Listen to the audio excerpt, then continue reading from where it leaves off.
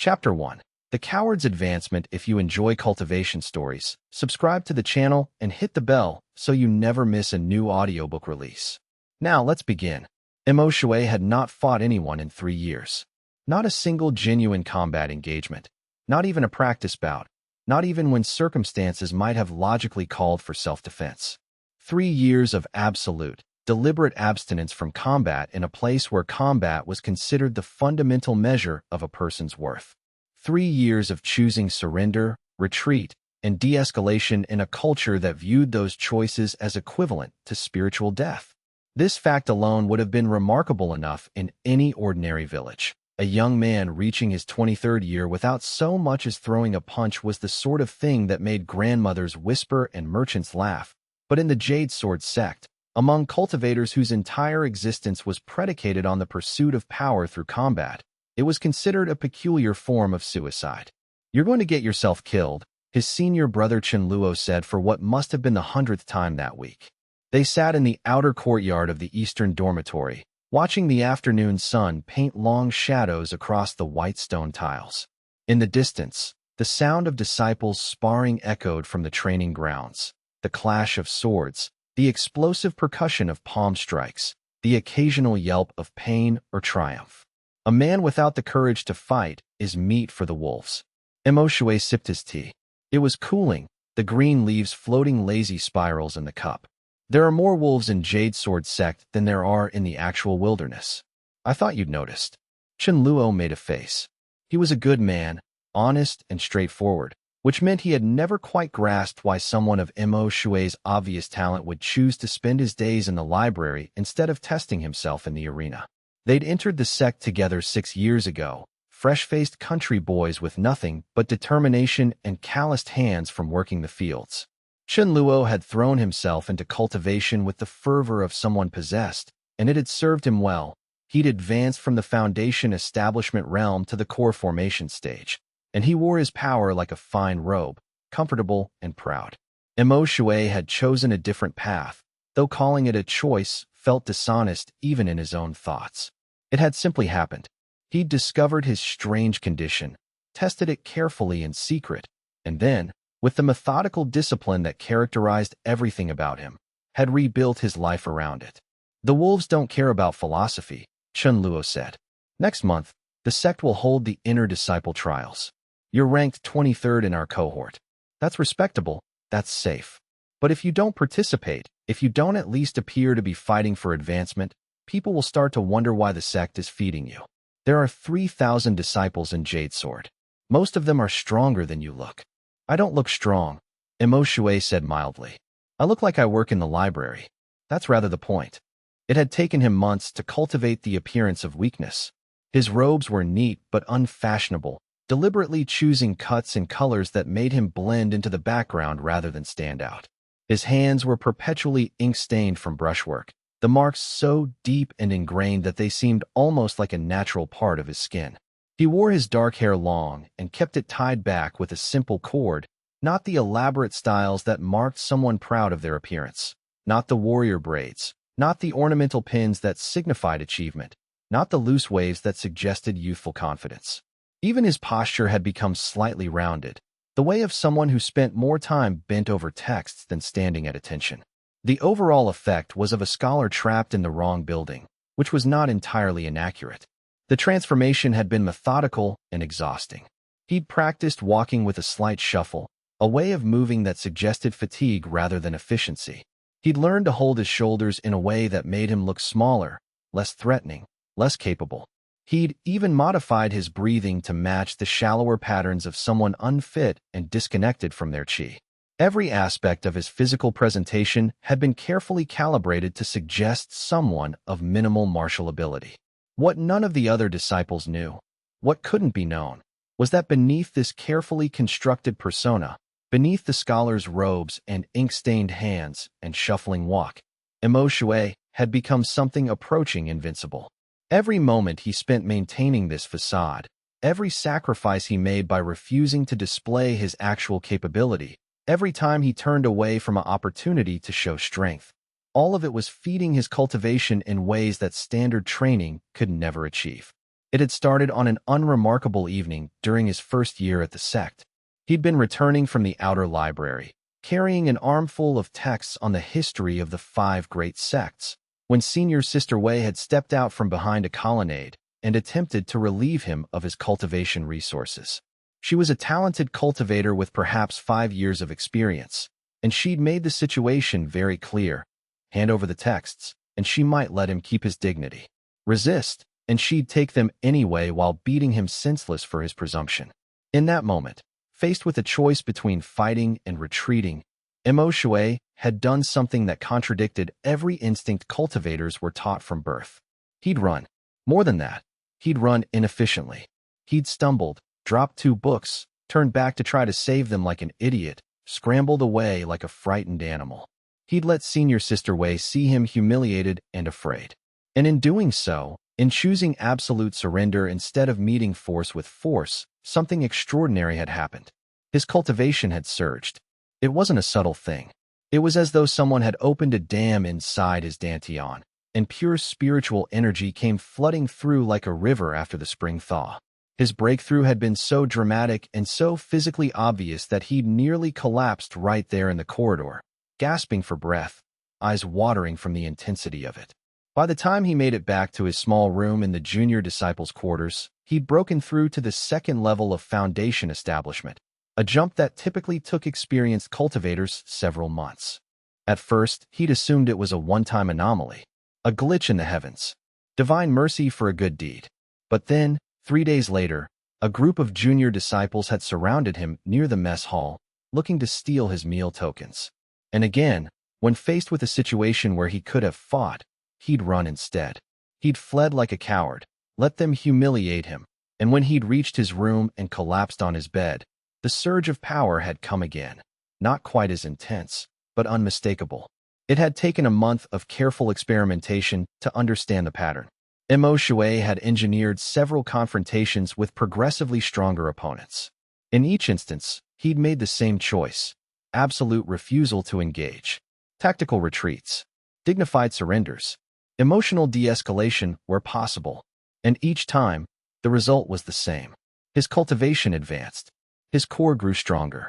His connection to the heavenly way deepened and solidified in ways he'd never experienced during the handful of actual fights he'd attempted in his first months at the sect. The more he refused to fight, the more powerful he became. The pattern was unmistakable, repeated so many times now that doubt was no longer possible. Each refusal, each tactical retreat, each moment of choosing nonviolence over conflict sent a surge of spiritual energy through his body that was almost unbearable in its intensity. His dantian would expand and contract, his qi would flow in spiraling patterns that defied the conventional circulation techniques taught in the sect, and his core would solidify in ways that should have been impossible without combat-driven advancement. The more he actually fought, the less he advanced. Or worse, he found himself actually losing power if the confrontation was genuine and he'd tried his hardest to win. During one particularly disastrous week in his 2nd year, he'd accepted a series of matches intended to demonstrate his willingness to participate in sect life. Each match he'd genuinely tried to win. And with each victory, he'd felt something like a dam opening inside him. Not to let power flow in, but to let it drain out. His cultivated advancement had begun to reverse. He'd lost weeks of progress in just 7 days of actual fighting. It had taken him months of dedicated refusal to recover what he'd lost. It was as though the universe had created a perfect inverse mechanism in his body. It was as though his cultivation system had been designed by the heavens specifically to teach him a lesson. That true power lay not in domination, but in the mastery of refusal. Or perhaps the heavens had done nothing at all, and this was simply what happened when someone was born with a system that contradicted every assumption their culture made about the nature of power. Either way, the result was the same. Mo Shui had become a prisoner of paradox, forced to hide the very thing he was most proud of, constrained to appear weak precisely because he'd become so strong. Of course, he could never tell anyone. "You're staring into space again," Chen Luo observed. "That's going to be a problem in the trials. The judges will think you're possessed." "Maybe I am," Mo Shui said. He set down his cup and turned to face his friend fully. "Tell me something, Chen Luo. Why do you cultivate?" What's the point of all this power? It was the sort of question that made older disciples uncomfortable, but Chen Luo answered straightforwardly, as he always did. To become strong, to advance toward immortality, to earn respect and maybe a place in the inner hierarchy of the sect. Why else would anyone be here? And to fight? Well, yes. How else would you prove your strength? What if there were another way? Mo Shui asked. What if refusing to fight was actually more powerful than fighting? What if, by choosing not to engage, you advanced further than by meeting every challenger? Chen Luo laughed, a genuine, warm laugh that suggested he thought his friend was joking. Then cultivation would be completely insane. No sect in the world operates that way. The strong survive. The weak are culled. That's the fundamental principle of the heavenly way. Is it? Mo Shui asked. Or is it just what we've all been taught to believe? The question hung between them, unanswered. Chen Luo returned to his tea, and Mo Shui gazed out over the courtyard, watching the late afternoon light shift across the white stone. Somewhere beyond the walls of the sect, bells rang in a distant village. The sound was peaceful and ordinary and utterly indifferent to the cosmic absurdity of Mo Shui's situation. He was the most powerful person in Jade Sword sect, and no one could know it. Every advance, every surge of power, had to be hidden behind a carefully constructed facade of mediocrity. Every moment of genuine strength had to be suppressed, compartmentalized, tucked away where it wouldn't raise questions or suspicions. And the truly ironic part, the part that would have made the heavens laugh if heavens were capable of laughter, was that this arrangement was probably exactly what he deserved. In a world that valued combat strength above all else, here he was, capable of surpassing everyone around him in actual power, but forced to hide it so completely that everyone assumed he was weak. If there was cosmic justice in that, it was the cruelest kind. The trials start in 4 weeks, Chen Luo said, breaking into his thoughts. You should at least do some basic preparation. If you lose spectacularly enough, people might just assume you're a hopeless case and stop bothering you. That's actually not bad advice, Mo Shui admitted. I have my moments. Chen Luo stood, brushing tea leaves from his robes. Come on, let's go see if they're serving anything edible for dinner. I heard rumors about pork buns. They walked together across the courtyard, toward the mess hall, and as they did, Mo Shui let his perception extend outward in the way he'd learned to do. It was a technique most cultivators practiced obsessively, spreading their spiritual awareness like a net, feeling the energy of everyone around them. It was considered basic competence for anyone past the foundation establishment stage. What they didn't know, what Mo Shui had discovered through months of careful testing, was that his perception was becoming something far beyond basic competence. With each refusal to fight, with each tactical retreat and graceful surrender, his awareness expanded in ways he couldn't quite explain. He could feel the spiritual structure of the sect now, the pattern of qi that flowed through every stone and corridor. He could sense the cultivation levels of every disciple around him, could track the movement of spiritual energy through their bodies with almost frightening precision. He could feel Senior Sister Wei in the northern courtyard, her aura bright and confident. He could sense Chen Luo's steady, solid presence beside him. He could feel the subtle, lurking attention of several disciples who were watching them from shadows and alcoves, probably wondering if a coward and a respectable cultivator were worth robbing. And beneath it all, he could feel something else, something vast and patient and ancient. It was as though the entire foundation of reality had become visible to him, and it was watching what he was doing with an interest that might have been benevolent or might have been profoundly amused. Mo Shui had no idea what to make of that. You're doing it again, Chen Luo said, nudging him with an elbow. That faraway look. The one where it seems like you're seeing something the rest of us can't. Are you sure you're not possessed? Or have you just spent so much time in the library that you've started communing with ancient spirits? Reasonably sure about the not being possessed part, Mo Shui said. Though I suppose it's hard to be certain about these things. The ancient spirit thing is maybe 40-60 odds at this point. They entered the mess hall, and Mo Shui filed away his strange perceptions for later contemplation. For now, there were pork buns to eat and a reputation for cowardice to maintain.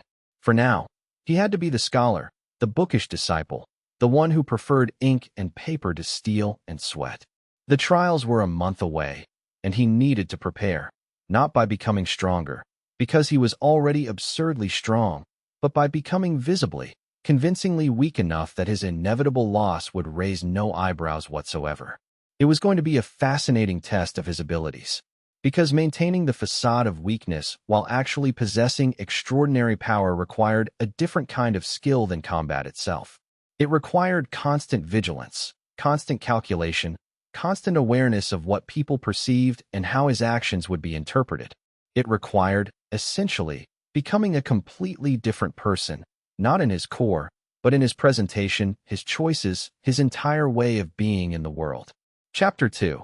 The question of strength. The inner disciple trials were scheduled to begin at dawn, which meant the entire sect was in a state of controlled chaos by the evening before.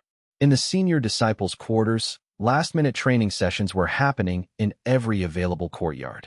The smith had been hammered out of commission hours ago, flooded with requests for last-minute repairs and weapon enhancements. In the library, where Mo Shui still spent most of his time, every text on combat technique and cultivation acceleration had been checked out. He sat alone in his small room, ostensibly preparing for the trials by reviewing his notes on basic sword forms.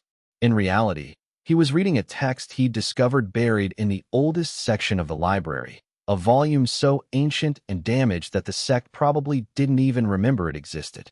The book was titled The Way of the Sage Hermit, and it had been written, if the introduction was to be believed, by a cultivator from the northern wastes during an era so distant that it predated the 5 great sects by centuries.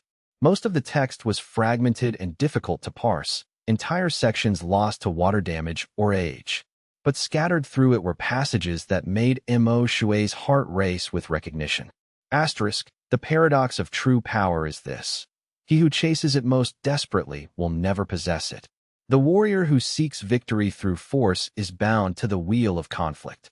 But he who refuses the easy victory, who withdraws from triumph when he might grasp it, who surrenders the pride of dominance, such a one begins to perceive the true nature of strength.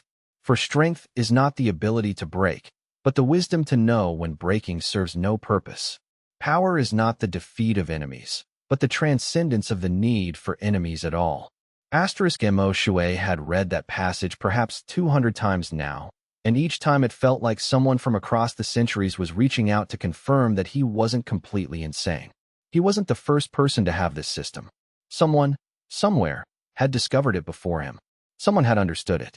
The passage continued, asterisk, beware, though, the cultivator who walks this path. For the world does not reward wisdom, and those who have chosen the way of force will see your refusal to engage as weakness. They will hate you for it, not because you are weak, but because your strength challenges the very foundations of what they believe about themselves. Asterisk, accurate, Mo Shui muttered. A knock at his door made him jump. He quickly hid the ancient book under his pillow and called out permission to enter. The door slid open to reveal Lin Mei, one of the few female outer disciples in the sect and possessed of an irritating habit of asking direct questions. Are you actually planning to participate tomorrow? She asked, not bothering with greeting preliminaries. Because the betting pool is currently offering 20-to-1 odds that you'll forfeit in the first round. I had to know if I should put money down. Lin Mei was small and sharp-featured, with muscular forearms that spoke to years of actual training. She wore her black hair short and unadorned, and she carried herself with the casual confidence of someone who'd never doubted their right to take up space. They'd been in the same cohort entering the sect, and while they'd never been close friends, they'd developed the sort of cordial relationship that came from regularly seeing the same person and being indifferent to them in a friendly way. I'm definitely participating, Mo Shui said. I'm not sure how far I'll go, though. If I get matched against anyone in the top 10, I'll probably concede immediately. That's depressing, Lin Mei said. Truly, watching you throw away potential is like watching someone feed perfectly good rice to pigs. Harsh assessment of my abilities. You could be better than this. She moved into his room without invitation and sat on the edge of his desk, her feet dangling. I've seen you work in the library. You have focus. You have discipline. I've even caught you practicing sword forms in the storage areas at night, when you think no one is watching. So why do you insist on hiding it? Why do you act like you're afraid of your own shadow? It was a perceptive question, and not one Mo Shui was prepared to answer honestly. Maybe I'm genuinely afraid of my own shadow, he said instead. Maybe that's just who I am. That's stupid, Lin Mei said flatly. You're too smart to be that stupid. So you're either lying about being afraid, or you've decided for some reason that weakness is preferable to strength. I haven't figured out which yet, but it's definitely one of the two. Both, Mo Shui suggested. Possible. Lin Mei swung her legs, heels tapping against the desk leg. Let me make you a proposition. Tomorrow, in the first round, try to actually win. Just once. Give me a genuine effort, and I'll stop bothering you about it. If you lose, fine. But at least prove to yourself that you're capable of fighting. What do you say? Mo Shui's immediate instinct was to refuse. His system required avoiding genuine combat. Fighting, even if he intended to lose, was dangerous. If he actually tried, if he really pushed himself and engaged with another cultivator, he might accidentally win. And winning meant stagnation. Winning meant losing weeks or months of advancement. The cost was too high. But there was something in Lin Mei's eyes, a mixture of challenge and genuine concern, that made him pause. She was offering him the freedom to be more than he was pretending to be, at least for one moment. She was suggesting that strength might be worth the cost. What if I win, he asked. Then you stop hiding, and you take the trial seriously.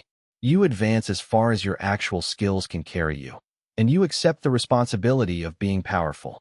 And if I lose, then you get your peace back, and I'll believe you're genuinely a coward and stop asking you difficult questions. She hopped off the desk. Either way, you get something you want. Seems fair. She left before he could respond, and Mo Shui sat in the darkness of his small room, listening to the sounds of the sect preparing for tomorrow. Somewhere in the distance, someone was practicing explosive palm strikes. Somewhere else, bells rang the evening hour. And in the courtyard below, he could hear the voices of disciples encouraging each other, preparing themselves mentally for the trials ahead. The question Lin Mei had asked sat with him, uncomfortable and persistent. Asterisk, why do you insist on hiding it? Why do you act like you're afraid of your own shadow? Asterisk, the answer, of course, was complicated. He hid it because revelation meant death, not literal death, necessarily, but the death of everything he'd built. If the sect discovered that his power had an inverse relationship with combat, they would immediately try to use him. They would lock him away and force him to engage in elaborate training scenarios designed to maximize his advancement while keeping him imprisoned. Or worse, they would decide he was a heretic and execute him for having unorthodox cultivation. More than that, though, more than the fear of external consequences, there was the question of what strength meant in a system like this. Lin Mei was a good person, by most measures. She was honest and brave and genuinely talented. But even she couldn't fathom a world where refusing to fight was superior to accepting every challenge. Even she couldn't imagine that by suggesting he try harder, she was actually asking him to diminish himself. The truth was this. Mo Shui had begun to suspect that his cultivation system wasn't an aberration at all. He suspected it was something far stranger and more troubling. He suspected that it was the actual correct system, and that everyone else in Jade Sword sect, everyone else in the entire cultivation world, had been pursuing the wrong path for centuries. If that was true, then the cost of hiding was not just his personal weakness, but the perpetuation of a fundamental misunderstanding about the nature of power itself. It was a heavy thought to sleep on. The next morning, as he stood in the trial grounds waiting for his name to be called, Mo Shui made a decision. He would accept Lin Mei's challenge. He would fight, actually, genuinely fight, in his first match. He would give his opponent his best effort, and he would accept whatever consequences came from that choice. It was a decision born partly from Lin Mei's question, and partly from his own deeper certainty that hiding forever was not actually a solution to anything. If his power came from refusing to fight, then at some point, that refusal would have to mean something. At some point, he would have to make a choice that cost him something real. His name was called in the second hour. His opponent was a junior named Zhang Wei, a competent cultivator with perhaps 2 years of experience and an aura that suggested middle-stage foundation establishment. The crowd was thin. Most people were saving their interest for the more exciting matches, and Mo Shui stepped into the arena feeling strangely calm. Preliminary round, the judge announced. First to yield, or unconsciousness. Begin. Zhang Wei attacked immediately, as most cultivators did. He came in with a straightforward strike, trying to feel out his opponent's defenses. It was the right strategy, and Mo Shui, for the first time in 3 years, actually made the effort to counter it. What happened next was something he'd spent years preventing himself from experiencing. He fought. He really fought. He moved with the kind of fluid precision that came from genuine cultivation. He matched Zhang Wei's strike for strike, using forms he'd practiced in secret but never dared to display in public. For the first time since discovering his system, Mo Shui allowed his true power to show, even if only for a moment. It lasted exactly 3 minutes. Zhang Wei was strong, but Mo Shui was stronger. Significantly stronger. Within moments, the junior cultivator was clearly outmatched, and within 3 minutes, he was breathing hard and bleeding from a gash across his forehead where Mo Shui's sword had gone wrong. Deliberately wrong, but wrong all the same. "I yield," Zhang Wei gasped, and Mo Shui lowered his weapon. The crowd, such as it was, erupted into confused applause. The judge looked startled, as though he'd been expecting something entirely different. And Mo Shui, standing in the center of the arena with his sword still drawn, felt the inevitable surge of his power beginning to recede. He'd won. He'd actually, genuinely won a fight by being superior.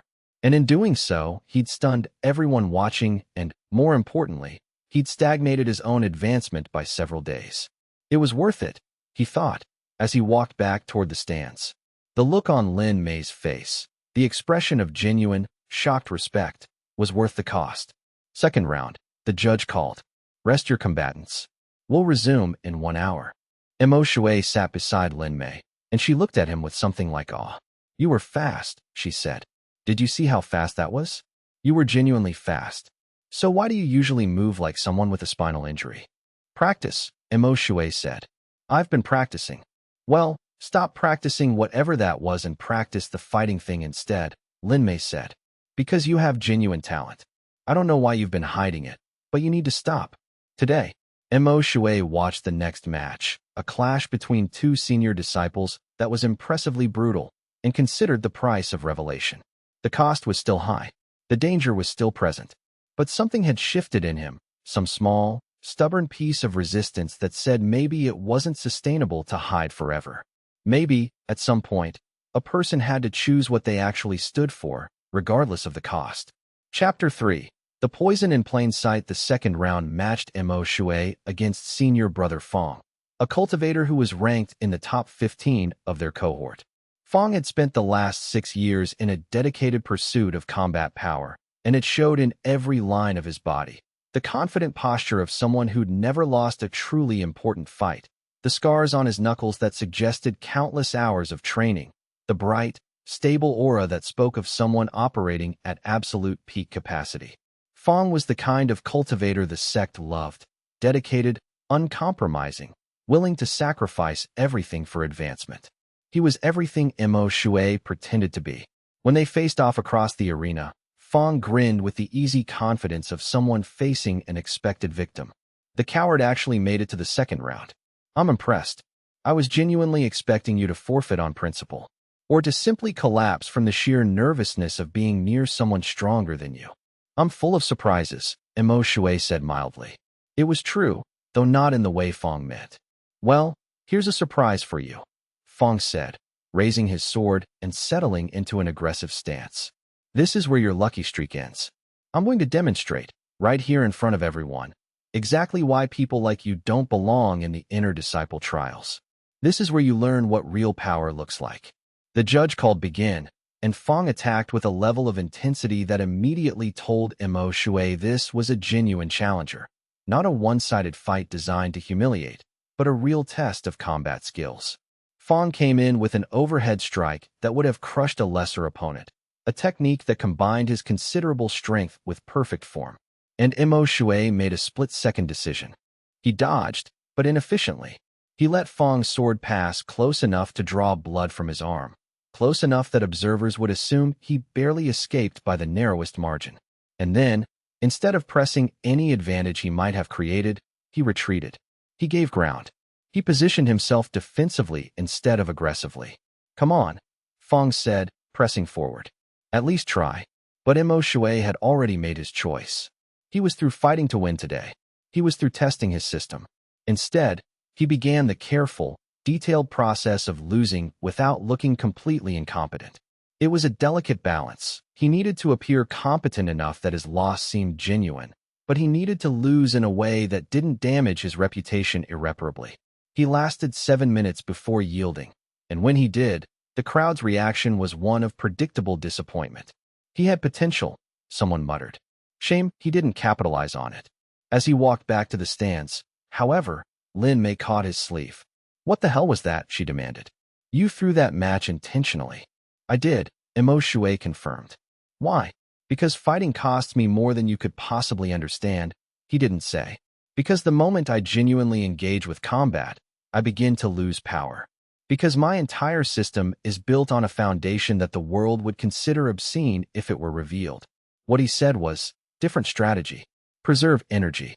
Hope for easier matches later. Lin Mei's expression suggested she didn't believe him for a second, but before she could push further, a commotion erupted from the other side of the arena. One of the trial matches had gone wrong, badly wrong. Senior Sister Wei, the same one who tried to rob Mo Shui years ago, had been matched against a junior named Hu, and who had been injured severely. Not accidentally, genuinely, deliberately injured, with a weapon strike that had gone far beyond what was necessary for a trial match. Wei was standing over the unconscious, bleeding form of her opponent while the judges swarmed in, their faces dark with anger. That's excessive, one of the judges said coldly. You were supposed to subdue, not maim. He was stronger than I expected, Wei said, but her voice was defensive, uncertain. I miscalculated the force. No one miscalculates that badly, another judge said. This is the second incident this month. You're removed from the trials. Consider yourself on probation with the sect elders. The crowd reacted with a mixture of gasps and murmurs. Being removed from the trials was humiliating, but the real punishment, probation with the sect elders, could mean anything from extra duties to actual execution, depending on how seriously the elders viewed the infraction. Wei's face flushed with rage and shame as she bowed to the judges, accepting the dismissal. But as she stood, her eyes swept across the stands, and they locked with Mo Shui's for just a moment. There was hatred there, pure and primal, but beneath it was something else, something that looked almost like fear. That was intense, Lin Mei said, pulling Mo Shui's attention away. Do you think she actually meant to hurt him that badly? I don't know, Mo Shui said. But he did know, or at least he suspected. He'd felt the surge of Wei's aura during the match, the moment when she'd genuinely begun to lose control. He'd sensed something beneath that, a kind of desperate, almost frantic need to win by any means necessary. As though she were driven by something internal, something she couldn't quite suppress. It reminded him, uncomfortably, of his own situation. Just inverted. The trials continued through the day, and Mo Shui lost 2 more matches before finally being eliminated in the 4th round. It was exactly the position he'd wanted. Respectable enough to seem competent, eliminated quickly enough to avoid attracting too much attention. By the time the final rounds were being called, he'd sunk back into obscurity, just another disciple of middling ability. That evening, as he was walking back to the dormitory, a messenger approached him. Mo Shui, the sect elders have requested your presence. Follow me. It was not a request. The elders' council chamber was located in the highest tower of Jade Sword Sect, a place that junior disciples rarely ventured. Mo Shui climbed the stairs with mounting anxiety, trying to figure out what he'd done wrong. He'd participated in the trials as expected. He'd lost in an appropriately middling fashion. He hadn't drawn excessive attention to himself. Unless someone had reported his first match. Unless Lin Mei had said something about his surprising strength. The chamber was large and formal, with the 5 elders seated in a semicircle. Elder Hu, the head of the sect, was in the center, a man in his 50s with gray at his temples and eyes that seemed to calculate everything they looked at. To his left was Elder Chun, the cultivation master. To his right was Elder Wu, who oversaw financial and logistical matters. The other 2 positions were occupied by Elders Qian and Zhang, who managed the outer disciples and inner disciples respectively. Mo Shui, Elder Hu said. Sit. Mo Shui sat, and tried to keep his anxiety from showing on his face. You took the trials today, Elder Hu continued. You made it to the fourth round before being eliminated. That's respectable for an outer disciple. But what's interesting is that you're significantly more capable than your previous performance suggests. The anxiety spiked. I'm not sure what you mean, Elder. In your first match, you defeated your opponent with what appeared to be genuine skill, Elder Hu said. And yet in subsequent matches, your performance declined. Either you were hiding your abilities in previous trials, or you were hiding your true state of exhaustion in your first match. Which is it?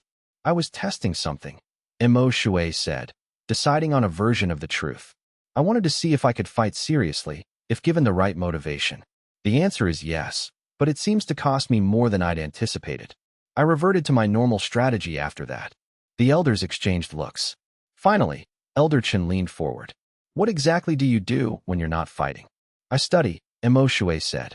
Cultivation theory, sect history, ancient techniques. I work in the library. I meditate.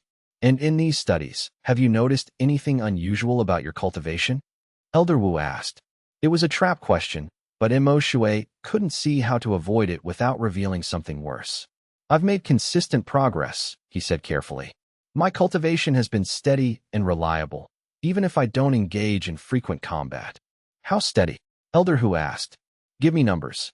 Where were you in Foundation establishment when you entered the sect, and where are you now? Early stages in my first year, Mo Shui said. I've reached the mid to late stage now, after 6 years. That's actually quite good, Elder Chen said, more to the other elders than to Mo Shui. That's faster than average, despite the lack of combat training. Perhaps his meditation technique is exceptional, Elder Qian suggested. Or perhaps, Elder Zhang said carefully, he's hiding something. The weight of their collective attention pressed down on Mo Shui like a physical force. He could feel their spiritual perceptions extending toward him, probing at his aura, trying to understand the discrepancy between his apparent weakness and his actual advancement. For a moment, he considered telling them the truth. He considered laying bare his entire system, his strange cultivation method, his inverse relationship with combat. Perhaps, he thought, if he explained it clearly enough, they would understand. Perhaps they would see the logic in it and accept it as merely unusual rather than heretical. But then he remembered the passage from the ancient book, Asterisk, the world does not reward wisdom, and those who have chosen the way of force will see your refusal to engage as weakness. Asterisk, I have a meditation technique I developed myself, Mo Shui said. It's been effective, but it's also quite specific. I don't think it's particularly applicable to others, and I'm not sure I could teach it even if it were useful. It's just something that works for me. Elder Hu studied him for a long moment. Then he said, the sect elders have decided to promote you to inner disciple status. Mo Shui's heart stopped. I beg your pardon. Inner disciple, Elder Hu repeated. Despite your apparent lack of combat prowess, your cultivation progress has been steady and measurable. Your library work has proven valuable to the sect's historical archives. And your behavior, while unconventional, has never been problematic. We've decided that you merit a place among the inner disciples, on probation. If you maintain your current standards and continue to advance, your probation will be lifted in 3 years. It was, by any measure, a tremendous honor. Inner disciples received better quarters, better resources, better access to the sect's most valuable techniques and teachers. It was exactly what any reasonable cultivator would want. It was also, from Mo Shui's perspective, a disaster. Thank you, Elder, he said, keeping his voice level. I'm honored by this decision, but I'm not sure I'm ready. Your hesitation is noted and appreciated, Elder Chen interrupted. However, the decision has been made. Effective immediately, you are an inner disciple of Jade Sword Sect. Your new quarters are in the Eastern Tower, room 247. You'll be assigned a training mentor beginning tomorrow morning. Dismissed. Mo Shui bowed, accepted the honor he didn't want, and left the chamber feeling as though the world had fundamentally shifted beneath his feet. Inner disciple status meant visibility. It meant higher expectations. It meant that his peaceful existence in the library, his careful cultivation of a cowardly reputation, his entire strategy of hiding in plain sight, all of it was now at risk. Because inner disciples were expected to participate in cultivation competitions, to advance through the ranks, to eventually face challenges from other inner disciples, that would require genuine combat skill. He'd spent 3 years building a safe life. The elders had just destroyed that safety with a single decision. And the worst part, the truly terrible part, was that it had probably been a mistake to win that first match. His victory had attracted attention. His better-than-expected performance had marked him as someone of unusual potential. And the elders, seeing a disciple with good advancement but apparently weak combat ability, had decided to invest in him, to nurture him, to help him realize his potential. They were trying to destroy him, he realized, but not because they had any idea what he was. They were trying to destroy him because they genuinely thought they were helping. As he walked down the tower stairs, his hands clenched into fists, Xianxia began to understand the true cost of hiding. It wasn't the price of living as a coward, not really. A coward could at least accept themselves as weak, could live within that narrative, could find peace in the acceptance of their limitations. The true cost of hiding was the price of never being able to explain yourself, never being able to ask for help, never being able to tell anyone the truth about what you actually were.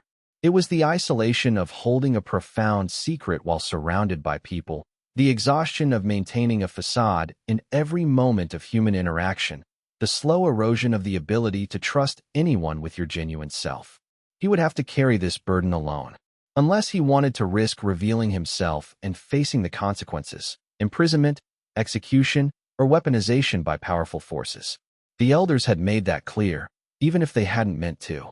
By promoting him to inner disciple status, by essentially saying, "We see that you're exceptional and we want to help you advance," they'd actually created the most dangerous situation possible. Because now if he revealed his true system, they would demand to use it. And if he refused, they would punish him for that refusal. There was no winning path forward, only variations on compromise and survival. Chapter 4. The weight of honor. The Eastern Tower was impressive. 3 stories of well-maintained stone with individual rooms for each of the 37 inner disciples currently in residence. Xianxia's room was on the 2nd floor, with a view of the sect's central courtyard and a window that caught the afternoon light. It was objectively comfortable and objectively terrible. The moment he accepted it, he became someone who mattered, and that meant everyone would be watching. His mentor arrived the next morning. Elder Lu, a cultivator in his 60s who'd apparently been selected specifically because he was patient and interested in unconventional approaches to cultivation. He was a broad-shouldered man with calloused hands and an easy smile, the kind of person who looked like he'd spent equal amounts of time in combat and in libraries. "I've reviewed your record," Elder Lu said, settling into one of the chairs in Xianxia's new study area. "Steady advancement, good library work, participated in the trials even though you're clearly not naturally inclined toward combat.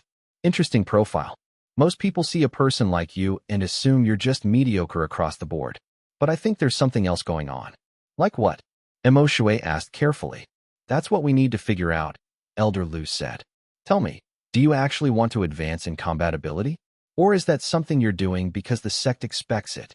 It was, Xianxia realized, a genuine attempt at understanding.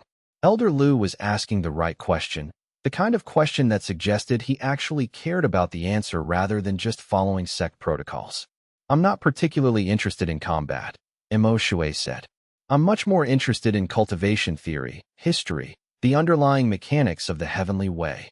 "So you're a scholar at heart," Elder Lu said. "That's not uncommon in the sect, actually. We have several inner disciples who primarily focus on research rather than combat application. It's possible we could put you on a path that suits your actual strengths instead of forcing you into combat training." "That would be preferable," Xianxia admitted. "Then here's what we're going to do," Elder Lu said. "Your inner disciple training will focus on 3 areas. First, cultivation advancement. We'll work on meditation and chi manipulation to accelerate your natural progress. Second, martial theory. Since you're not naturally inclined toward combat, understanding the mechanics might interest you more than the practice.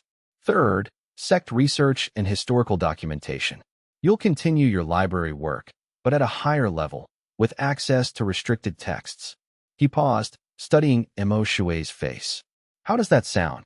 It sounded like Elder Lu was actually, somehow, designing a training plan that would allow Xianxia to continue his lifestyle relatively unchanged. It sounded too good to be true, which meant it probably was. What about sparring? Mo Shui asked. Won't inner disciples be expected to engage in combat training? Some are, Elder Lu said. Others focus on theory and advancement. The sect is large enough to accommodate multiple approaches. As long as you're advancing in cultivation level, as long as you're contributing to the sect's body of knowledge, and as long as you're not breaking any rules, you're fulfilling your obligations as an inner disciple. Over the next few weeks, Mo Shui began to understand that he'd misjudged both the situation and Elder Lu. The elder was genuinely interested in understanding why some cultivators advanced quickly without combat training. He was genuinely curious about alternative cultivation methods. And most importantly, he was one of the rare people in the sect who seemed to view combat ability as a means to an end rather than an end in itself. There's a theory, Elder Lu said one afternoon, as they sat reviewing a text on qi circulation patterns, that the true measurement of cultivation power isn't combat ability at all. It's how harmoniously a cultivator's qi flows through their body and how well they can maintain that harmony while under stress. A person who can keep their qi perfectly balanced while fighting might advance more quickly than someone whose qi becomes chaotic under pressure, regardless of who actually wins the fight. Is that documented? Mo Shui asked. Barely, Elder Lu said. Most sects don't care because they prioritize combat winners, and combat winners tend to be people with aggressive, dominating qi patterns. But there's an entire school of thought, mostly in the scholarly circles, that suggests this is a fundamental flaw in how we approach cultivation. It was as close as anyone had come to understanding his system, and Mo Shui found himself carefully probing at it. What would happen to a cultivator if they prioritized qi harmony over combat victory? If they, say, chose not to engage in combat specifically because it disrupted their harmony? Elder Lu looked thoughtful. They'd probably advance slowly at first. The other disciples would mock them. They might get excluded from certain opportunities. But if their theory was correct, if harmony is actually more important than dominance, then over time, they'd become stronger than everyone around them precisely because they were operating on a fundamentally more efficient system. Has anyone actually tried that? Mo Shui asked. Not that I know of, Elder Lu said. Most people either pursue combat actively or they give up on cultivation entirely. The idea of strategically refusing to fight as a cultivation method? That's the kind of thing that would get you branded as a heretic. But theoretically, it's sound. Mo Shui felt something shift inside him, a kind of relief that came from being, if not understood, then at least not completely alone in his thinking. Elder Lu didn't know his secret, but he was intelligent enough to conceive of a system similar to it, which meant it wasn't absolutely impossible for someone else to understand if he ever felt the need to explain. 2 months into his inner disciple training, a challenge arrived. It came in the form of a message from senior sister Mei, a female cultivator who held the 8th rank in the inner disciple hierarchy. Mei had apparently decided that Mo Shui, newly promoted to inner status, needed to be tested. The challenge was formal and polite, a friendly sparring match to assess his current level and help him understand where he stood in the broader hierarchy. It was also, given Mei's rank and her combat reputation, likely to be brutal. You should accept, Elder Lu said when Mo Shui showed him the challenge. It's actually a good opportunity. Mei is strong, but she's fair. If you can hold your own for even a few minutes, it will establish you as someone worth respecting. If you lose quickly, it will at least clarify your position. What if I refuse? Mo Shui asked. Then you'll be branded as someone who hides behind their mentor. Better to face it. Elder Lu paused. Unless you're not actually ready. Are you not ready? It was another moment where Mo Shui found himself facing a choice. He could refuse the match and live a quieter life, but one increasingly defined by cowardice. Or he could accept the match and lose, and in losing, he would lose weeks or months of cultivation advancement. He'd already sacrificed weeks by winning that first match. The cost of honesty kept rising. I'll accept, he said. The match was scheduled for the following week in the training grounds, and by the time the day arrived, word had spread through the inner disciple quarters like wildfire. Inner disciples apparently had far less to do than Mo Shui had previously realized, because a substantial crowd had gathered to watch. Nearly 30 disciples, along with several elders who were apparently interested in seeing how the confrontation would develop. Senior sister Mei had apparently beaten several other inner disciples in recent weeks, and people were eager to see if she was continuing her advancement streak or if she would eventually be challenged by someone with a different approach to combat. Mo Shui represented a kind of unknown variable, a scholar without obvious combat training, promoted to inner status despite his obvious lack of martial prowess. Mo Shui, entering the arena and feeling every eye on him, sensed the weight of those expectations bearing down. This wasn't just a friendly match. This was a chance for the sect to evaluate whether Elder Qin's decision to promote him had been wise or foolish. Mei looked at him with something that might have been pity. "You really should have said no," she called across the arena. "At least you could have maintained the facade of avoiding challenges." "I'm trying to be less predictable," Mo Shui said. The judge called begin, and Mei attacked with the kind of controlled precision that spoke to someone operating at much higher cultivation level. Her chi was steady and bright, and when her strikes came, they were designed to overwhelm rather than feel out defenses. Mo Shui met her first attack, managed the second, and by the third, he knew he was going to lose badly if he tried to win. Mei was simply too skilled, too powerful, too experienced. And so, making the only choice his system would allow, he began the careful process of defeating himself. He made small mistakes. He left openings. He responded just a fraction of a second too slowly. And 5 minutes into the match, bleeding from several superficial wounds and breathing hard, he yielded. "That was terrible," Mei said, offering him a hand up. "But at least you lasted longer than I expected. You have potential. You should train more seriously if you want to keep up with the rest of us." As he left the arena, Mo Shui felt the now familiar surge of advancement beginning. His chi flowed more smoothly. His connection to the heavenly way deepened. The cost of losing had been paid, and the power had been earned. But he also felt, for the first time, something like genuine despair at the structure he was trapped in. Because now that he was an inner disciple, there would be more challenges, more people testing him, more occasions where he had to choose between advancement and revelation, more opportunities to lose. And with each loss, he would become more powerful, while everyone around him assumed he was becoming weaker. That evening, sitting alone in his new room in the Eastern Tower, Mo Shui made a decision. He couldn't hide forever. He couldn't let the weight of his secret eventually crush him. At some point, he would need to figure out how to exist in a world that made no sense to him, or he would need to leave that world entirely.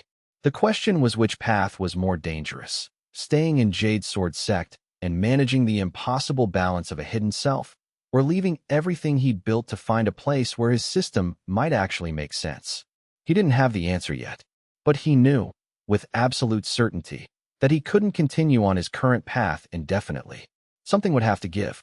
Chapter 5. The Girl in the Garden. 3 months after becoming an inner disciple, at a point when Mo Shui had settled into a careful balance between his public presentation as a mediocre cultivator and his private reality as someone experiencing rapid advancement, he discovered a girl sitting in the sect's archive garden reading a book that was clearly forbidden. The discovery would change his entire trajectory in ways he couldn't have predicted. The archive garden was one of the oldest parts of Jade Sword sect, a place of cultivated stone and wild growth, where scholars came to think, and where the most valuable texts were sometimes stored in weatherproof containers built into the stone walls themselves. It was a place that embodied the contradiction between preservation and decay, between careful maintenance and deliberate neglect. Most disciples avoided it because it was maintained by elders who were known for their irritability and their lack of patience with interruptions. The elders who worked there were researchers themselves, people who'd chosen scholarship over prominence, and they guarded their space with considerable ferocity. Mo Shui went there because it was peaceful, because no one challenged him in places that were ostensibly just for studying, and because the garden had a fountain that played a particularly soothing sound in the early morning. The girl was sitting beside that fountain, her hair loose and unadorned, her robes marked with the blue and silver of an outer disciple from the northeastern dormitory. She was probably 17, maybe 18, with a face that suggested she'd never learned to hide her emotions. And she was reading The Fragments of the Lost Sect, a text so controversial that even the elders rarely accessed it without supervision. "That book is going to get you in trouble," Mo Shui said. She looked up, entirely unsurprised by his appearance, which suggested she'd already sensed him coming. "The book is already in trouble," she said. "I figured it might as well be in company." Are you going to report me? No, Imo Shui said. But someone else might. Then I should probably read faster. She returned her attention to the book, dismissing him entirely. But after a moment, she added, You're the coward inner disciple. The one who lost to Mei. I'm an inner disciple who lost to Mei. Imo Shui corrected. The coward part is subjective. Not really, the girl said. I watched that match. You had her off balance twice, and both times you let yourself get hit instead of pressing your advantage. That's not losing. That's choosing to lose. Which is either the bravest thing I've ever seen or the stupidest thing I've ever seen, and I haven't figured out which yet. Imo Shui found himself settling onto the ground beside her, despite his intention to continue walking. What's your name? Shunli, she said. And yes, before you ask, I'm the daughter of an elder. My father is Elder Chun, the cultivation master, which is why I can read forbidden books without immediately getting into serious trouble, though I'm on thin ice even with that protection. What's yours? Imo Shui. Imo Shui, she repeated, as though tasting the name.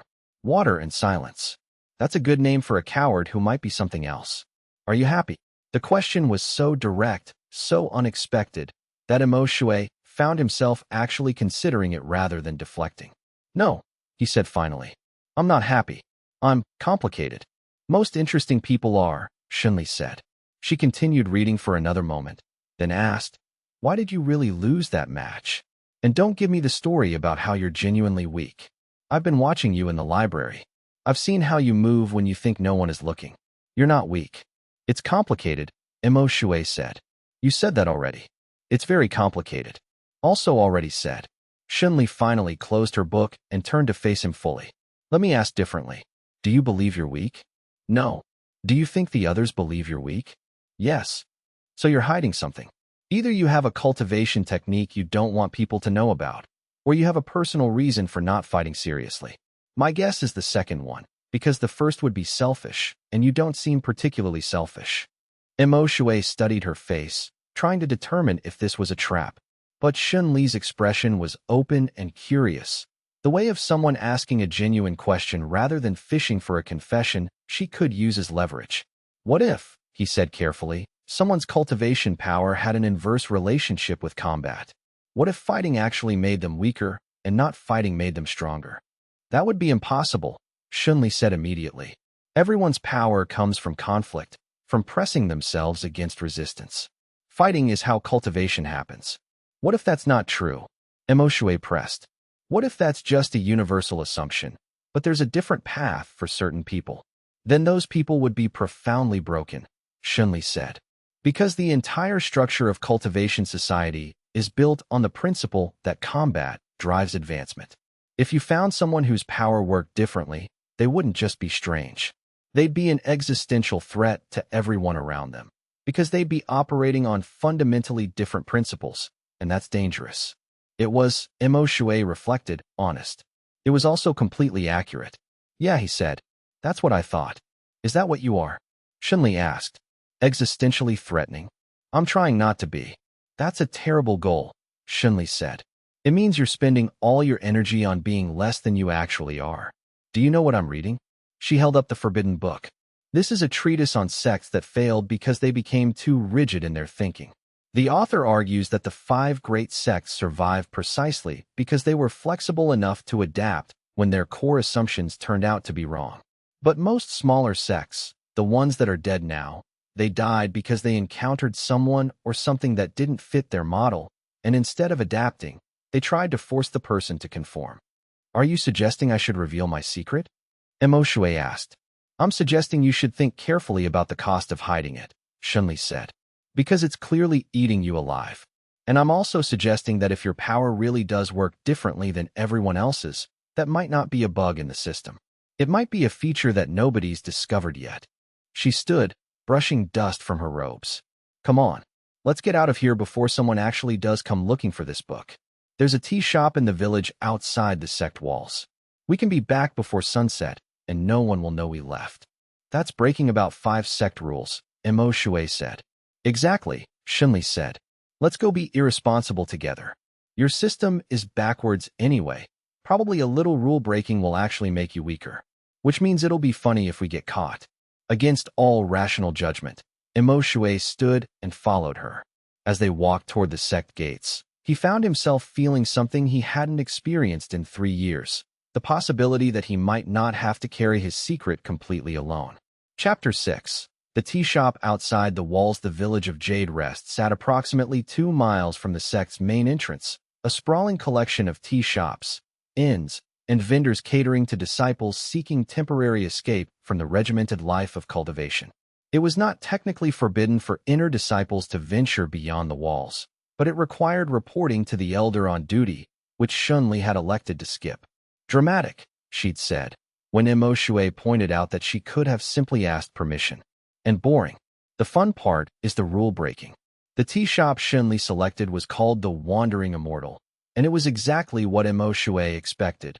Cramped, slightly disreputable, staffed by an elderly woman who didn't ask questions about her customers' origins. They took a private booth in the back, and Xianxia ordered something called the Special, which arrived as an elaborate pot of oolong with layers of aroma that suggested expensive ingredients. "My father comes here sometimes," Xianxia said, pouring tea with practiced care. "The proprietor is an old friend from before he joined the sect. She knows I'm an inner disciple's daughter, which means she'll keep quiet about seeing us. Small-town loyalty." She paused. "Also, I've been bribing her with cultivation pills for the past 2 years, so she's highly motivated to be discreet." "That's extremely strategic," Imo said. "I like to think so." Xianxia settled back, cradling her tea. "Now, back to your problem. You haven't actually answered my question. Is your power really inverse? Does fighting actually make you weaker?" Imo studied her face. She was looking at him with genuine curiosity, without judgment, and without the expectation of a particular answer. It was, he realized, the first time since discovering his system that someone had asked him directly, and he could consider actually telling the truth. "Yes," he said. "Every time I fight, I lose advancement. Every time I refuse to fight, I gain it. The stronger the opponent I choose not to face, the more power I gain from refusing. That's the most absurd and elegant system I've ever heard of," Xianxia said thoughtfully. "It's like the heavens designed you specifically to break the entire structure of cultivation society. How long have you known?" 3 years. "And you haven't told anyone?" "I haven't told anyone," Imo confirmed. "Revealing it would be dangerous. The sect would either lock me away to study me, or execute me for being heretical, or try to weaponize me. None of those options appeal to me." "Yeah, that makes sense," Xianxia said. "But here's what I think you haven't considered. Your system isn't actually that unique. Not the specific mechanics, but the concept." She leaned forward, tea forgotten. "There's an entire school of thought in cultivation theory that suggests force-based power is actually a dead-end path. That real cultivation, true enlightenment, comes from harmony and balance rather than dominance. It's fringe stuff. Most sects don't take it seriously, but my father has some interest in it. He's been quietly reading forbidden texts on the subject because he thinks the 5 great sects might eventually shift their understanding." "That's hopeful," Imo said. "It's not enough to help you immediately," Xianxia said. "But it means you're not insane. It means your system, while unusual, isn't fundamentally at odds with cultivation theory. It's just ahead of where the rest of society is thinking, which is dangerous, but in a different way than you've been treating it." A customer entered the tea shop, and both of them fell silent until the proprietor had seated them in a different booth. When the noise had returned to its normal low hum, Xianxia continued. "I think you should keep hiding for now," she said. "But not because your system is wrong. Because you haven't yet built up enough power to protect yourself if revelation happens. You need to reach a level where if the sect tried to move against you, you could actually defend yourself." "That could take years," Imo said. "It probably will," Xianxia agreed. "But you're already committed to hiding. At least make the hiding productive. Accumulate power. Build allies. Learn everything you can about sect politics. And somewhere in that time, you'll reach a point where revelation stops being a death sentence and starts being just a strange fact about you." It was practical, reasonable advice. It also meant accepting that he would be wearing this mask, performing this role of the weak inner disciple, for an indefinite period. But at least now he could do it strategically, with a purpose, instead of simply hoping no one noticed his advancement. "How did you figure out that something was wrong?" Imo asked. "I watch people," Xianxia said. Most disciples move in predictable ways based on their cultivation level. You move like someone operating at higher capacity than your official advancement level suggests. The patterns don't match. So either you have a power you're hiding, or you're just very graceful, which you're not. She grinned. No offense. None taken. They stayed at the tea shop until evening began to fall, and by the time they left, Imoshue felt as though something fundamental had shifted. He was no longer completely alone with his secret. It was still dangerous, still required careful management, but Xun Li's knowledge meant he could at least talk about it with someone. And that was worth more than he'd realized it would be. As they walked back toward the sect, Xun Li asked, "What are you going to do now? Keep hiding and accumulating power, or try to accelerate the timeline somehow?" "I don't know," Imoshue said. "I haven't thought beyond just surviving this long." "You should," Xun Li said. "Because people like you. People whose systems work differently than everyone else's, they don't usually survive by just being quiet and hoping no one notices. They survive by being aggressive, by taking control of their own narrative. You should think about how you want your story to end." She was right, of course. But the question of how his story should end was significantly more complicated than Imoshue had the capacity to answer at the moment. Chapter 7. The Consequence of Questions. 3 weeks after meeting Xun Li, Imoshue was summoned to Elder Lu's study for what he assumed would be a routine check on his advancement. Instead, he found his mentor sitting with a grave expression, a scroll laid out on the desk between them. "Sit," Elder Lu said. "I need to tell you something that I've been trying to avoid, but recent events have made it necessary." Imoshue sat. The scroll appeared to be an official sect document of some kind, sealed with multiple red stamps indicating high-level authority. 2 weeks ago, Elder Lu said, the sect received a report from one of our outer disciples. The report claimed that you and Xun Li were seen leaving the sect grounds together without authorization. The report also claimed that you were carrying forbidden texts. Imoshue's heart sank. He'd been careful to avoid carrying anything incriminating, but if someone had been watching, if someone had reported them. "Before you panic," Elder Lu continued, "I should tell you that I've already handled it. The report was dismissed as a misunderstanding. The witness was encouraged to reconsider their interpretation of events, and the matter has been closed at the administrative level." "Why would you do that?" Imoshue asked. "Because Xun Li is my colleague's daughter, and because I suspected there was a good reason for your apparent rule-breaking," Elder Lu said. "I've known Xun Li since she was a child. She's brilliant and impulsive and frequently acts before fully considering the consequences, which is why she's going to either become extremely dangerous or extremely important. Possibly both. And I suspect that whatever reason brought the two of you to break sect rules, it wasn't casual." Imoshue chose his words carefully. "We were discussing cultivation theory. Specifically," Elder Lu pressed, "theories about non-combat-based advancement," Imoshue said. It was close enough to the truth to be honest, while still protecting the most critical parts of his secret. Elder Lu was quiet for a moment. Then he said, "That's what I thought. Moshue, there's something you should understand about the way Jade Sword Sect works. On the surface, it's a meritocracy based on combat prowess and cultivation level. Beneath that surface, it's a complex political structure where different factions disagree about fundamental things." He stood and walked to a window overlooking the sect's central courtyard. Elder Chun, Xun Li's father, is part of a small but growing contingent of cultivators who believe that the sect's rigid focus on combat advancement is limiting its potential. He and a few allies have been quietly investigating alternative cultivation methods for the past decade. They haven't found anything concrete, but they're looking. Which means that when a junior disciple starts openly asking questions about non-combat advancement, it tends to get their attention. "They're not going to try to use me?" Imoshue asked. "Not if I can help it," Elder Lu said. "But I need to warn you. If your interest in alternative cultivation methods becomes more public, if word gets to some of the more orthodox elders, you could be in serious danger. The traditional faction in this sect doesn't view people like you as valuable resources. They view them as threats. So I should go back to keeping quiet," Imoshue said. "I'm saying you should be extremely careful about who you talk to and what you discuss," Elder Lu said. "Xun Li is smart enough to be cautious. You should make sure she understands the actual stakes involved. Because if she gets caught up in this and it damages Elder Chen's position, There will be consequences that extend beyond just the two of you. It was a warning dressed in careful language, but the message was clear. Continue hiding, be more careful, and don't drag others into your secret. That evening, Imo Shui found Xin Li in the archive garden again, reading another forbidden text. He quickly told her what Elder Lu had said. My father already knows about this, she said, when he finished. He was probably the one who had the witness dealt with.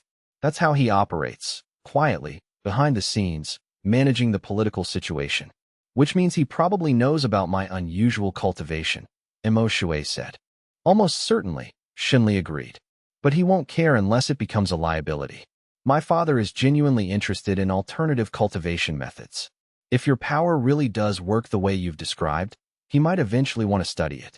But he'd do so respectfully, not coercively. Can you guarantee that? Imo Shui asked.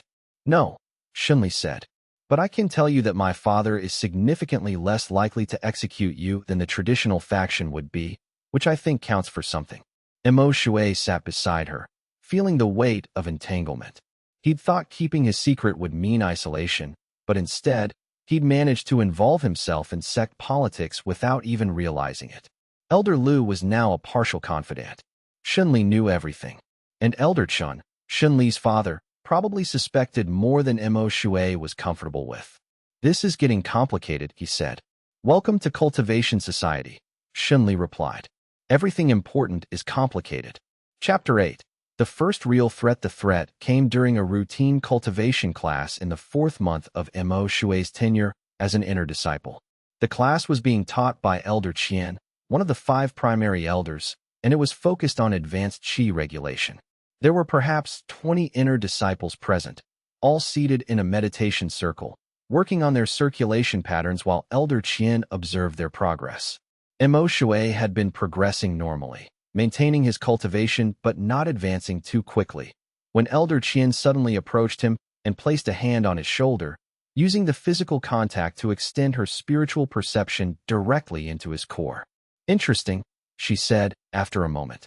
Your qi pattern is unusual. There's an irregularity in your circulation, as though your spiritual energy is being drawn toward a different center than your dantian. Have you been practicing an unconventional technique? The entire class had turned to look at him. Imo Shui's mind raced through possible answers, all of them insufficient. I've been experimenting with meditation, he said carefully. The standard techniques don't always feel natural to me. I can see that, Elder Qian said. She removed her hand, and the rest of the class returned to their meditation. But she remained standing beside him, her attention fixed. Stay after class. I want to discuss this further. For the next hour, Imo Shui attempted to concentrate on his meditation while internally panicking. Elder Qian was one of the orthodox faction elders, one of the people Elder Lu had warned him about. She was intelligent, perceptive, and not particularly sympathetic to alternative approaches to cultivation. If she decided to investigate his techniques more closely, if she pushed for answers about his cultivation method, he would have very few options for deflecting. When the class ended and the other disciples had filed out, Elder Qian settled herself across from him. Tell me what you're doing differently, she said. And I want the truth, not evasions. I'm not sure what you mean, Imo Shui said. Your qi pattern suggests that your core is being affected by something other than standard cultivation advancement, Elder Qian said. The most likely explanation is that you've acquired a cultivation technique from outside the sect, which is forbidden. The second most likely explanation is that you're practicing a heterodox method. The third is that something is fundamentally wrong with your core, which we should be addressing immediately. Which is it? Imo Shui weighed his options. He could lie and hope Elder Qian couldn't detect the deception. He could partially confess to practicing an unconventional but harmless technique. Or he could refuse to answer and accept whatever consequences came from that refusal. I've been practicing a meditation technique I developed myself, he said. It was close to the truth, and it was vague enough that it couldn't immediately be disproven. It's effective for my personal advancement, but it's not applicable to others. There's nothing wrong with my core. It's simply responding to a different type of stimulus than standard cultivation methods provide. Show me, Elder Qian said. Extend your perception outward. Let me feel the exact nature of your advancement. It was a request that would immediately reveal the truth if Imo Shui complied. His cultivation pattern, the specific way his chi flowed and advanced, was entirely inconsistent with standard cultivation theory. Any perceptive elder examining it closely would realize something was fundamentally different about him. "I'd prefer not to," Xianxia said. "It's a relatively fragile technique. An external examination tends to disrupt it." "That's an interesting excuse," Elder Qian said, "but also suspicious. If your technique is truly sound, it should withstand examination. Unless you're hiding something." The air in the study seemed to grow heavier. Outside, the evening bells were ringing, and the sounds of disciples moving between buildings drifted in through the open window. Somewhere distant, someone was practicing sword forms. A completely normal evening in Jade Sword Sect, while Xianxia sat across from an elder who was actively trying to uncover his secret. "I'm requesting that you allow me to examine your core directly," Elder Qian said. "As an elder, I have the authority to make this request. You may either comply voluntarily, or I can escalate this to the Elder Council, who can compel your cooperation. I would prefer the former, but I'm equally willing to pursue the latter." Xianxia felt something crystallize in him at that moment, a kind of clarity that came from having his choices stripped away to the absolute minimum. He could comply and reveal everything. He could refuse and face investigation, or he could negotiate. "If I show you my core," he said, "you'll understand that my technique is fundamentally heterodox. You'll feel obligated to report it to the Elder Council. At that point, my fate would be in their hands, and based on the sect's traditional stance, my fate would probably be execution or imprisonment." "Likely," Elder Qian agreed, "which is why I'm attempting to find another explanation first. If your core is simply unusual but not dangerous, if your advancement is unconventional but not forbidden, there might be a way to resolve this without escalation. But you need to see it to determine that," Xianxia said. "Yes." Xianxia stood. "Then I'm requesting to speak directly with the Elder Council instead. I have something to reveal that should be handled at the highest levels of sect authority, not filtered through individual elders who might have their own interpretations." It was a gamble. Requesting a formal hearing with the Elder Council essentially meant that he would be forced to explain himself, either truthfully or through an elaborate lie. There would be no room for evasion at that level. But it also meant that the narrative of his revelation would be in his control, not Elder Qian's. It meant that he wouldn't be delivered to the council as a suspect in a hidden crime, but as someone who'd come voluntarily to discuss a matter of sect concern. Elder Qian studied him for a long moment. Then she said, "Very well. I'll request a formal hearing. It will be scheduled for 3 days hence. I suggest you use that time to prepare whatever explanation you have." Xianxia bowed and left the study, his legs feeling strangely unsteady. He had 3 days to figure out how to explain his system to the most powerful people in the sect without getting himself executed. He had 3 days to construct a narrative that might, if he was extremely fortunate, result in something other than death. He found Xin Li in the archive garden, of course. "We have a problem," he said, and told her everything. She listened without interrupting, and when he finished, she said, "My father needs to know about this immediately. He needs to be prepared, and he needs to already be developing arguments for why you shouldn't be executed before you even walk into the hearing. Can you contact him?" "Not directly, but I can leave a message through the proper channels," Xin Li said. "Give me an hour." 3 days later, Xianxia stood before the Elder Council in the highest chamber of the sect tower. All 5 elders were present: Elder Hu, Elder Chun, Elder Lu, Elder Wu, and Elder Qian. The atmosphere was formal and tense, and Xianxia could feel the weight of their collective attention. "You've requested this hearing to discuss matters concerning your cultivation advancement," Elder Hu said. "The floor is yours." Xianxia took a breath and began to speak the truth. Chapter 9. The Revelation. "My cultivation system is inverse to the standard method," Xianxia said. "Every time I choose not to engage in combat, every time I refuse a fight I could win, my power advances. Every time I actually fight, I lose advancement or actually decline in power." There was a long silence. Then Elder Qian said, "That's the most remarkable lie I've ever heard. You actually expect us to believe that your power grows from refusing to fight?" "It's not a lie," Xianxia said. "It's the truth, and I can prove it through direct examination of my core, through comparison of my advancement rate to my known combat history, or through any other method you choose. I haven't fought a real match in 3 years, and my cultivation advancement has been consistent and measurable. If my power came from combat, that would be impossible. There's an alternative explanation, Elderchin said.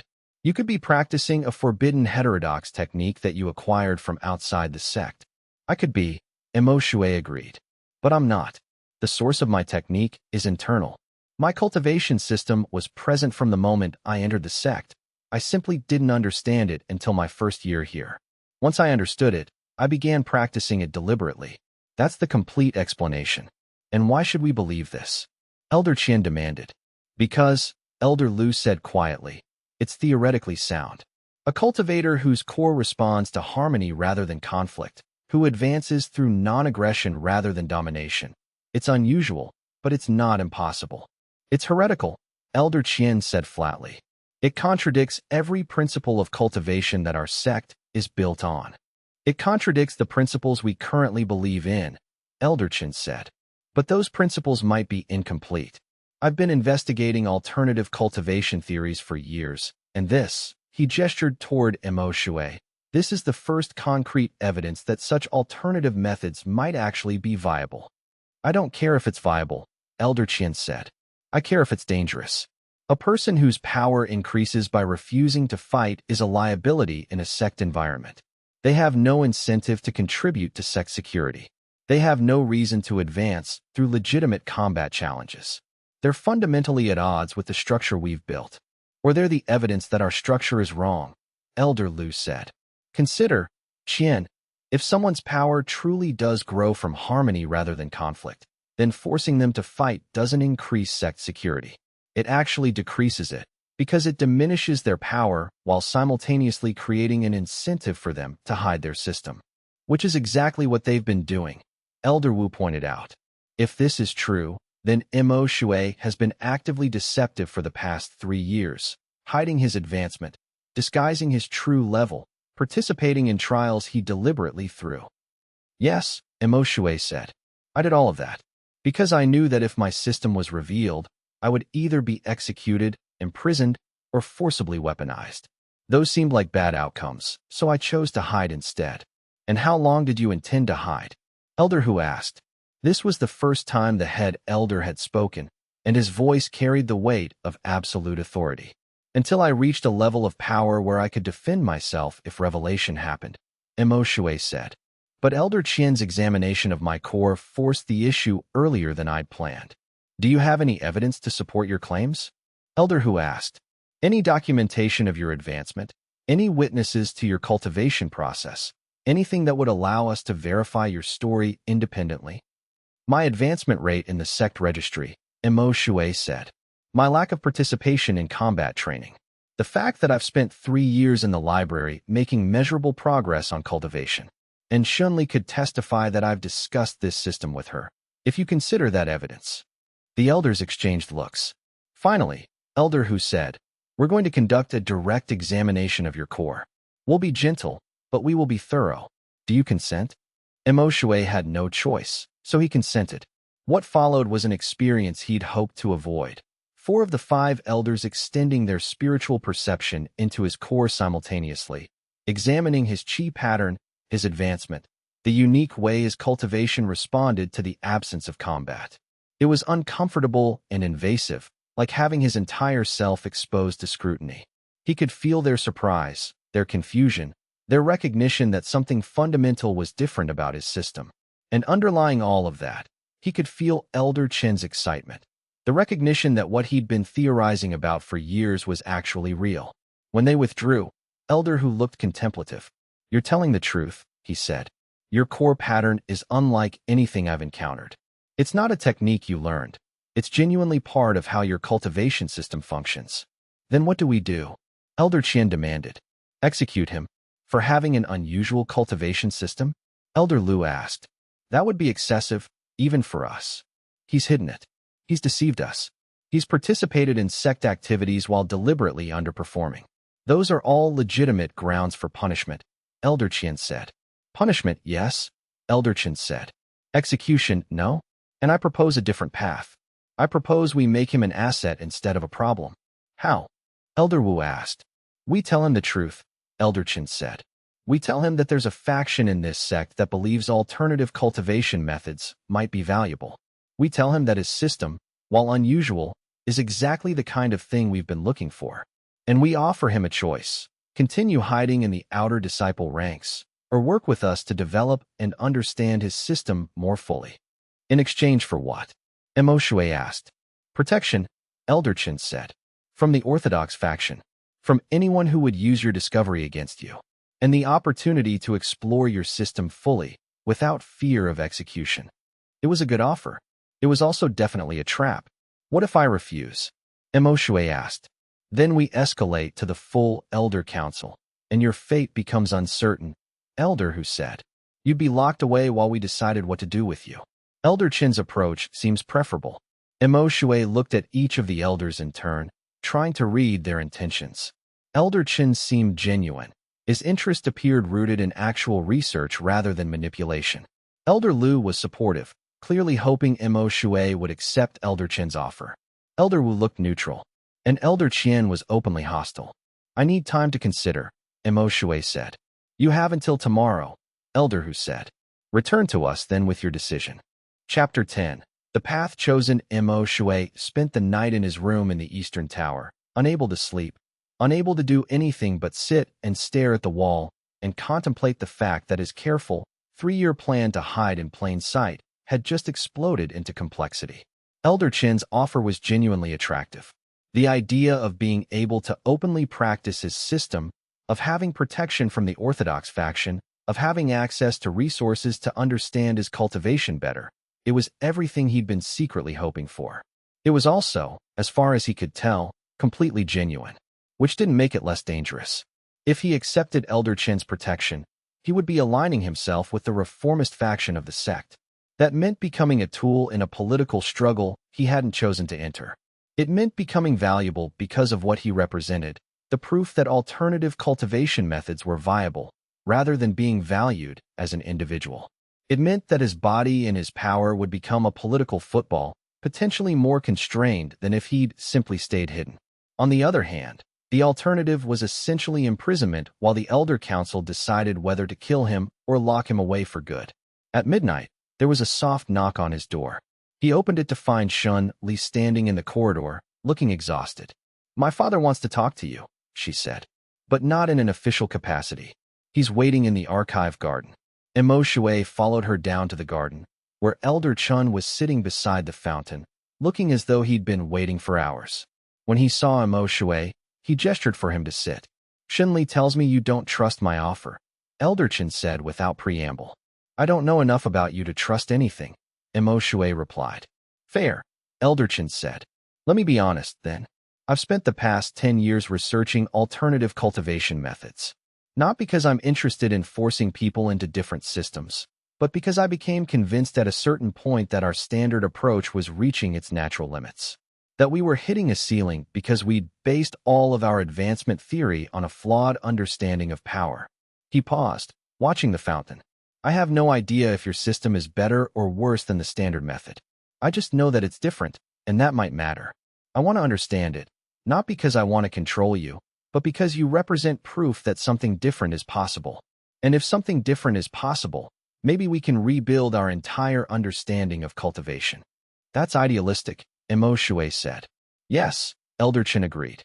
It's also genuinely what I believe. And I'm not asking you to sacrifice yourself for that belief.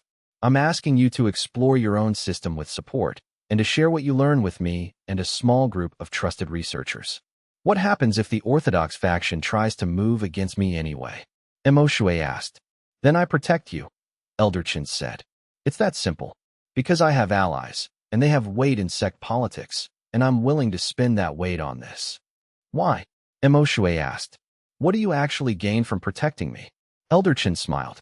Access to your research. Access to someone who might help me prove that alternative cultivation methods are viable. And honestly, the satisfaction of knowing I was right. But mostly the research. It was honest enough that Mo Shui found himself actually considering the offer as genuine. And when he thought about his alternatives, years of hiding, potential imprisonment, actual execution, the offer started to look like the best possible outcome of an impossible situation. I'll do it, he said, but with conditions. Name them, Elder Chen said. First, I remain an independent cultivator. I'm not locked away in a laboratory. I continue my normal sect duties and my work in the library. Second, I'm allowed to maintain my privacy. I don't become public property or a public symbol of anything. Third, if at any point I feel my autonomy is being compromised, I'm free to walk away from the arrangement. And fourth, Shun Li and Elder Lu remain my confidants. If something happens to me, I want them to know about it. Elder Chen nodded. All reasonable. Agreed. We'll formalize this tomorrow before the Elder Council, and I'll make sure the other elders understand that you're operating under my protection. What will they do? Mo Shui asked. Elder Hu will accept it because I'm still a voting member and because he respects me enough to defer to my judgment on matters of scholarship, Elder Chen said. Elder Lu will support it because he likes you and because he believes in my research. Elder Wu will abstain from the decision because she doesn't care about cultivation theory and doesn't want to be involved. And Elder Qian will protest strongly and will probably spend the next few years trying to build a case against me. But she won't move against you directly, because doing so would give Elder Hu a reason to side with me more openly. You've thought about this a lot, Mo Shui said. I've been trying to create an opening for this research for a decade, Elder Chen said. Your arrival and your accidental revelation might be exactly the opening I needed. The next morning, Mo Shui stood before the Elder Council again and announced his decision. He accepted Elder Chen's offer. He agreed to ongoing research into his system, conducted on his terms, with his autonomy protected. And he asked that the matter be considered closed, that no punishment be imposed for his 3 years of deception. The Elder Council debated for approximately 2 hours. The result was a compromise. Mo Shui would continue as an inner disciple under Elder Chen's mentorship. His unusual cultivation system would be acknowledged but not publicized, and any future questions about his advancement or his methods would be directed to Elder Chen rather than being investigated independently. It was, in the end, a political settlement rather than a truth acceptance. But it was the best settlement Mo Shui could have hoped for. As he left the council chamber, Elder Lu caught up with him in the corridor. That was well handled, the elder said. You managed to negotiate autonomy while appearing to surrender. That's a skill. It didn't feel like I was negotiating from a position of strength, Mo Shui said. You weren't, Elder Lu said. But you made it clear what you would and wouldn't accept, and you gave the elders a way to save face while accommodating your needs. That's more than most people manage in similar situations. By evening, word had spread through the sect that Mo Shui had been meeting with the Elder Council, and while the official story was vague, something about his cultivation technique being unusual but acceptable, the disciples quickly created their own narratives. The most popular theory seemed to be that he'd been caught practicing something forbidden, had volunteered information in exchange for leniency, and was now being studied by Elder Chen's research division. None of it was quite accurate, but it was close enough to the truth that Mo Shui found himself able to live with it. That night, standing in his room in the Eastern Tower, Mo Shui finally felt something like peace. His secret was no longer a secret, or at least not entirely. He had protection and resources and the ability to openly practice his system. He was still bound by political considerations and strategic interests, but at least those bindings were explicit rather than hidden. He'd survived the revelation. Against all odds, against all his expectations, he'd managed to transform the crisis of exposure into something that might actually help him understand himself better. It wasn't the ending he'd planned, but as he closed his eyes and felt the steady flow of his cultivation, the sense of advancement that came not from fighting but from existing in harmony with the heavens, he thought it might be better than anything he could have planned. The real test, he realized, was coming next. Now that people knew his system existed, now that Elder Chen was studying it, now that the Orthodox faction was aware of him and watching him carefully, the real challenges would begin. But for tonight, he could rest. Chapter 11. The Research Division. Elder Chen's Research Division operated from a small complex on the western edge of the sect, a place that most disciples knew existed but few had reason to visit. The buildings were older than the main dormitories, constructed in a different architectural style that suggested they'd been built during an earlier era of sect development. The walls were weathered stone, patina marked with age, and the windows were small and irregularly spaced, giving the complex the appearance of something that had evolved organically rather than been planned. The gardens surrounding the buildings had been left to grow somewhat wild, with cultivation herbs growing in partially controlled arrangements and flowering plants blooming in patterns that suggested intention tempered with benign neglect. It was the kind of space that suggested serious devotion to work and complete disinterest in maintaining appearances, exactly the environment one would expect for researchers pursuing unconventional ideas in a conservative institution. Mo Shui's first official meeting with the research team happened 1 week after his hearing with the Elder Council. The journey from the main sect grounds to the research division took nearly an hour, winding through less frequented courtyards and past storage buildings used primarily for archival purposes.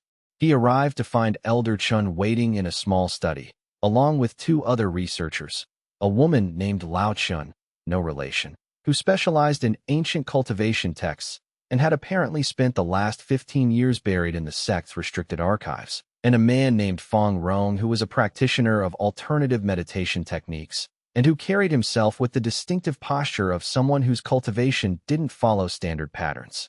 "Welcome," Elder Chen said. "These are the people you'll be working with. We operate as a team here, which means full transparency about our research, our findings, and our theories. Anything you discover about your system, we need to know. And anything we discover in our research, you get to know." "How many people are in the division?" Mo Shui asked. "Including you, 4, Lao Chen said. "We keep it small deliberately. The larger a group, the more likely information leaks to the orthodox faction. We've all dedicated ourselves to this research, and we understand the risks involved." "What risks?" Mo Shui asked. "The orthodox faction could move to shut us down," Fong Rong said. "They could argue that we're spreading heretical ideas. They could claim that our research is undermining sect unity. Any of those arguments might be enough to convince Elder Hu to dissolve the division and scatter us. So we've built connections with other sects," Lao Chen added. "If we're forced out of Jade Sword, we could relocate. The Celestial Path sect, the Northern Mountain Order, they'd be interested in what we're doing. We're valuable enough that we're not expendable, but we're not so valuable that the sect would fight to keep us if the cost became too high." "That sounds precarious," Mo Shui said. "It is," Elder Chen agreed. "But so is cultivating in a system that contradicts every principle your sect is built on. We're all taking risks here. The question is whether the potential reward is worth it." Over the next few weeks, Mo Shui began spending most of his time with the research division. They set up a detailed experiment to measure his cultivation advancement under various conditions. How much power did he gain from refusing a specific type of challenge? Did the strength of the opponent matter? Did the method of refusal matter? Was it different if he fled, if he surrendered, if he talked his way out of a fight? The findings were fascinating and concerning in equal measure. Mo Shui's power did scale with the strength of the opponent he refused to face, which meant that deliberately seeking out strong cultivators and then refusing to fight them was actually the fastest path to advancement. But it also meant that his power was, in some fundamental way, dependent on other people being willing to challenge him. "This is important," Lao Chen said, reviewing their data one afternoon, "because it means your system isn't self-contained. You need external stimulus. You need people to challenge you. Without that, you'd stagnate." "What if I left the sect?" Mo Shui asked. "What if I went somewhere where I wouldn't be challenged?" "You'd advance slowly," Fong Rong said. "Your natural cultivation would still progress. Meditation would still work, but you'd lose the accelerated advancement that comes from refusing combat. You'd become like a standard cultivator, essentially." "So I'm bound to places where conflict is expected," Mo Shui said. "You're bound to challenges," Elder Chen corrected, "which typically means conflict-oriented societies. But theoretically, any form of challenge could work. Intellectual challenges, creative challenges, spiritual challenges. We haven't tested those extensively, but it's worth investigating." This line of research became the focus of Mo Shui's work over the next months. He began deliberately seeking out non-combat challenges and measuring how much power he gained from refusing those challenges too. When a senior disciple challenged him to a drinking contest, he abstained and felt a small but measurable surge of advancement. When he was offered a prestigious position in the library archives, he turned it down and felt another surge. It suggested something remarkable. His system wasn't specific to combat at all. It was specific to any situation where he was given a choice between advancement/gain and refusal. The more tempting the thing he refused, the more power he gained from refusing it. You've essentially built yourself a perfect cultivation engine powered by denial, Xianxia said, when the implications became clear. The more you want something, the more you deny yourself, the more power you gain. It's elegant and terrible. Why terrible? Xianxia asked. Because it means your power is fundamentally dependent on suffering, Xianxia said. Every moment of advancement costs you something. Every step forward requires you to turn down happiness, comfort, or achievement. Eventually, that's going to create a psychological cost.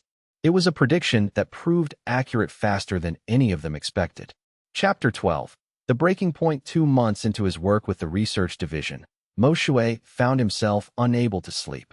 The constant cycle of refusal, declining opportunities, turning down advances, saying no to things he wanted, was beginning to wear on him in ways that had nothing to do with his cultivation.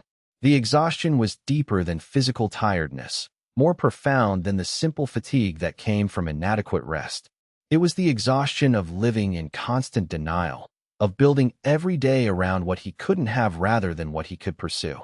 He would receive letters from his family, written in his mother's careful script, hoping he could come visit, telling him about the village, sharing news about his younger siblings. Each letter would hurt to read because he would immediately refuse to go. Visiting meant time away from the sect, and time away from the sect meant no opportunities for challenge, no situations requiring refusal, no mechanism to drive his advancement. He couldn't afford to visit his family. He could never afford to step away from the careful ecosystem of challenge and refusal that had become his life. He would be offered opportunities for advancement in the library hierarchy, positions that would let him do work he actually wanted to do, that would give him real responsibility and autonomy in organizing the sect's most valuable texts. Each position came with genuine appeal, but accepting meant settling into something stable, something that didn't require constant refusal. Accepting meant his advancement would slow, so he would decline, politely but firmly, and watch as younger, less qualified disciples took the roles he'd turned down. He was building a life entirely around denial, and the cost was beginning to accumulate in ways he couldn't ignore. Worse, other people were beginning to notice. Xianxia confronted him one evening in the archive garden. "You're killing yourself," she said bluntly. "You're saying no to everything. You turned down a chance to go home last month. You turned down a promotion. You've been refusing invitations to gather with other disciples. You're becoming a ghost, and it's not in service of any goal. It's just what your system requires." "My system is what I am," Xianxia said. "Your system is what you've discovered about yourself," Xianxia said. "But you're not just a system. You're a person, and persons need things besides power." "Do they?" Xianxia asked. "Or is that just something we tell ourselves to justify weakness?" The harshness in his own voice shocked him, but it was also, he realized, honest. Somewhere along the line, the act of strategic refusal had transformed into a kind of asceticism, a deliberate rejection of anything that didn't serve his cultivation. That night, alone in his small room in the Eastern Tower, he reached a breaking point. He found himself sitting cross-legged on his meditation mat, unable to center himself, unable to access the calm that had characterized his cultivation practice. His mind was racing, his heart was pounding, and for the first time since discovering his system, he found himself confronting the psychological cost of his method. He sat there for hours, contemplating the logical next step in his cultivation. If refusal of things he wanted created power, then the next logical step was to want something badly and refuse it. The more desperately he wanted it, the more power he would gain. The corollary was obvious. The fastest path to advancement lay in creating maximum desperation in himself, in deliberately wanting things precisely so he could refuse them. What did he want most? The question was simple, and the answer came immediately, cutting through all the complex reasoning he'd been building. He wanted to leave. He wanted to walk away from the sect, from the research division, from the constant judgment and surveillance and measurement of his power. He wanted to go somewhere quiet where he could be a normal person, free from the weight of being special. He wanted to stop being valuable for what he represented and start being valued for who he actually was. He wanted it with an intensity that surprised him. The desire was almost physical, A pressure in his chest, a tightness in his throat, a feeling like his entire body was yearning toward escape. And that desperation, that raw and honest wanting, told him something important. He was on the edge of genuine burnout, on the verge of sacrificing his own well-being in pursuit of power that he didn't actually care about anymore. So he decided to test it. He would tell Elder Chun that he was leaving. He would walk away from the protection, the resources, the research that was his only lifeline against the Orthodox faction. He would abandon Shun Li and Elder Lu and the entire structure he'd built. And when he felt that refusal, that rejection of the thing he wanted most, he would know what true power felt like. He was walking toward Elder Chin's study to make the announcement when a messenger found him in the corridor. "Elder Chun requests your immediate presence," the young disciple said, slightly out of breath. "There's been an incident." Chapter 13. The breaking point resolved the incident when Mo Shui arrived. Turned out to be a challenge from within the sect itself. Senior Brother Wei, who had previously attempted to rob Mo Shui in his first year, had somehow discovered the existence of the research division and had reported it to the Orthodox faction's leadership. The situation was precarious. Elder Qian was using the discovery as leverage to demand that the research division be shut down, an elder who was considering acquiescing to the demand to avoid further conflict. "We need you to make a public statement," Elder Qian said, when Mo Shui arrived. "We need you to go before the Elder Council and defend your research. We need you to convince them that your system is valuable to the sect." "You need me to fight," Mo Shui said. "Metaphorically," Elder Qian said. Yes. It was, Mo Shui realized, a test. A moment where his personal desire to leave, the thing he'd been about to refuse, was suddenly reframed by external events. If he left now, it would destroy the research division. It would vindicate everything Elder Qian had been saying about heterodox methods. It would probably result in the execution or imprisonment of Lao Chun and Fong Rong. He could still leave. He could refuse this challenge too. He could gain enormous power from walking away at exactly the moment he was needed most. But if he did, he would become the very thing he'd been trying to escape. Someone whose power was built entirely on the suffering of others, on his willingness to harm people in service of his advancement. "What if I fight instead?" Mo Shui asked. Elder Chen looked at him, trying to understand. "You mean you'll defend your research?" "I mean I'll do more than that," Mo Shui said. "I'll go to the Elder Council, and I'll fight for this division's continued existence. I'll use whatever political skill I have. I'll call in every favor. I'll make it clear to Elder Hu that shutting us down would be a mistake. And in doing so, I'll probably stagnate my advancement significantly, because fighting tends to cost me power." "Why would you do that?" Fong Rong asked. "Because," Mo Shui said, "my system is supposed to be about choosing harmony over conflict. But I've been practicing it as a form of asceticism and self-denial. I've been using it as an excuse to withdraw from life. That's not what the system is supposed to be. It's supposed to be about choosing connection and community and actual relationships, not about becoming more and more isolated in pursuit of power." He turned to Elder Chun. "I'm going to defend the division. But I want to do something else too. I want to stop the research into my cultivation. Not because I think it's not valuable, but because I think I need to figure out who I am outside of being a subject of study. I need to be a person first and a research project second." "That's reasonable," Elder Chen said. "And I respect it. But it also means you won't be accumulating power as quickly." "I know," Mo Shui said. "I'm okay with that." The hearing with the Elder Council happened the next morning. Mo Shui stood before them and made his case, not through spiritual authority or cultivation theory, but through honest advocacy. He explained that his system was unusual, but not dangerous. He argued that the research being conducted was valuable to the sect's long-term development. And he appealed to Elder Hu's strategic sense by pointing out that protecting heterodox research was actually a way of future-proofing the sect against changing circumstances. It worked. By a narrow margin, Elder Hu voted to keep the research division open, with the condition that they work under Elder Chin's direct supervision and submit quarterly reports on their findings. Elder Lu supported the decision immediately. Elder Wu abstained. Elder Qian objected strenuously but accepted the majority decision. As Mo Shui left the council chamber, he felt something strange happen to his cultivation. It was as though something that had been twisted and constricted inside him suddenly relaxed. His chi flowed more smoothly. His advancement, which had been stagnating recently from all his refusals, suddenly surged forward. It seemed his system rewarded not the denial of all things, but the choice to fight for something he believed in. That evening, Xinli found him in the archive garden. "You defended the division," she said. "I did," Imo Shui confirmed. "And you gained power for doing so," Xinli said. "It wasn't a question." "How did you know?"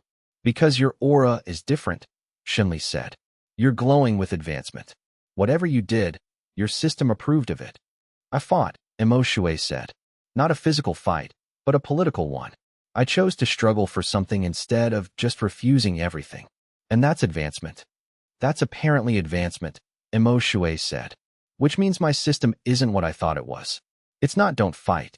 It's don't fight things that don't matter. Don't struggle for power itself, but fight like hell for things that actually matter. That's a much more sensible system," Xinli said. "It's also much more complicated," Imo Shui said, "because now I have to figure out what actually matters." Chapter 14. The measure of power over the following months. Imo Shui's understanding of his cultivation system deepened into something far more nuanced than his original interpretation. It wasn't about refusing to fight. It was about refusing to fight for the wrong reasons. It was about distinguishing between the power that came from genuine growth and the stagnation that came from pursuing advancement for its own sake. This understanding came with a cost. He had to actively engage with his life in ways he'd been avoiding. He had to make friends. He had to participate in sect activities not because they would advance his cultivation, but because they mattered. He had to show up for people. Xinli became a genuine friend rather than just a confidant. They spent hours in the archive garden discussing cultivation theory, current sect politics, and the strange philosophical implications of his system. Through these discussions, Mo Shui began to understand that Xinli had her own struggles with the way cultivation society worked. "My father wants me to be a revolutionary," she said one afternoon. "He sees my intelligence and my willingness to question things, and he's convinced I'm supposed to help fundamentally change how Jade Sword approaches cultivation. But I'm not sure I want to be a revolutionary. I just want to be a decent cultivator who helps people." "Those things aren't mutually exclusive," Imo Shui said. "They are in my father's mind," Xinli said. "He's so focused on changing the system that he doesn't see that the system isn't entirely broken. There are good people in it. There are good traditions.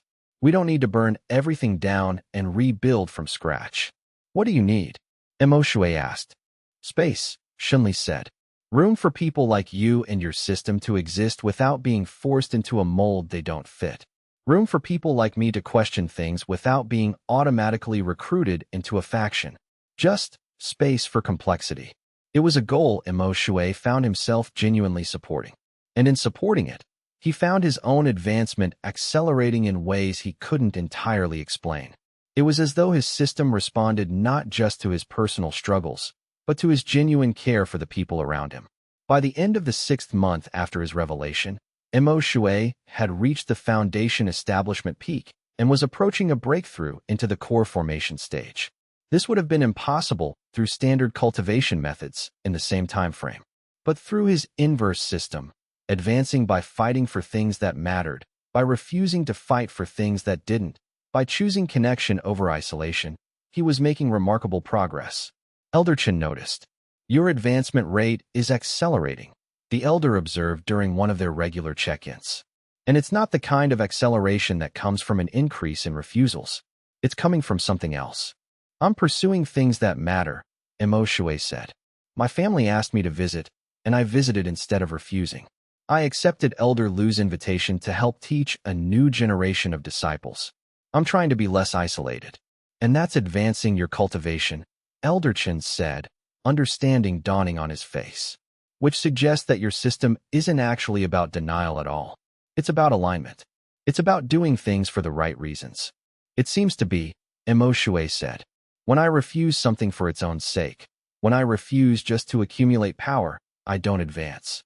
But when I refuse something because accepting it would mean betraying something I believe in, or when I accept something because it genuinely matters, then I advance." "That's remarkable," Elder Chen said, "because it means your system requires genuine growth. You can't fake it. You can't just go through the motions of being virtuous and expect advancement. Your system would see through that and punish you for it." "Yes," Imo Shui said. It's a system that forces honesty. Elder Chun was quiet for a moment. Then he said, I wonder if that's not actually the most aligned cultivation system possible. A system that rewards genuine growth, that requires authentic choices, that can't be gamed through superficial adherence to principles. It's also the most exhausting, Mo Shui said, because I have to actually think about everything I do. I can't just follow a formula. I have to genuinely engage with my life. Most people would consider that a feature rather than a bug, Elderchin said with a smile. Chapter 15. The threshold. By the time Mo Shui reached the peak of foundation establishment, he had been in the sect for 6 years. He had transformed from a terrified junior disciple hiding his strange system into an acknowledged, if controversial, inner disciple who was openly practicing heterodox cultivation methods under the protection of the sect's reformist faction. This transformation came with complications. The orthodox faction, under Elder Qian's leadership, had become increasingly hostile. There were subtle challenges in daily life. Disciples who would start fights and then claim Mo Shui had attacked them, tests of his loyalty that were designed to corner him into either committing to the sect or walking away. It was political warfare conducted through the mechanisms of sect life. But Mo Shui had also built genuine relationships and a small but solid support network. Elder Lu was openly supportive. Shunli was a true friend. Lao Chun and Fong Rong had become colleagues and companions. And Elder Chun, while primarily focused on using Mo Shui's system for broader research purposes, genuinely seemed to care about his well-being as a person. The breakthrough into core formation came on a quiet evening in the archive garden. Mo Shui was meditating. Actual meditation now, not strategic positioning or performance, when his core suddenly crystallized. It was as though his body had been preparing for this moment his entire cultivation career, and when the time came, the transition was natural and inevitable. His chi surged, transformed, reorganized itself into a new configuration. His cultivation level jumped. His connection to the heavenly way deepened and expanded. And when the process was complete, Mo Shui found himself looking out at the world through slightly different eyes. Xin Li, who had been sitting nearby reading her forbidden books, looked up. You broke through, she said. It was observation rather than question. I did, Mo Shui confirmed. Congratulations, Xin Li said. Or warning. I'm still not sure which category that falls into with your system. Both, Mo Shui said. But mostly congratulations. I'm not sure I would have made it this far if not for everyone around me. That's a good thing to realize, Shunli said. Most cultivators think advancement is an individual achievement. But it's not. It's always built on the foundation of people around you supporting or challenging you. Advancing to core formation meant that Mo Shui could no longer hide what he was, even if he'd wanted to. His cultivation level would be obvious to any perceptive cultivator. His advancement rate would be undeniable. Within days, word would spread through the sect that the research division's heterodox cultivator had broken through. The night before the news became public, Elder Chen called him to the research division. This is the point where things will become more challenging, the elder said. Once you're at core formation level, you're a threat to the orthodox faction in a concrete way. You're not just a curiosity anymore. You're a cultivator of significant power with a system they don't understand and don't trust. What are they likely to do? Mo Shui asked. Test you, Elder Chen said. Challenge you. Try to force a situation where you either abandon your system or reveal it as flawed. And if they succeed, they'll move to eliminate you. Then I should probably plan for that, Mo Shui said. You should, Elder Chen said. But also understand, you're not alone. The reformist faction is increasingly convinced that your system represents the future of cultivation.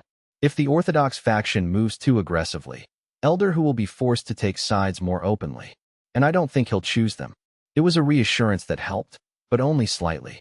Because Mo Shui understood something that Elder Chen perhaps didn't, he had reached a natural threshold. He'd found a way to cultivate that worked for him. He'd learned how to advance while remaining true to his principles. He'd built a life that was meaningful and grounded in genuine connection. Now he had to figure out what to do with all of that. Chapter 16. The challenge came from Senior Brother Wei, through a formal petition to the Elder Council. Wei requested a public demonstration of Mo Shui's advancement and a formal assessment of his cultivation level by the sect's standard evaluation methods. It was, on its surface, a reasonable request. Disciples who broke through to new stages regularly underwent evaluation to update their rankings. The fact that Mo Shui's advancement had come through unconventional means didn't automatically disqualify him from normal evaluation processes. But Mo Shui understood what was actually happening.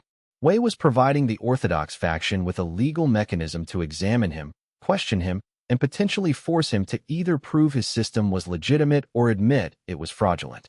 "It's a trap," Shunli said, when he told her about the request. "They're going to set standards for evaluation that are designed around standard cultivation methods.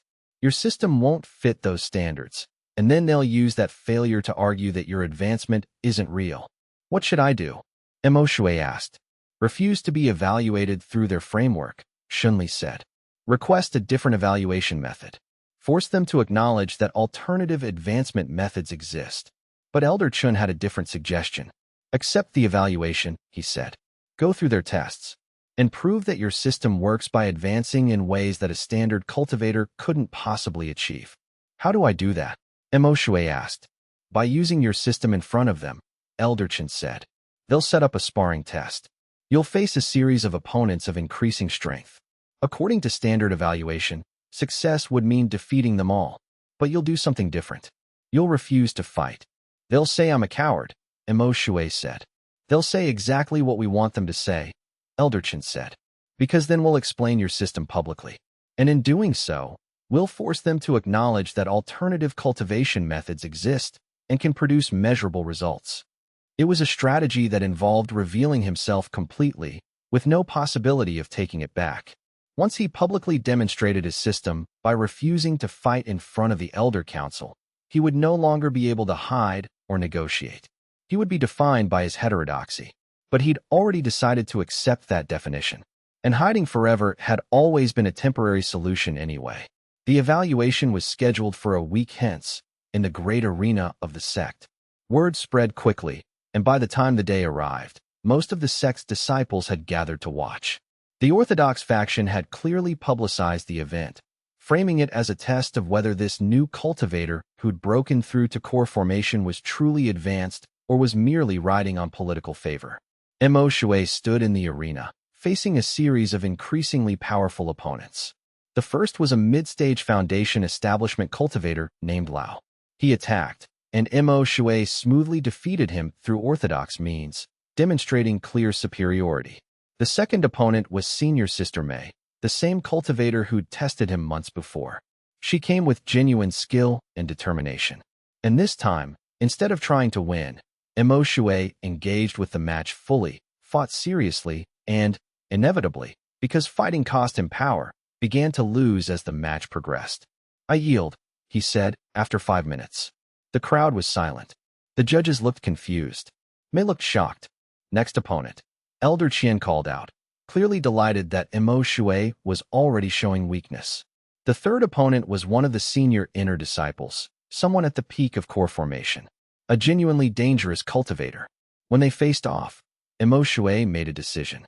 He didn't fight. Instead, he held his position and said, "I will not engage in combat. You may declare victory." The silence that followed was profound. The opponent looked at the judges, confused and uncertain. Elder Qian looked triumphant. Elder Chen looked unsurprised. "Explain yourself," Elder Hu demanded. "Why do you refuse to fight?" And so, in front of the entire sect, with every disciple watching and every elder listening, Mo Shui explained. He described his system. He described how fighting made him weaker and refusing to fight made him stronger. He described how his breakthrough to core formation had come not from combat training, but from learning to align his choices with genuine values. He spoke for perhaps 30 minutes, covering everything from his initial discovery through his current level of understanding.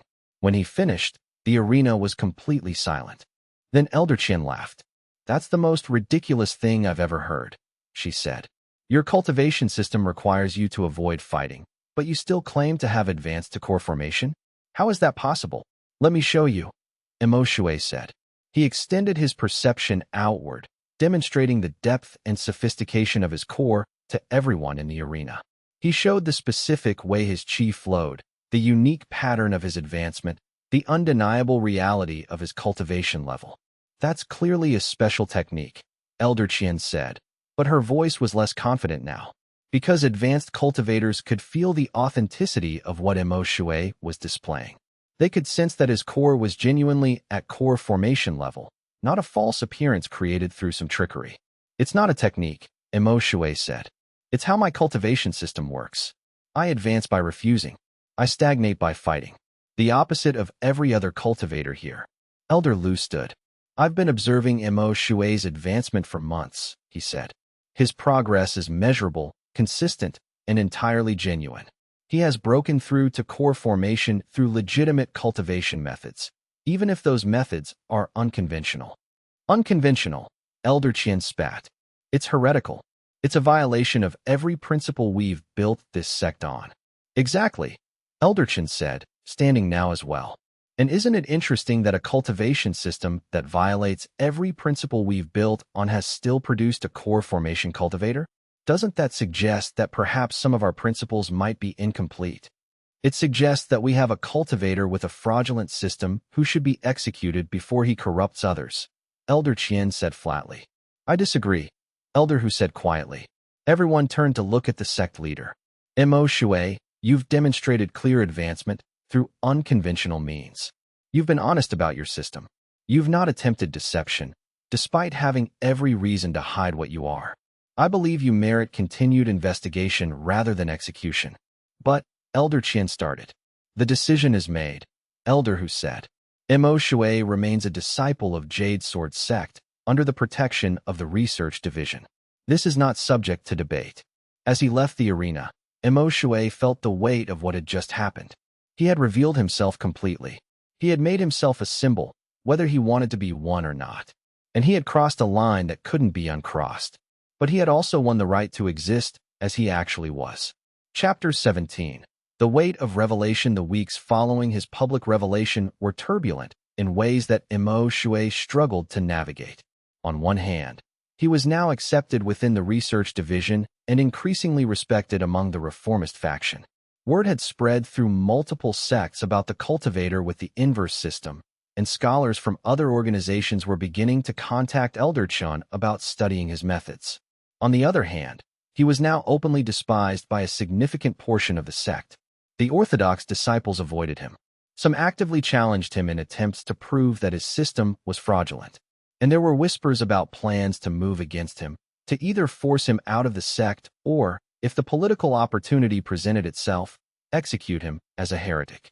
Most significantly, his existence had become deeply entangled with the power struggle between the reformist and orthodox factions. People who barely knew him were suddenly taking positions either for or against him, based purely on factional alignment. He'd become a symbol, and symbols are heavier burdens to carry than individuals. You need to make a decision, Xunli said, during one of their evening meetings in the archive garden. You can either lean into being a symbol, become the public face of reformation, use your visibility to push for actual change in how the sect operates.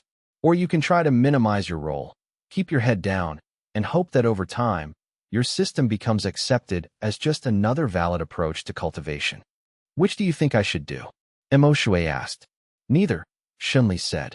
I think you should decide what you actually want your life to be, independent of what people need you to be. And then you should pursue that. That's not very practical advice, Mo Shui said. No, Xunli agreed. But it's the only advice that actually matters. Because if you let what other people need from you determine your choices, you'll spend the rest of your life being pulled in directions you don't actually want to go. That night, Mo Shui sat alone in his room and contemplated what Xunli had said. What did he actually want? What would his life look like if he set aside all the external pressures, the expectations of the factions, the research needs of Elder Qian, the hopes of the reformist disciples who saw him as the proof that change was possible? The answer surprised him. He wanted to keep studying. He wanted to understand his system more fully.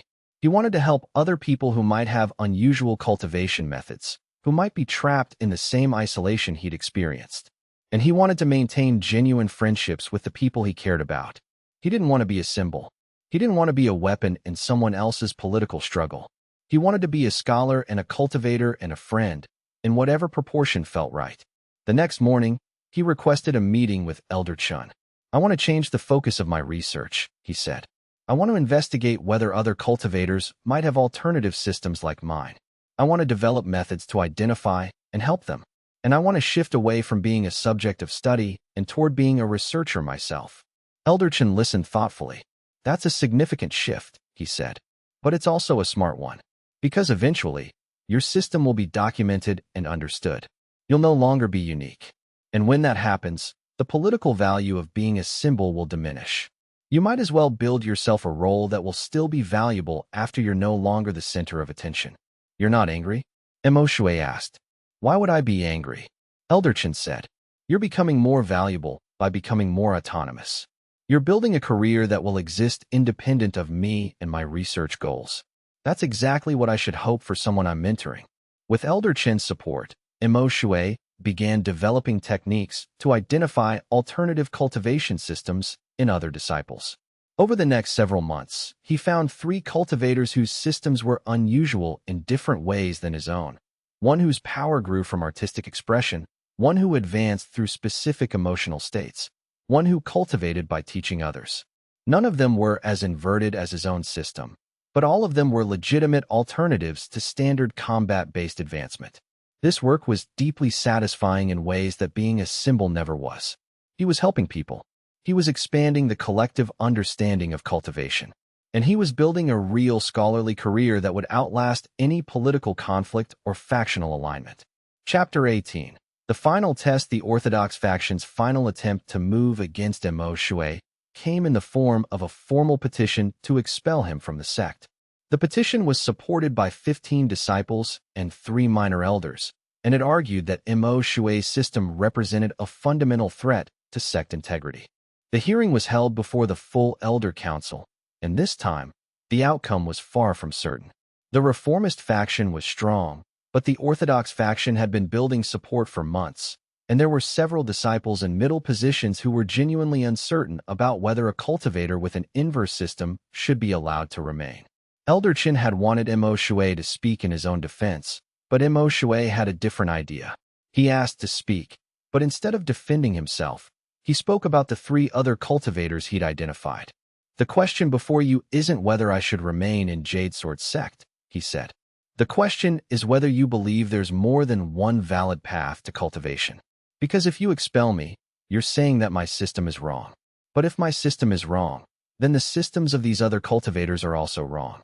And if you're willing to expel all of them, then you're claiming that Jade Sword sect only welcomes people whose cultivation follows a specific, orthodox path. Which means you're building a sect that can only adapt to challenges if those challenges happen to fit your predetermined framework. He paused, looking at each elder in turn. That's a sect that will eventually stagnate. That's a sect that will be vulnerable to external threats because you've deliberately weakened your internal diversity. That's a sect that will lose talented cultivators like me, and like these 3 others, to sects that are willing to accommodate alternative approaches. It was a different argument than Elder Chen would have made, less about the inherent value of alternative systems and more about the practical survival advantage of institutional flexibility. But it was apparently convincing. The petition to expel was defeated 4-1, with only Elder Qian voting in favor. Elder Hu, despite his earlier caution, sided with the reformists. Elder Chen, obviously, was supportive. Elder Lu was openly vocal in Mo Shui's defense. And Elder Wu, who'd been neutral throughout the conflict, apparently decided that the practical arguments about institutional survival were more important than ideological consistency. As Mo Shui left the council chamber, Elder Qian blocked his path. You've won this round, she said quietly. But this isn't over. The Orthodox faction doesn't accept defeat. We'll be looking for the first opportunity to move against you again. I know, Mo Shui said. And I'll be prepared. Will you? Elder Qian asked. Or will you keep growing soft, making friends, developing personal attachments? Because that's what I see happening. You're becoming too human to be a symbol, and too much of a symbol to be just human. It was, Mo Shui realized, an accurate assessment of his situation. He had found a way to exist in Jade Sword sect, but it was an existence built on constant balance, on maintaining relationships with people in both factions, on being valuable enough to protect, but not so powerful that he became threatening. Maybe, he said to Elder Qian. But that seems better than being completely isolated or completely integrated into a faction. At least this way, I'm living an actual life. Chapter 19. The understanding deepens as Mo Shui entered the second year of openly practicing his system. He began to achieve genuine mastery over his cultivation method. The initial chaos and confusion of his revelation had settled into something more sustainable, more integrated. He understood, now, the precise conditions that triggered advancement and the specific nature of what he was actually measuring when he talked about power. His system wasn't measuring combat strength at all. It was measuring something far more fundamental and far more interesting: the degree to which he was aligned with his actual values and authentic self. This realization had come gradually, through months of careful observation and analysis conducted with Lao Chun and Fong Rong. They'd noticed that his advancement didn't simply correlate with refusing combat. It correlated with the consistency between his actions and his stated beliefs. When he acted in accordance with his values, advancement came naturally. When he contradicted himself, when he did things for external reasons while claiming to care about something else, stagnation followed. Every time he made a choice that contradicted his genuine beliefs in service of something external, whether that was advancement or power or recognition or the satisfaction of helping someone else, he stagnated. His chi would become sluggish and irregular. His core would feel constricted. His advancement would not just pause, but actively reverse. Every time he made a choice that honored his actual values, even if it cost him something, even if it meant sacrificing an opportunity or disappointing someone he cared about, he advanced. His chi would flow smoothly. His core would expand. His advancement would accelerate. This understanding had radical implications. It meant that his cultivation system was essentially measuring integrity. It meant that a cultivator could become more powerful by becoming more honest with themselves. And it meant that the entire framework of cultivation society, which was based on the idea that power required external validation and competitive advancement, was potentially inverted. This is dangerous knowledge, Elderchin said, when Mo Shui explained his deeper understanding. If cultivators realized that their power was contingent on their integrity, on their alignment with genuine values, it would fundamentally disrupt how they approach cultivation. Many people wouldn't like that realization. Why not? Mo Shui asked. Because it means you can't separate power from morality, Elderchin said. It means you can't become strong through deception. It means you have to actually be good in order to cultivate effectively. Most people would find that constraint intolerable. But my system works through that constraint, Mo Shui said.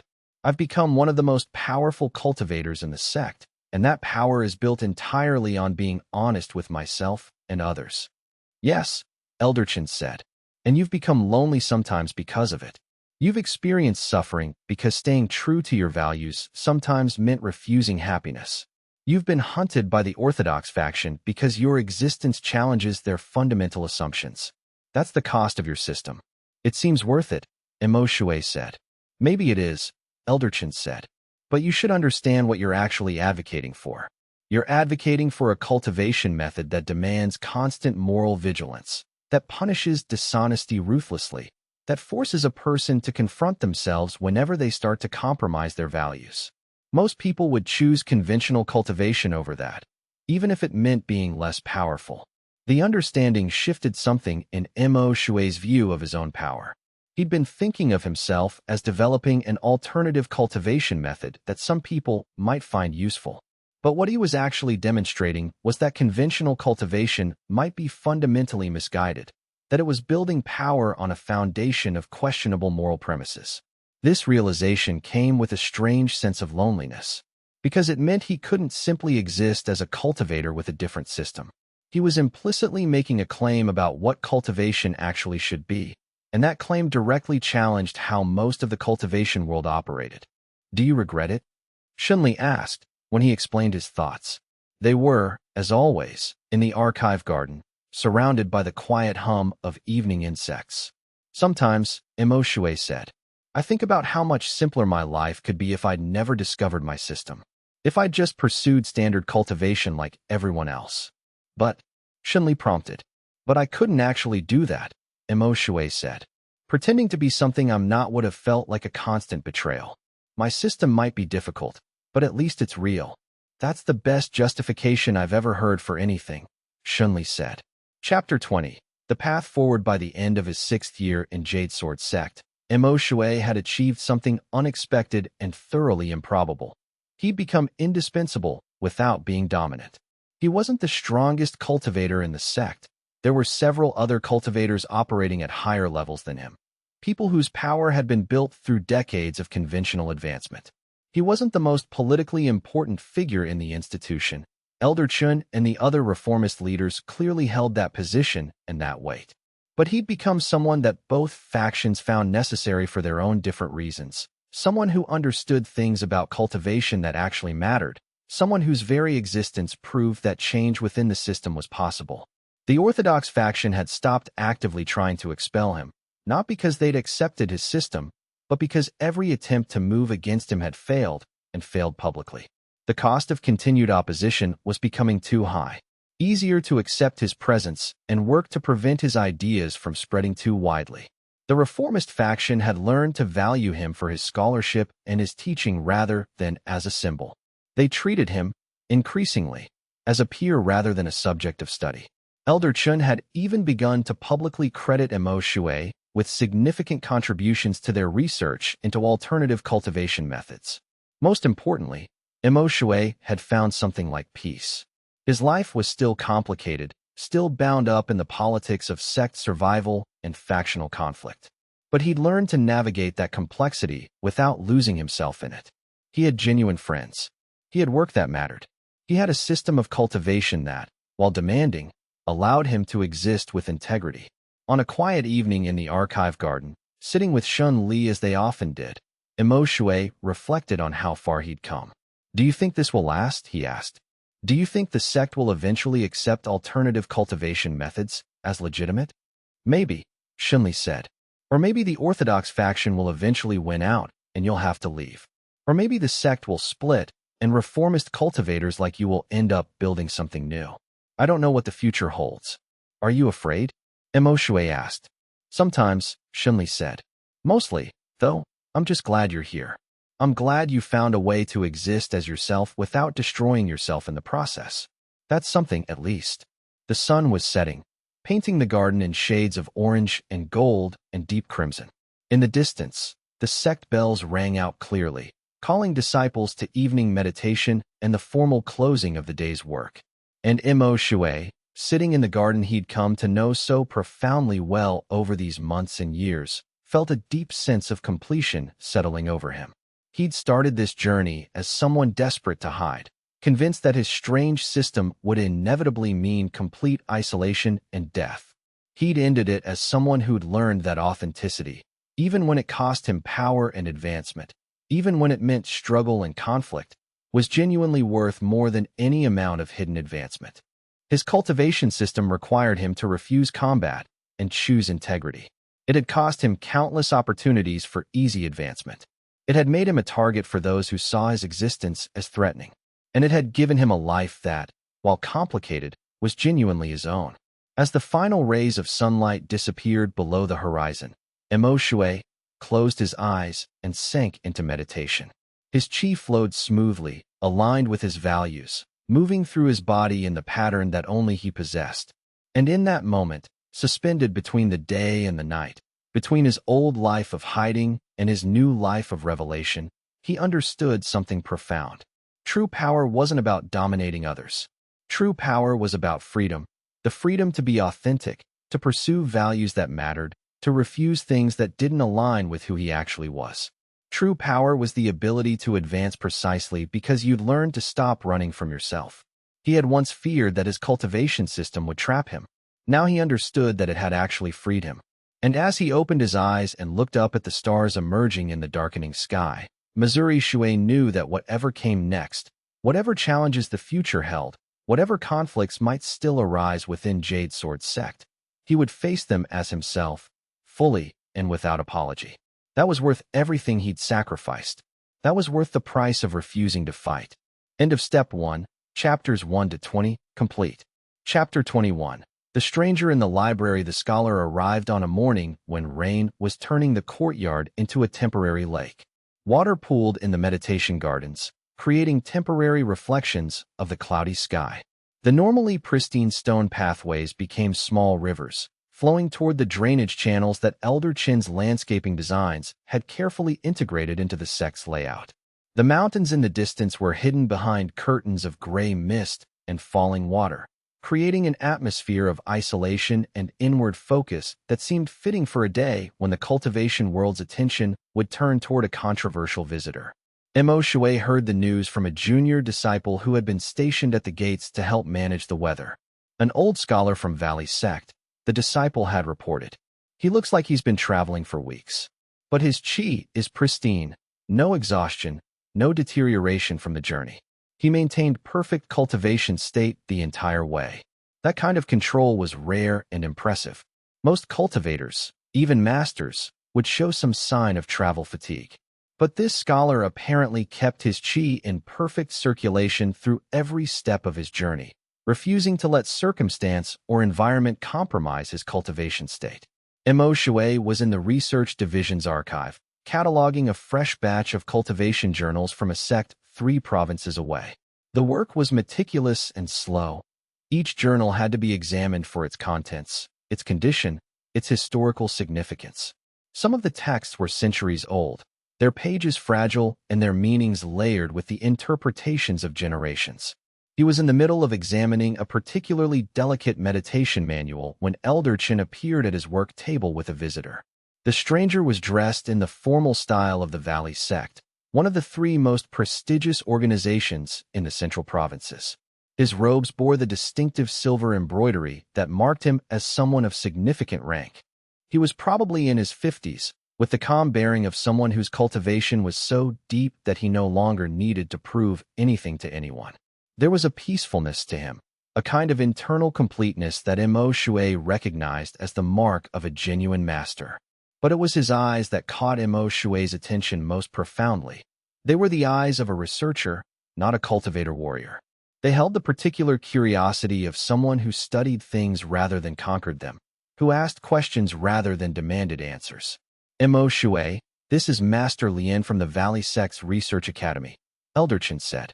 He's heard about your system and came specifically to consult with you. Mo Shui stood, setting down the meditation manual carefully, and bowed respectfully with the proper form that indicated deep respect for an honored guest. I'm honored by the interest from Valley Sect. Your organization's research is known throughout all the provinces.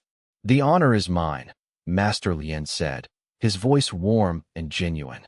I've been studying alternative cultivation methodologies for 30 years, and in all that time, I've never encountered anything like what your system represents. The reports I received seem almost impossible. A cultivator who becomes more powerful by refusing to fight, whose advancement is inversely proportional to combat engagement. I had to come and verify this myself. Would you be willing to spend some time walking me through your discovery process? I want to understand everything. The details of how you identified your condition, how you came to understand it, how you've developed it over time. What followed was one of the most productive and strange weeks of Mo Shui's life. Master Lian stayed in guest quarters at Jade Sword Sect and spent his days with Mo Shui, asking detailed questions, taking extensive notes, occasionally testing Mo Shui's cultivation state through subtle spiritual probes to verify what he was being told. The questions came relentlessly, but they were never hostile or dismissive. Master Lian wanted to understand not just the mechanics of Mo Shui's advancement, but the phenomenological experience of it. What did it feel like when Mo Shui's qi flowed? How did it differ from conventional qi circulation? How did refusing to fight differ from simply avoiding combat through simple avoidance? What was the precise relationship between integrity and advancement? Could someone fake authenticity and get the same results? What were the limits of the system? By the 3rd day, Mo Shui realized that Master Lian was testing him in subtle ways, trying to see if there were inconsistencies in his explanation that might indicate deception or self-delusion. Mo Shui had encountered this before. People who were testing whether he actually believed what he said, or whether he was constructing an elaborate fiction that he had come to believe himself. But Mo Shui had nothing to hide, and his consistency seemed to increasingly convince the visiting scholar. Most people who are promoting a false system would have developed a tighter story by now. Master Lien said on the fourth day. They would have their explanations polished and perfected, with no gaps or uncertainties. But you keep admitting uncertainties. You keep saying I don't know when I push on details. You keep revising your explanations when you realize they're incomplete. That's actually much more convincing than a perfectly polished explanation would be. Master Lien spent time in the meditation chambers, observing Mo Shui's practice directly. He would sit in silence while Mo Shui meditated. His own cultivation senses extended, perceiving the flow of qi and the patterns of advancement that were happening in real time. He asked Mo Shui to demonstrate the specific sensation of his advancement, to describe what changed in his consciousness when he refused to engage in a potential conflict, to explain the precise mechanics of how refusing to fight generated power. By the end of the week, Master Lien had filled 3 thick notebooks with observations and analysis. His handwriting was small and precise, covering every page with detailed notes about phenomenological experiences, qi flow patterns, and theoretical frameworks. He had created charts showing Mo Shui's advancement patterns over time, diagrams of how his qi circulated through his meridian system in ways that diverged significantly from conventional cultivation, and theoretical models of how his system might work at a fundamental level. The notebooks represented the most complete documentation of Mo Shui's system that had ever been created. Master Lien had asked questions that forced Mo Shui to understand his own system more deeply. He had pushed for precision where Mo Shui had been vague. He had demanded clarity where Mo Shui had relied on intuition. By the end of the week, both of them understood the system better than before. On his final evening, he sat with Mo Shui in the archive garden, the same place where Mo Shui had so many important conversations with Xunli. The garden was particularly beautiful after the rain. The flowers were vibrant with renewed growth. The air was clean and fresh. The sound of water moving through the irrigation channels was peaceful and meditative, the kind of sound that made meditation easier and thought clearer. Master Lien had spent the entire day reviewing his notes, making final observations, asking last-minute clarifying questions. Now, as evening fell and the stars began to appear above them, both men seemed ready for a final conversation. Master Lien began speaking only after they had sat in silence for several minutes, both of them allowing the peace of the garden to settle into them. "Do you know why I came?" Master Lien asked finally. "Not the official reason, not the research mandate from my sect. The real reason. To study my system," Mo Shui said. "That was the excuse," Master Lien said. "The real reason was that word of you has spread beyond your sect, and there are cultivators in positions of authority in the central provinces who are frightened. Not because they think your system is fake. Not because they doubt that you've achieved what you claim. They're frightened because they think it might be real. And if it's real, then everything they've built their power on, everything their status rests on, becomes questionable." Mo Shui felt the weight of that observation settle onto him like a physical force. "I'm not trying to threaten anyone," he said. "I never have been." "I know," Master Lien said. "That's what makes you actually dangerous. You're not trying to overthrow anything. You're not organizing a rebellion or attempting to force change through confrontation. You're just existing as you are, living according to your principles, and your existence is inherently subversive. Because every young cultivator who hears about you is going to wonder if maybe they've been pursuing power through the wrong methods. And every sect leader is going to wonder if they should be more accommodating to alternative approaches. You're not a revolutionary, but your mere existence is revolutionary. You're asking questions that the entire cultivation system has been avoiding." Mo Shui felt the full weight of that realization. He had never thought of himself as dangerous, or revolutionary, or threatening. He had thought of himself as someone trying to understand his own unusual circumstance and find a way to exist within the cultivation world as himself, not as some false version of himself that society expected him to become. "What should I do?" Mo Shui asked. "How should I respond to that?" "Continue exactly as you have been," Master Lien said.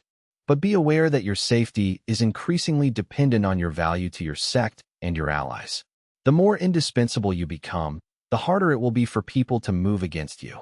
The more people depend on you, the more invested they'll be in protecting you. But the more visible you become, the more people will want to move against you. You're walking a narrow path, and the width of that path will keep narrowing as your reputation grows. Master Lien left the next morning, carrying his notebooks and his careful observations back to the Valley sect. But his warning remained with Mo Shui like a weight that he'd forgotten he was carrying. He had become more than a cultivator with an unusual system. He had become a living challenge to assumptions that had shaped cultivation society for centuries. And that knowledge changed how he understood his own future. For days after Master Lien's departure, Mo Shui found himself thinking about the implications of what the visiting scholar had said. If his existence was inherently subversive, then every step forward was also a step into greater danger. The safer he became within Jade Sword sect, the more threatening he would appear to those outside it. The more he helped other disciples develop their own unconventional systems, the more he would be seen as undermining the foundations of cultivation culture itself. It was a strange and unsettling perspective. For the first time, Mo Shui had to genuinely confront the idea that his path wasn't just personally difficult, it was structurally threatening to the entire cultivation world. Chapter 22. The tournament announcement 3 weeks after Master Lien's departure, Elder Hu called a full meeting of the sect's leadership. This was unusual in itself. These high-level meetings didn't typically include someone at Mo Shui's rank. Normally, they involved only the elders and the core administrative leadership. But Elder Chen had insisted that Mo Shui be present, an elder who had agreed. The meeting centered on the Great Circle Tournament, which would be held in 3 months. The tournament was held once every 5 years, and it was considered the most prestigious cultivation competition in the eastern region. Sects from across the provinces sent their best disciples, and the tournament was both a test of current cultivation levels and a kind of marketplace where talented individuals could attract attention from powerful organizations. The tournament was also a matter of considerable prestige for participating sections. The more disciples who advanced further in the tournament, the better the sect's reputation, the easier it was to recruit new talent, the more respect the sect commanded in intersectional dealings. Losing cultivators in early rounds reflected poorly on a sect's training methods. Advancing strong cultivators to later rounds demonstrated that the sect had genuine cultivation knowledge and powerful disciples. Jade Sword sect, as one of the prominent sects in the region, was expected to enter competitors. Normally, the selection process was straightforward. Identify the most powerful disciples and send them to compete. The sect's strongest disciples would be selected to represent them. But when Elder Hu announced Jade Sword's tournament roster, he included Mo Shui's name. And the entire sect erupted into quiet chaos. The objections came immediately, sharp and pointed. Elder Qian, predictably, was scathing. Mo Shui doesn't fight, she said, her voice cutting through the room. Everyone knows this. He has made it central to his entire philosophy that he refuses to engage in combat. He'll be eliminated in the first round and bring shame on the sect. His presence will make us look ridiculous for including someone with such obvious limitations. Younger elders, supporters of the reformist faction, tried to support the decision, though their arguments were somewhat hesitant. Mo Shui represents a new approach to cultivation, one of them said carefully. His participation itself will be instructive, even if his tournament performance is not competitive in the conventional sense. Instructive to whom? Elder Qian countered. To the other sects we're competing against? What are we teaching them except that we include fighters who won't fight? The debate continued for an hour, becoming increasingly heated. The orthodox faction argued that including Mo Shui would damage the sect's credibility. The reformist faction argued that excluding him would damage their credibility. Neutral elders looked uncomfortable, caught between the two positions. But Elder Hu simply sat and listened. He didn't interrupt. He didn't attempt to referee the debate. He simply allowed everyone to speak, allowed all the objections and arguments to be stated clearly. And when finally it became clear that consensus wasn't going to be reached through discussion, when people had repeated the same arguments multiple times and the debate had run out of new points to make, Elder Hu made the decision unilaterally. Mo Shui will participate, he said. His voice was quiet, but it carried absolute authority. That's final. Whether he advances or not, whether he fights or not, his presence at the tournament will serve the sect's interests. The meeting dissolved shortly after. Disciples and elders filed out, most of them looking troubled. Some seemed to think Elder Hu had made a brilliant strategic move. Others seemed to think he had lost his mind. After the meeting concluded, Imo Shui requested a private audience with Elder Hu. He found the sect leader in his office, reviewing scrolls and looking utterly unsurprised to see him. Elder Hu gestured for him to sit, and Imo Shui did, carefully. "I appreciate your confidence," Imo Shui said, choosing his words carefully. "But I need to understand what you're hoping to accomplish. I won't survive the tournament. Everyone knows I won't fight. I'll lose in the first round and bring shame on the sect. Why would you enter me?" Elder Hu set down his scrolls with care and regarded Imo Shui with the calm gaze of someone who had been making difficult strategic decisions for decades. He was old, probably in his 70s, but his eyes were sharp and full of intelligence. "Probably not," Elder Hu agreed. "But I'm entering you anyway." "Why?" Imo Shui asked, frustrated. "I'm not going to fight. Everyone knows I won't fight. I'll lose in the first round and bring shame on the sect." "No," Elder Hu said. "You'll lose because of your system, which will be fascinating to observe. But you won't bring shame on the sect. You'll bring confusion. And confusion is exactly what we need right now." "I don't understand," Imo Shui said. "The Orthodox faction is growing stronger," Elder Hu said. "We've held them off so far, but they're building alliances with other sections. They're consolidating power outside Jade Sword. They're creating a coalition that might eventually have enough external support to move against you again, and this time they'll succeed. We've won the internal battles, but the war is being fought on a broader stage. What we need is a dramatic demonstration that alternative cultivation methods work in actual competition." Elder Hu continued. "We need to show that your system isn't just theoretical, it's practical. We need to create a moment where the entire cultivation world is watching you navigate a challenge that your system says you can't meet the way everyone expects. And by succeeding in that navigation, not by fighting, but by standing in your principles, you'll demonstrate something that no amount of internal debate could prove." "But I'll lose," Imo Shui said again. "Yes," Elder Hu said, "but you'll lose in interesting ways. And some people will understand what those interesting ways mean. That's enough. We don't need you to win the tournament. We need you to ask a question that the entire cultivation world needs to ask." After his conversation with Elder Hu, Imo Shui began preparing for the tournament. But it was preparation unlike anything other disciples undertook. While they spent weeks training to improve their combat abilities, developing new techniques, sparring with masters to refine their strategies, Imo Shui spent his time with Elder Chun and Feng Rong refining his understanding of how his system interfaced with the rules and structure of formal competition. The tournament had specific rules that governed how matches would proceed. Each match lasted until one competitor yielded, was incapacitated beyond ability to continue, or left the combat circle by their own choice. Matches couldn't be fought to death. If an opponent was severely injured, they could be healed by sect physicians stationed throughout the tournament grounds. Cultivators could use any technique they developed through their cultivation practice, but outright killing wasn't permitted under any circumstances.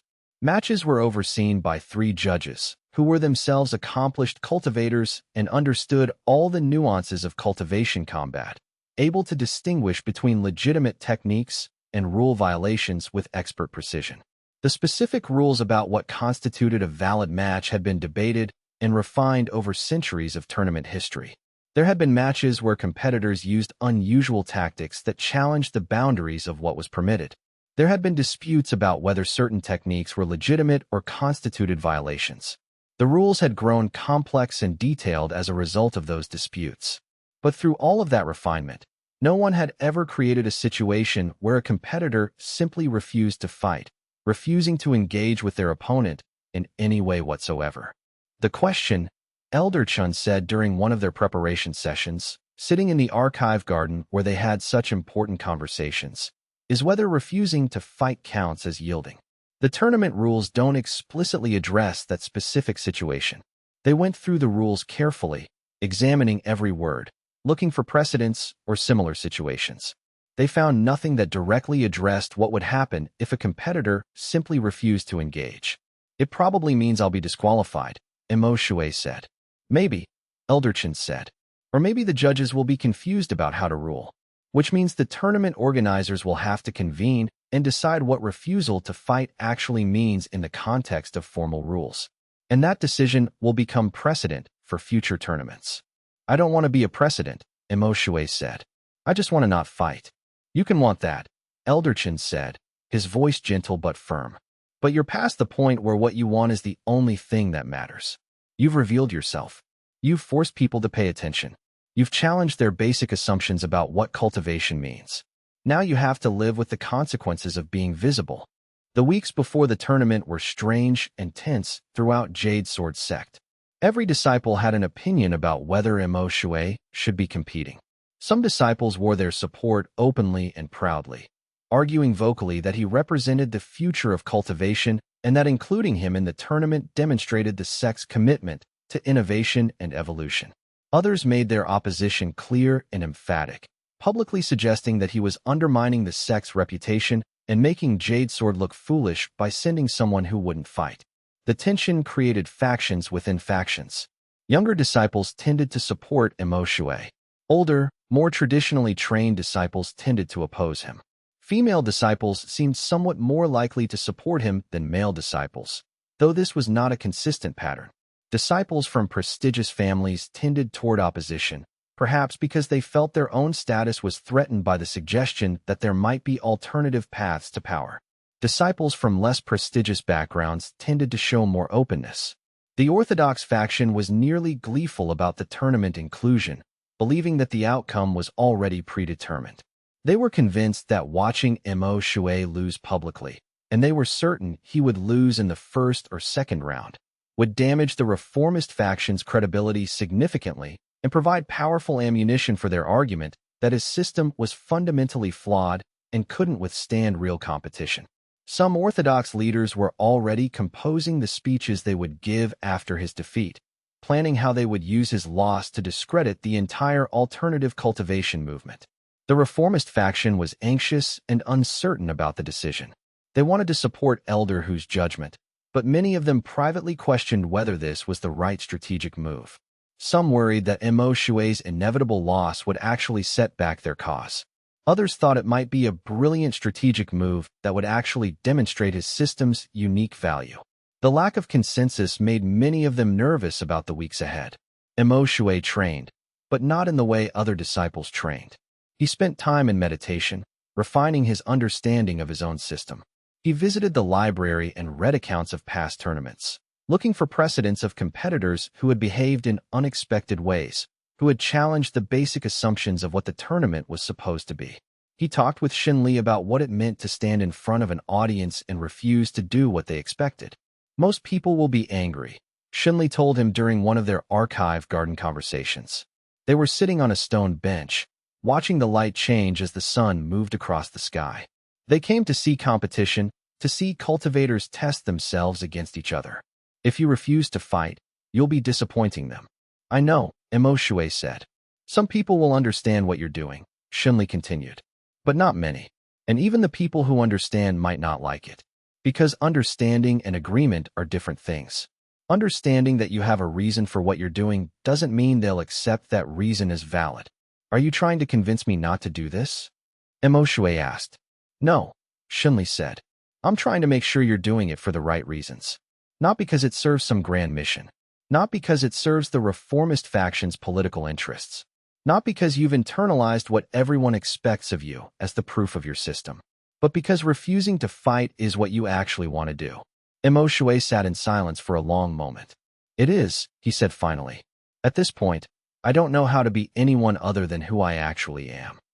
Chapter 23, The First Round. The tournament began on a clear morning in the central plaza of Blue Peak City, a major trade hub in the eastern region. The city had prepared for weeks for the influx of visitors, setting up temporary housing, food stalls, and entertainment venues. A temporary arena had been constructed of hardened stone and reinforced with cultivation techniques, large enough to hold thousands of spectators and dozens of vendors selling food and various tournament merchandise. The crowd was enormous, possibly 10,000 people, all gathered to watch the best cultivators from a dozen different sects compete. The energy was electric. The crowd roared with each match. The vendors called out their offerings in voices designed to carry across the plaza. The air itself seemed alive with anticipation and excitement. The first few matches were genuinely impressive, fights between cultivators at high levels, using advanced techniques, demonstrating the kind of power that had taken years of training to develop. Spectators gasped at close calls. They cheered for spectacular displays of ability. They groaned when a cultivator they favored was defeated. Mo Shui's first-round opponent was a disciple of the Fire Serpent sect, a young man named Kong Wei who was probably in the late stages of qi condensation. Kong Wei had advanced to the second round in the previous tournament, so he was known to be genuinely skilled. He was fast and aggressive, and he started the match by launching immediately at Mo Shui with several high-speed strikes designed to test his opponent's reaction time and combat capability. The crowd fell silent when they recognized this was going to be different. Something in the way Mo Shui simply stood there, unmoving, waiting for Kong Wei to close the distance, suggested that this match wasn't going to proceed like all the others. Mo Shui dodged the first strikes, not through aggressive counterattack, but through minimal movement, shifting his position just enough to let the attacks pass by. He stayed within the circle. He did not strike back. His movements were economical, designed only to maintain his position and preserve safety. Kong Wei looked confused after his first volley of attacks found nothing but air. He adjusted his approach, tried several different angles of attack, attempted to trap Mo Shui in different parts of the arena by forcing him toward the circle's edge. But each time, Mo Shui simply moved, maintained distance, and refused to engage. The crowd began to murmur, confused by what they were watching. This wasn't what tournament matches looked like. This was a young cultivator attacking, and another young cultivator simply avoiding him without any counterattack whatsoever. Some spectators expected Kong Wei to overcome the strangeness and prove his superiority. Others seemed to understand that something unusual was happening. The judges conferred, clearly uncertain about what was happening and whether it constituted actual combat or something else entirely. They leaned toward each other, speaking too quietly for the crowd to hear, clearly uncertain about their obligations in this situation. After about 10 minutes of this, during which Kong Wei was obviously growing frustrated with his inability to land strikes, and the crowd was becoming increasingly restless and divided in its reactions, Mo Shui felt the moment approaching. Kong Wei's ki was becoming erratic, his focus slipping. The frustration was pushing him toward desperation, and desperation would lead to overextension. When the moment came, Mo Shui did something that shocked everyone in the arena. He extended his hand toward Kong Wei and simply said, "I acknowledge your strength and your skill. You have demonstrated superior combat capability. You may declare victory over me."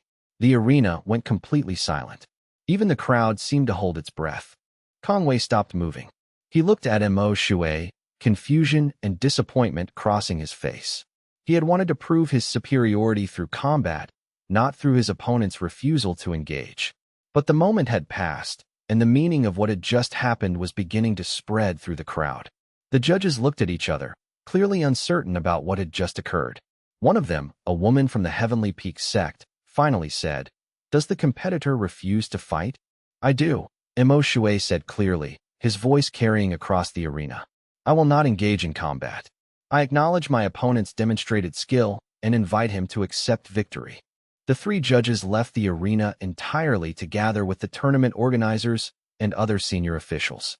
It took them about 15 minutes to convene and discuss what had just occurred. During that time, the crowd's murmur grew louder. Mo Shui could hear arguments breaking out.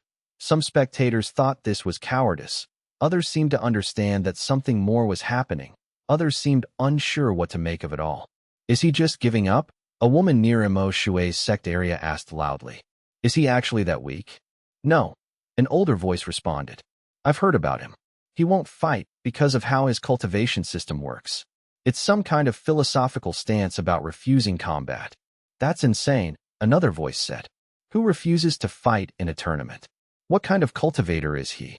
When the judges returned, they looked genuinely uncomfortable about the position they found themselves in.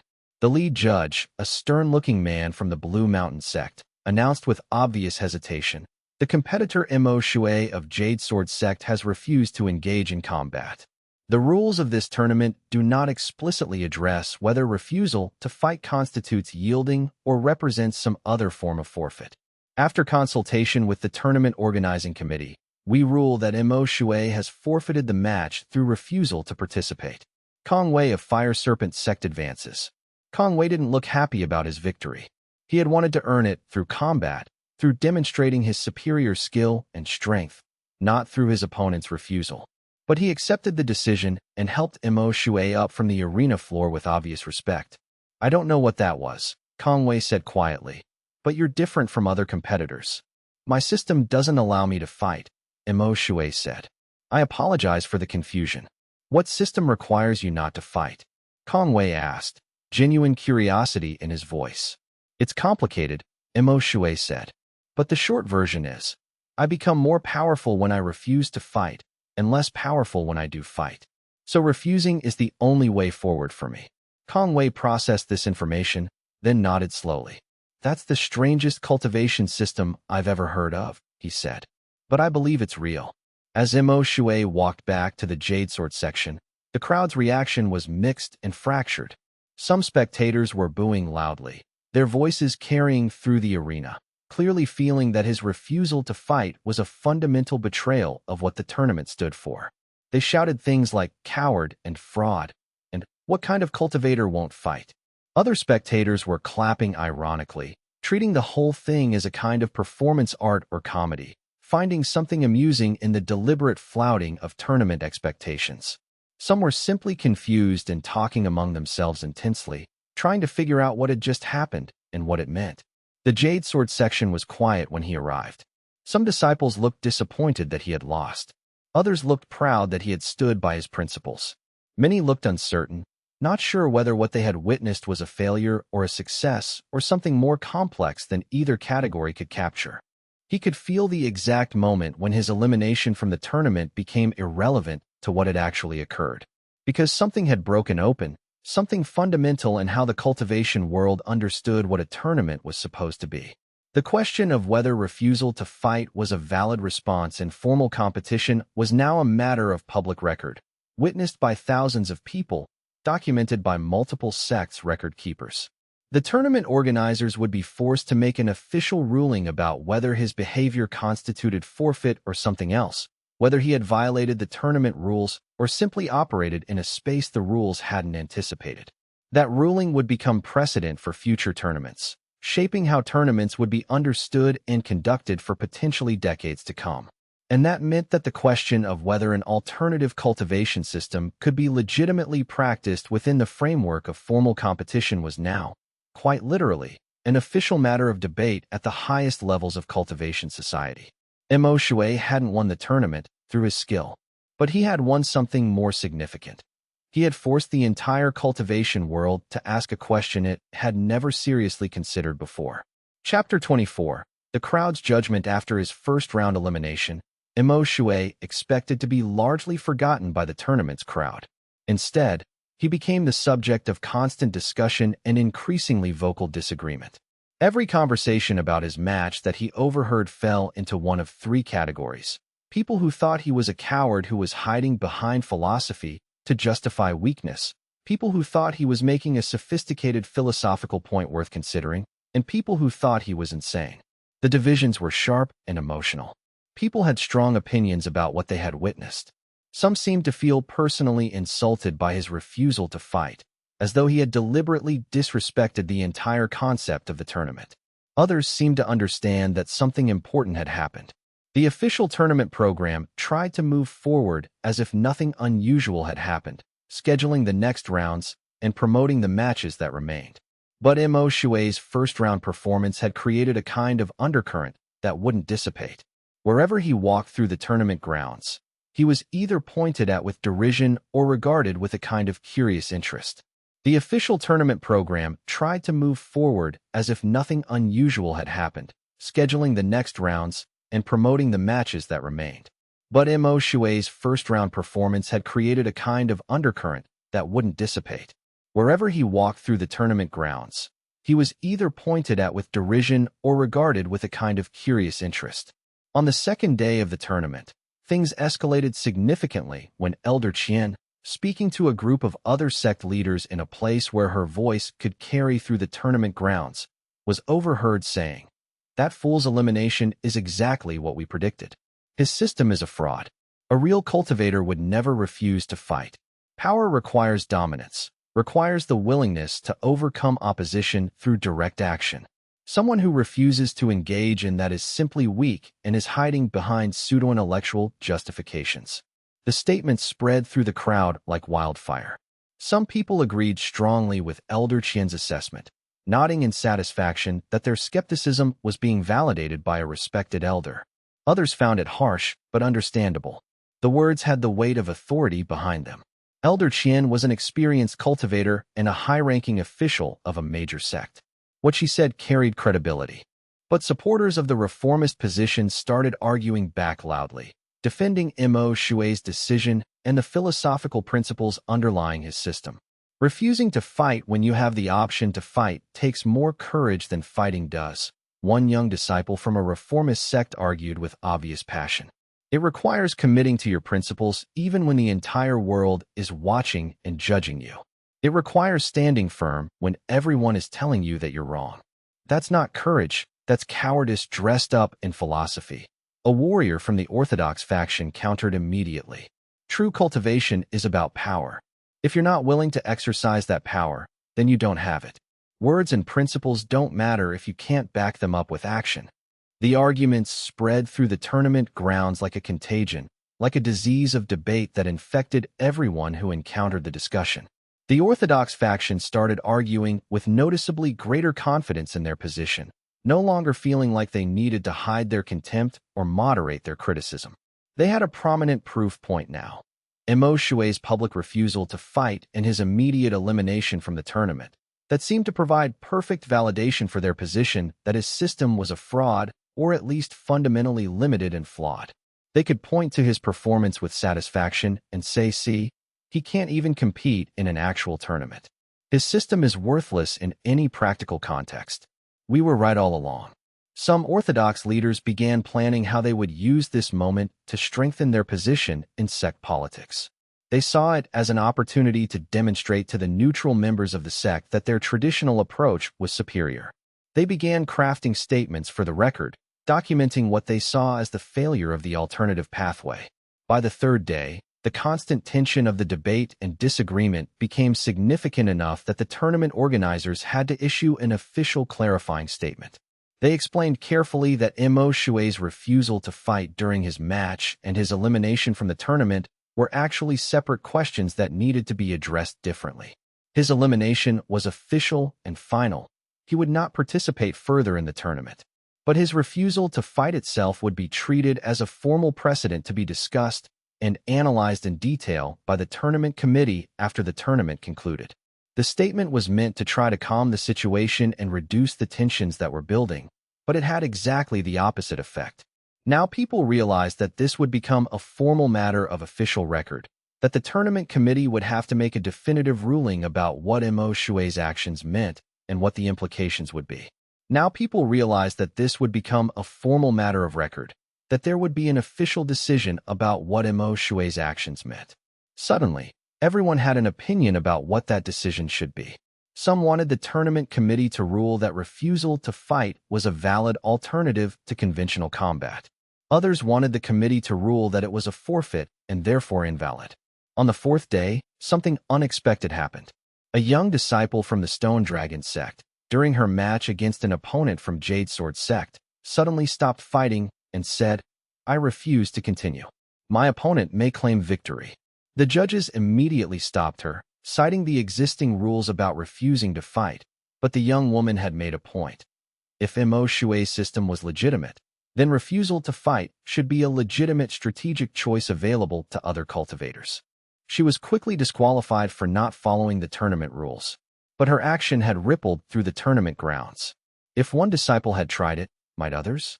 Was this the beginning of a broader challenge to the fundamental assumption that tournaments were about combat? Could the entire structure of competition cultivation begin to shift? What happens now?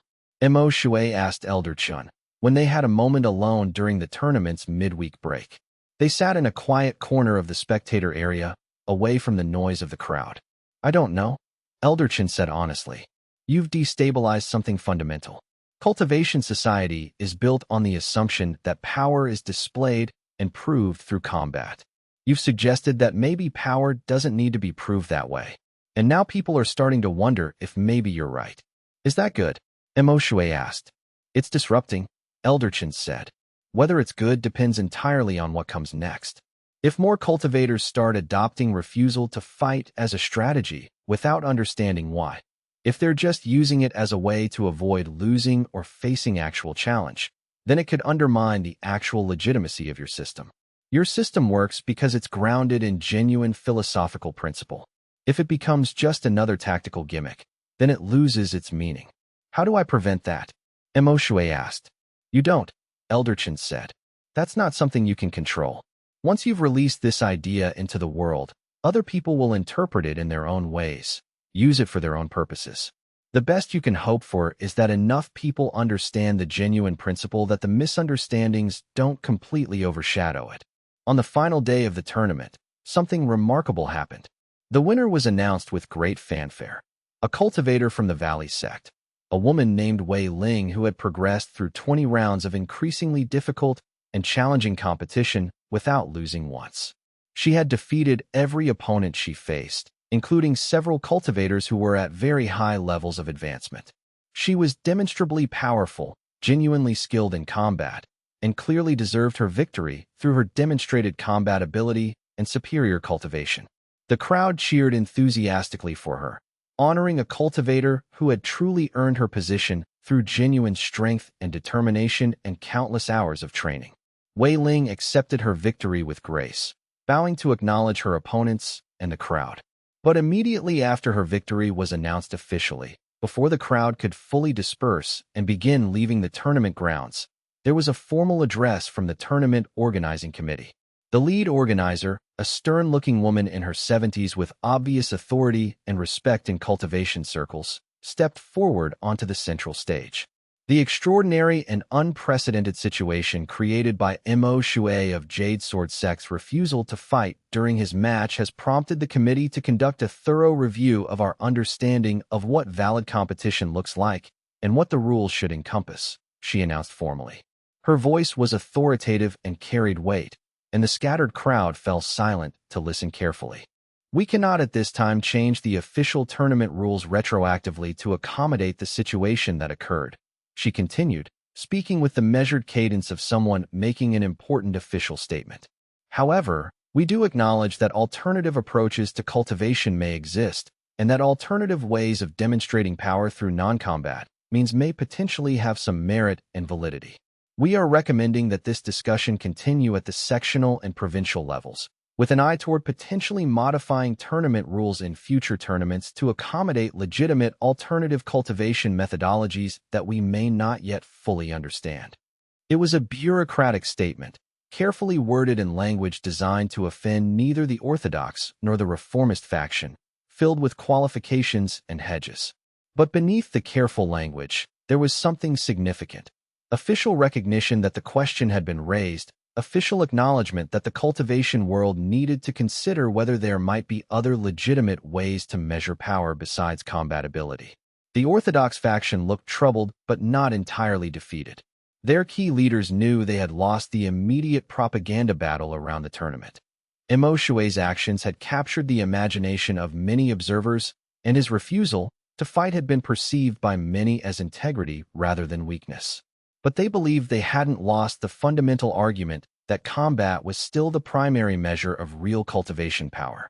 The reformist faction looked cautiously optimistic, clearly sensing that they had gained significant ground through this tournament. Even though they hadn't completely won and hadn't changed the official rules, they had achieved legitimacy for the question, and that was worth something concrete. For Emoshue himself, the experience had been profoundly clarifying. He had expected to feel defeated by his first-round elimination. Instead, he felt like he had accomplished something significant, not through fighting, not through demonstrating his own power, but through asking questions that the cultivation world needed to ask. Chapter 25. The Aftermath and the Conspiracy. 3 weeks after the tournament ended, and after most of the visiting cultivators had returned to their home sects, Emoshue discovered that there had been a conspiracy to force him into combat during the tournament. He learned about it entirely by accident. He was in the archive, looking for a specific meditation text about the relationship between intention and manifestation, when Feng Rong found him and pulled him into a side chamber with obvious urgency. The chamber was small, meant for private research, and it had thick walls that would prevent their conversation from being overheard.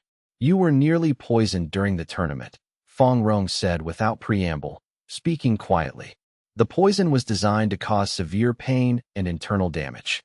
The hope was that the pain would be so intense that you'd have to either seek medical treatment in front of everyone, which would undermine your credibility by making you look weak, or you'd lash out in combat to try to force the poisoner into the open, which would contradict your system. Mo Shui felt cold. His qi, usually in perfect circulation, seemed to stutter for a moment. "How do you know this?" he asked carefully. "Elder Chun has been investigating," Fong Rong said. After the tournament ended, he noticed that someone had tried to access your food supplies before your match. He asked some questions, pulled some threads, and discovered a coordinated effort involving minor elders and disciples from the Orthodox faction. "How deep does it go?" Mo Shui asked. "Deep enough that it's concerning," Fong Rong said. "But Elder Chun is being careful about how to handle it. If he moves too directly against the conspirators, he'll look like he's abusing his authority. But if he does nothing, he signals that this kind of action is acceptable." Mo Shui took a moment to process this. The conspiracy was disturbing, but it wasn't entirely surprising. He had known for months that the Orthodox faction wanted to move against him. What was new was the recognition that his existence had become enough of a threat that people were willing to break the fundamental rules of sect conduct to move against him. "What does Elder Chen want me to do?" Mo Shui asked. "He wants you to understand the situation clearly," Fong Rong said. "You've become too visible and too successful to simply tolerate. The Orthodox faction has decided that the best path forward is to create a situation where you'll be forced to either compromise your system or be seen as unwilling to protect yourself and others. They're going to set traps. They're going to create crises that you can't refuse to address through combat." "How do I prepare for that?" Mo Shui asked. "You don't," Fong Rong said. "You can't prepare for specific traps, but you can prepare yourself mentally for the possibility that one day, the person you love might be in danger, and refusing to fight might mean watching them be hurt or worse. And you need to decide, now, while you're calm and thinking clearly, what you'll actually do when that moment comes." Mo Shui felt something shift inside him fundamentally. Until this moment, his system had been mostly theoretical and relatively safe. He refused to fight, and the only consequence was his own advancement or stagnation. His cultivation would accelerate or decelerate based on his choices. But Fong Rong was describing a future where his system would collide with something far more important than his own power or his own safety, the safety of people he cared about. The implications spread through his mind like poison. If someone threatened Xunli, and he refused to fight to protect her, what did that say about his system? What did it say about his values? What did it say about him as a person? "Has anything happened to Xunli?" Mo Shui asked immediately, his voice sharp with concern. "Not yet," Fong Rong said carefully.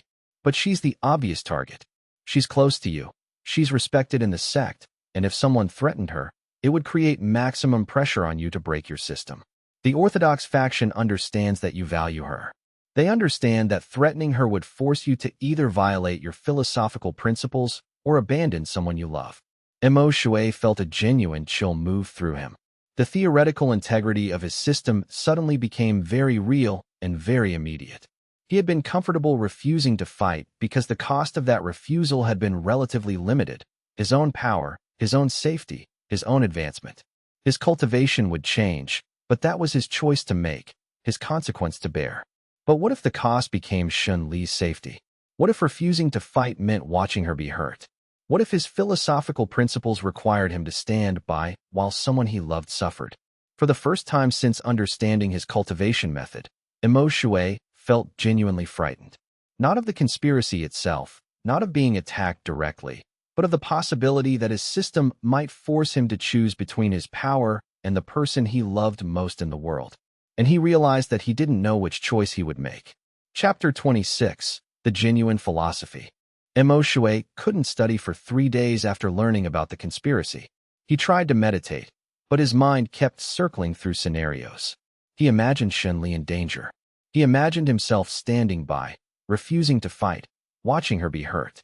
He imagined the look of betrayal that would cross her face as she realized that his philosophical principles mattered more to him than her safety. He tried to work in the archive, cataloging more journals, going through the motions of his daily responsibilities. But he couldn't focus on the texts. The words seemed to blur in front of his eyes. His concentration kept fragmenting. He even tried to talk with Xianxia, thinking that somehow her presence would ease his anxiety. But he couldn't tell her what he'd learned without frightening her. And he couldn't pretend that everything was normal when his mind was churning with these questions. Finally, understanding that he needed to work through the philosophical problem at the heart of his concern, he went to Elder Chun and asked for a formal research session specifically about the philosophical foundations of his system. They sat in Elder Chun's private study, surrounded by ancient texts and the smell of old paper. The study was one of Mo Shui's favorite places in the entire sect. Walls lined with books, shelves filled with scrolls, windows that looked out over the gardens. The light was soft and golden. It was a place where serious thinking happened, where difficult problems were worked through. Elder Chun listened carefully while Mo Shui explained his fear in detail, that his system was built on a foundation that was fundamentally unsustainable, that it worked fine as long as the consequences of his choices only affected himself, but that it would break down completely when the consequences extended to people he loved.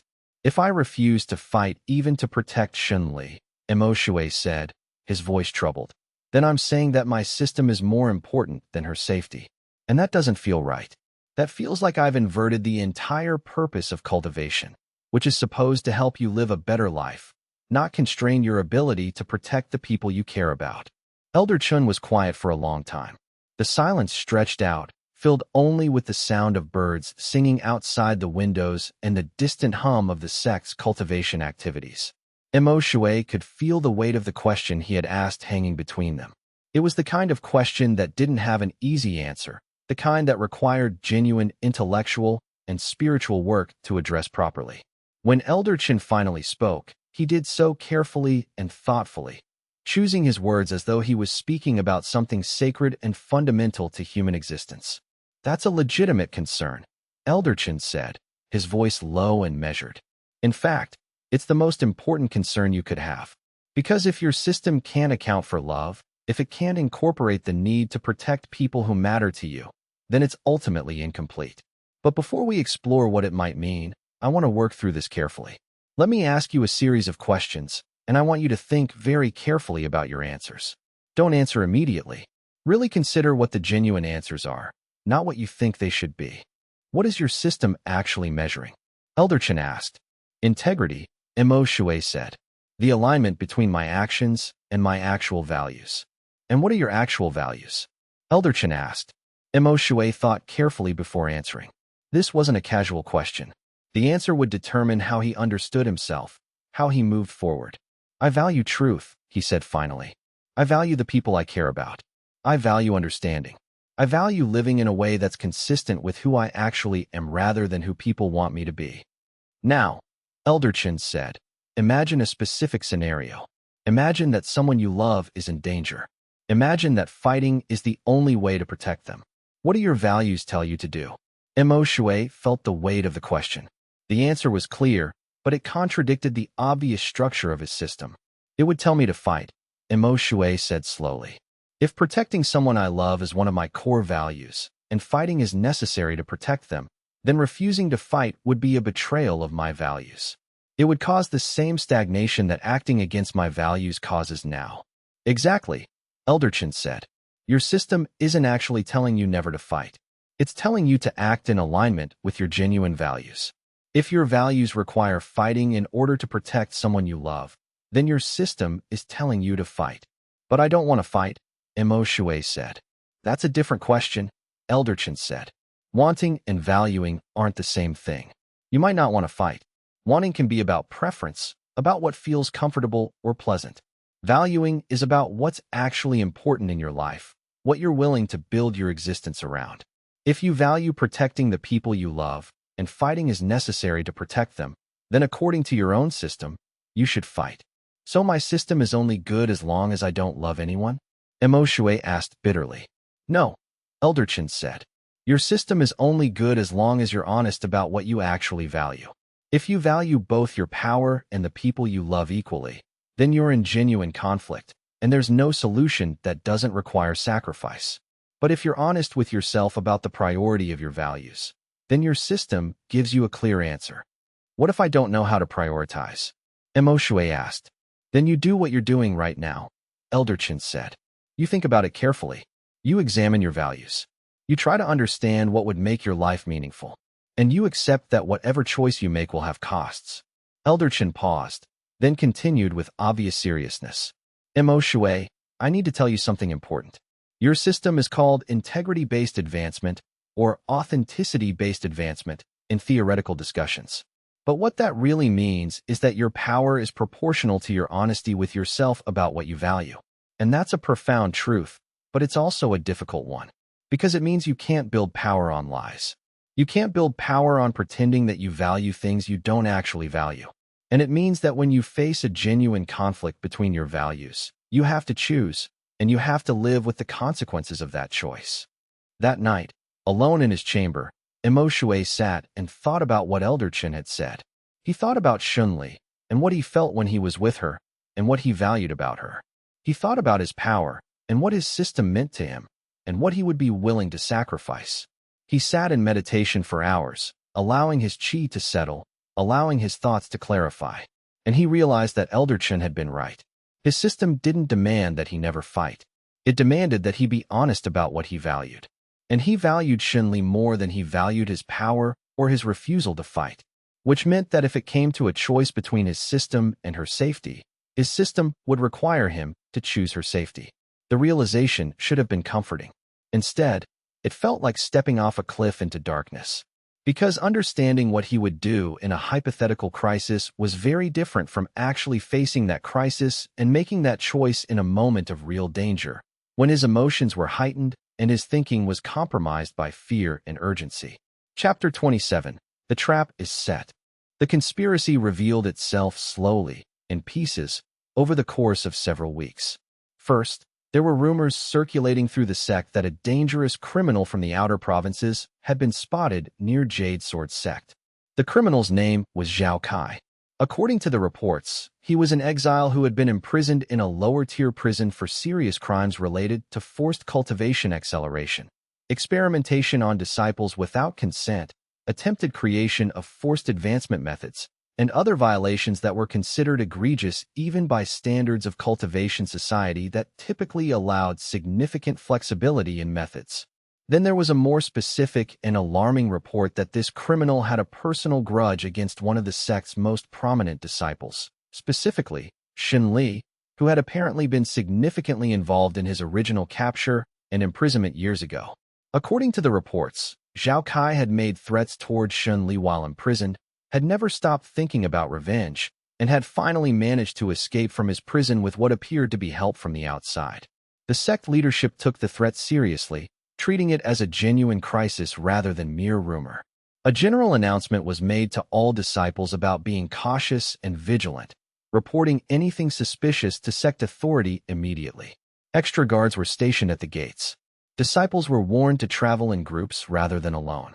Xunli specifically was assigned additional personal protection, with armed disciples assigned to watch her quarters and escort her everywhere she went. She was restricted from leaving the sect without a formal escort team, which meant she couldn't move around freely anymore. Xunli, intelligent enough to understand what was actually happening, came to find Emoshue in the archive. She was furious. She had figured out immediately that this was a setup designed to manipulate Emoshue. "They're trying to trap you," she said bluntly, sitting down across from him at his work table. "They're creating a scenario where I'm in danger, hoping you'll break your system to protect me." "Probably," Emoshue said. "And will you?" Xunli asked. "If I'm actually in danger, if some criminal actually attacks me, will you fight to protect me?" Emoshue looked at her directly. He wanted to lie, wanted to tell her what she wanted to hear. But his system demanded honesty, especially in moments like this. "I don't know," he said. And it was the most honest answer he could give her. "That's what I've been trying to figure out." Xunli's expression hardened. "That's not acceptable, Emoshue. Either you commit to protecting the people you care about, or you don't. But you can't have it both ways. You can't expect me to just accept that your system might require you to watch me be hurt. She stood up, and her movement was decisive, final. I can't spend my life being in love with someone who isn't sure he'll protect me if it comes down to it. That's not a relationship. That's a hostage situation. I deserve someone who will put my safety above abstract philosophical principles. Shunli, Imo Shui started to say, but she was already leaving the archive, moving away from him before he could form any other words. He watched her go, watched the distance between them grow, and felt something fracture inside him. Imo Shui sat in the silence of the texts and scrolls, feeling like he'd been split into pieces. The conversation with Shun Li had made real what Elder Chen's philosophy had only hinted at, that his system had real costs, that it wasn't just a clever cultivation method, but an actual constraint on how he could live and who he could be with.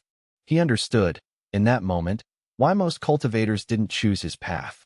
It wasn't because they were too weak or too bound by conventional thinking. It was because maintaining perfect integrity to one's values was exhausting and isolating, and sometimes required sacrificing things that most people, correctly, decided were more important than power. For days after his conversation with Shun Li, Imo Shui went through the motions of his life, but felt fundamentally absent. He went to training sessions.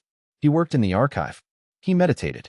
But all of it felt hollow, like actions performed by someone else. The only thing that felt real was the absence of Shun Li. He wanted to go to her and tell her that he would protect her, that his system would support that choice. But he realized that doing so would be lying, at least until he had genuinely worked through the philosophical problem and come to an honest resolution. End of expanded Chapter 27. Chapter 28. The crisis becomes real. The attack came 3 days later, in the afternoon, when Imo Shui was meeting with a group of junior disciples about alternative cultivation methodologies. They were discussing the principles of integrity-based advancement, exploring how disciples with different natural talents could cultivate in ways that honored their authentic selves rather than forcing themselves into conventional molds. The discussion was productive and intellectually engaging, exactly the kind of work that made Mo Shui's existence meaningful. Then one of Shun Li's guards burst into the research chamber with obvious urgency. His face was flushed from exertion. His breath came in quick gasps.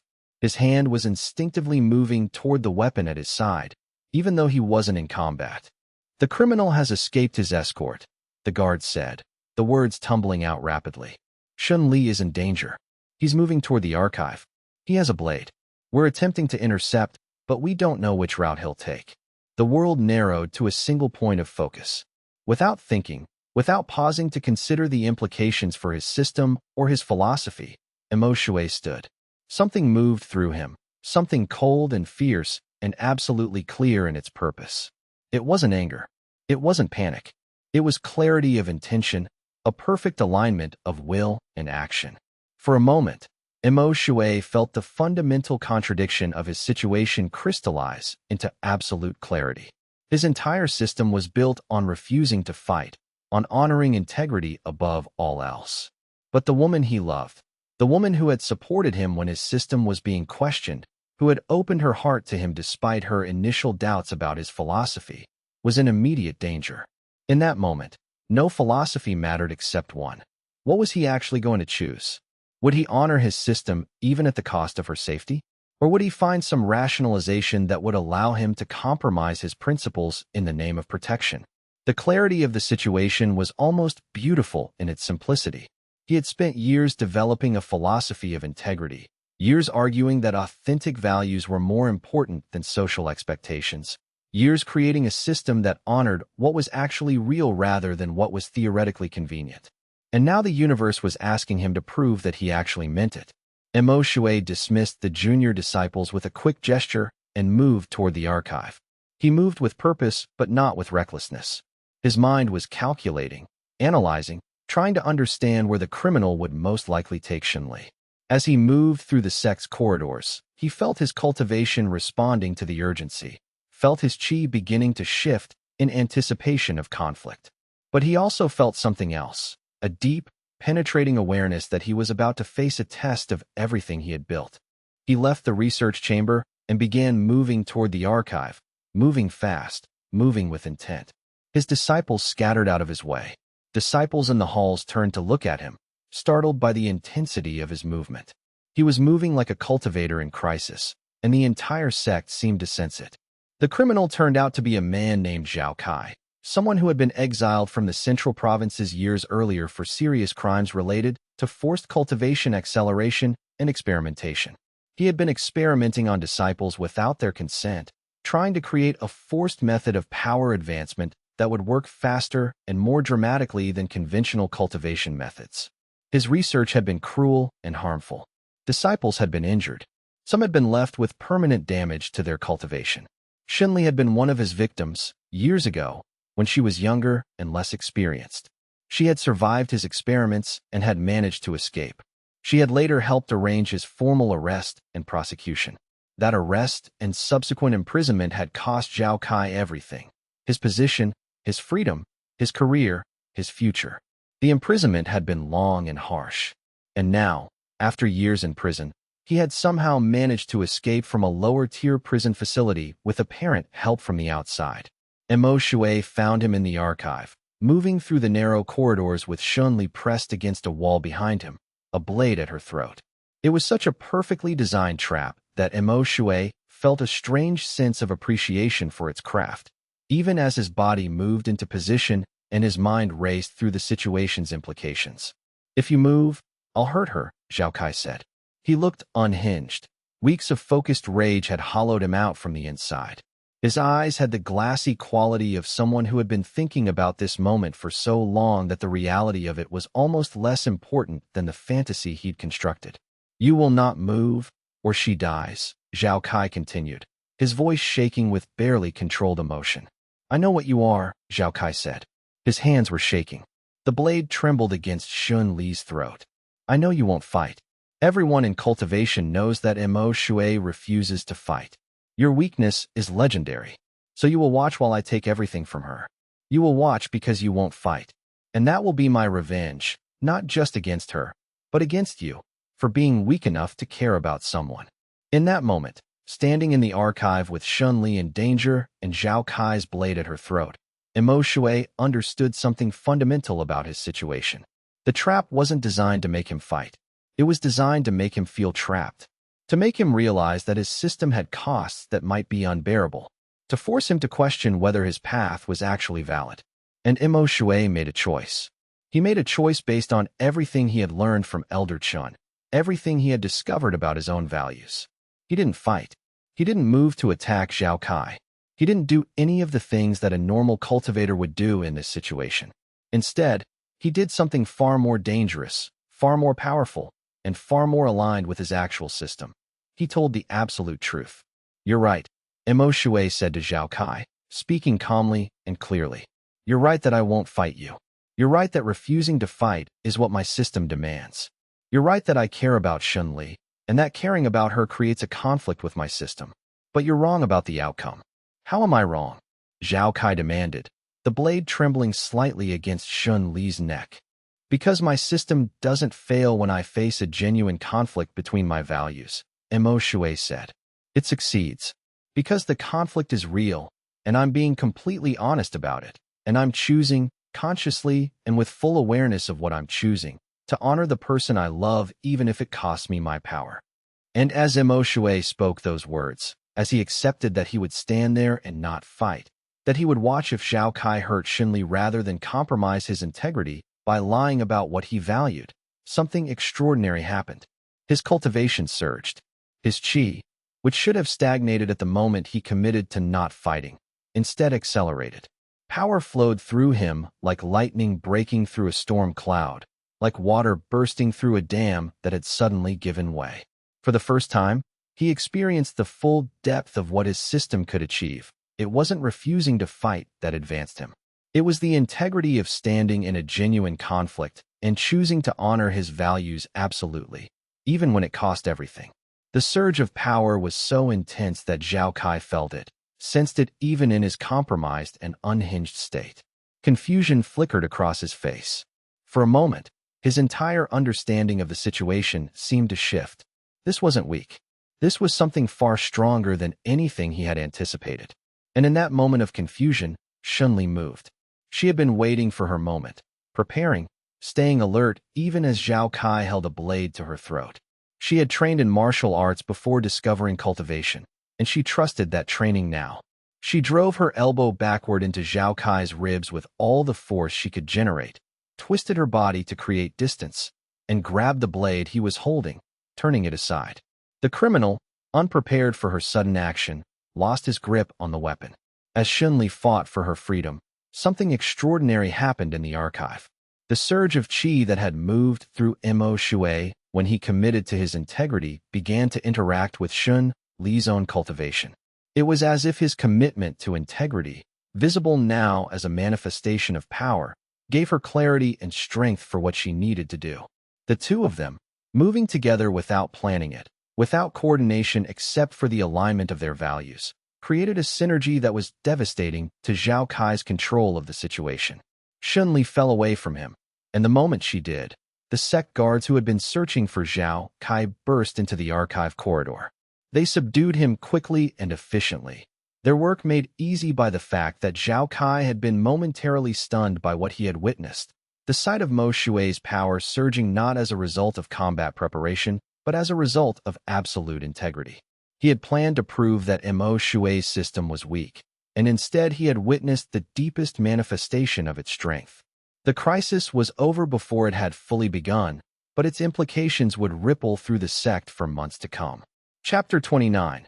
The Aftermath and Understanding in the Healing Chamber. After Xunli had been examined and treated for the minor wound on her neck, Mo Shui finally allowed himself to breathe normally. She was safe. The criminal was captured, and the trap designed to break his system had instead revealed something essential about how his system actually worked. "You didn't fight," Xunli said, when they had a moment alone. "No," Mo Shui said. "You could have fought," Xunli said. "You're powerful enough that you could have defeated him." "I know," Mo Shui said. "But you didn't," Xunli continued. "You stood there and told the truth instead." "That's my system," Mo Shui said. "Not refusing to fight. Honoring integrity absolutely, even when it costs everything." Xunli looked at him for a long moment, her expression shifting from relief to confusion to something deeper and more profound. "I was wrong," she said finally, "when I said I couldn't be with you because I wasn't sure you'd protect me. You just did protect me, not by fighting, but by being so absolutely, radically honest about what you value that it changed the situation itself. You protected me by being true." "That was luck," Mo Shui said. "You had training. You could fight. If you hadn't known how to defend yourself, then we both would have had to accept the consequences of your system," Xunli interrupted. "And maybe we would have. We don't know. But what I do know is that standing there and committing to your integrity absolutely, even when it meant accepting the possibility of harm to someone you love, was the most powerful thing I've ever seen." Over the next several days, as the story of the attack and Mo Shui's response spread through the sect and beyond, carried by Xun Li's guards, by other disciples who had been in the archive, by Elder Chun who shared it with the council, something remarkable began to happen. The crisis that was supposed to break his system instead validated it completely. Cultivators who had been skeptical suddenly began to understand that his system wasn't about weakness or avoidance. It was about integrity and the power that came from absolute honesty about what one actually valued. They began to see that refusing to fight didn't make someone weak. It made someone powerful in a completely different way. Some disciples who had previously opposed the alternative pathway came to Mo Shui with genuine questions. They wanted to understand how his system worked. They wanted to know if maybe it could help them too. The skepticism that had been so vocal after the tournament began to shift toward genuine curiosity. The specifics of the story changed as it spread through different parts of the cultivation world. Some versions made it sound like Mo Shui had used some kind of mystical power to frighten Zhao Kai into submission. Others described it as a meditation technique that had unlocked his cultivator potential so completely that he could control situations through pure mental force. But the core truth remained constant through all the variations. Mo Shui had faced a genuine crisis without fighting, and he had emerged from it more powerful, not less.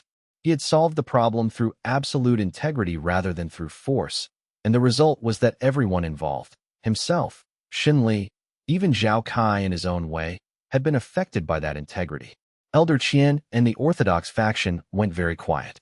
They had hoped that forcing a crisis would expose the falseness of his system, would show that when actually tested, it failed. Instead, the crisis had revealed its deepest truth, that the power it generated was the most profound kind of power, power that came from complete alignment with one's genuine values. Elder Chen came to Mo Shui in the days following the attack and said something that made him understand just how much had changed in the sect's perception of his system. The Provincial Council is sending a formal representative to study your methods formally and report back.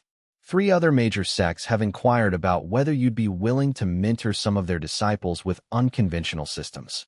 And most importantly, the Tournament Organizing Committee has voted unanimously to create a new official category of competition specifically for cultivators using non-combat advancement methods. Your system is being legitimized now, not as a theoretical alternative that some scholars might consider, but as a genuine and valid path to cultivation that deserves recognition. What happened? Mo Shui asked, trying to understand the rapid shift in perception. You answered the fundamental question that everyone had been asking implicitly, Elder Chen said. You showed conclusively that integrity actually generates real power. That a cultivator who is willing to face a genuine and serious conflict between their values and their system and still choose to honor their values is actually more powerful than a cultivator who compromises their integrity to avoid conflict or pain.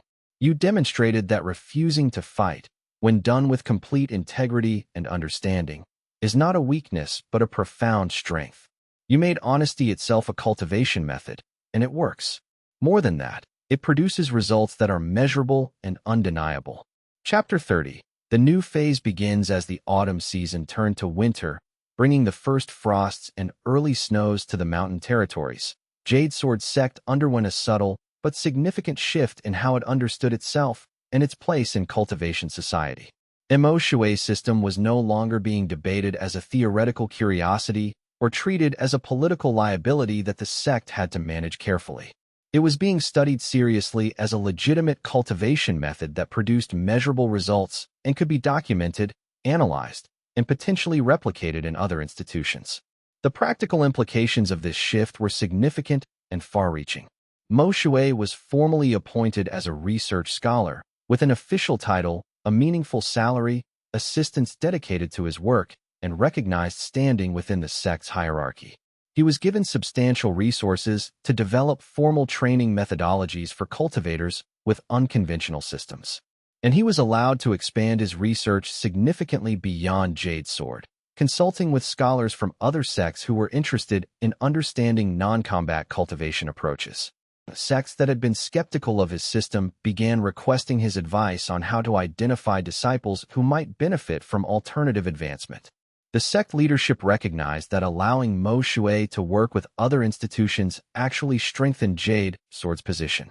By being generous with his knowledge and willing to mentor scholars from rival sects, Mo Shui enhanced the sect's reputation for intellectual generosity and serious scholarship. By developing the system's theoretical foundations, he made the alternative pathway more legitimate and academically respectable. By sharing his methods, he ensured that his own lineage of practice would remain central to how the system developed. But the most significant change was more subtle and personal. Young disciples began to approach Mo Shui differently in the halls and gardens of Jade Sword sect. They no longer saw him as a curiosity or as a symbol of the factional disputes between Orthodox and Reformist camps.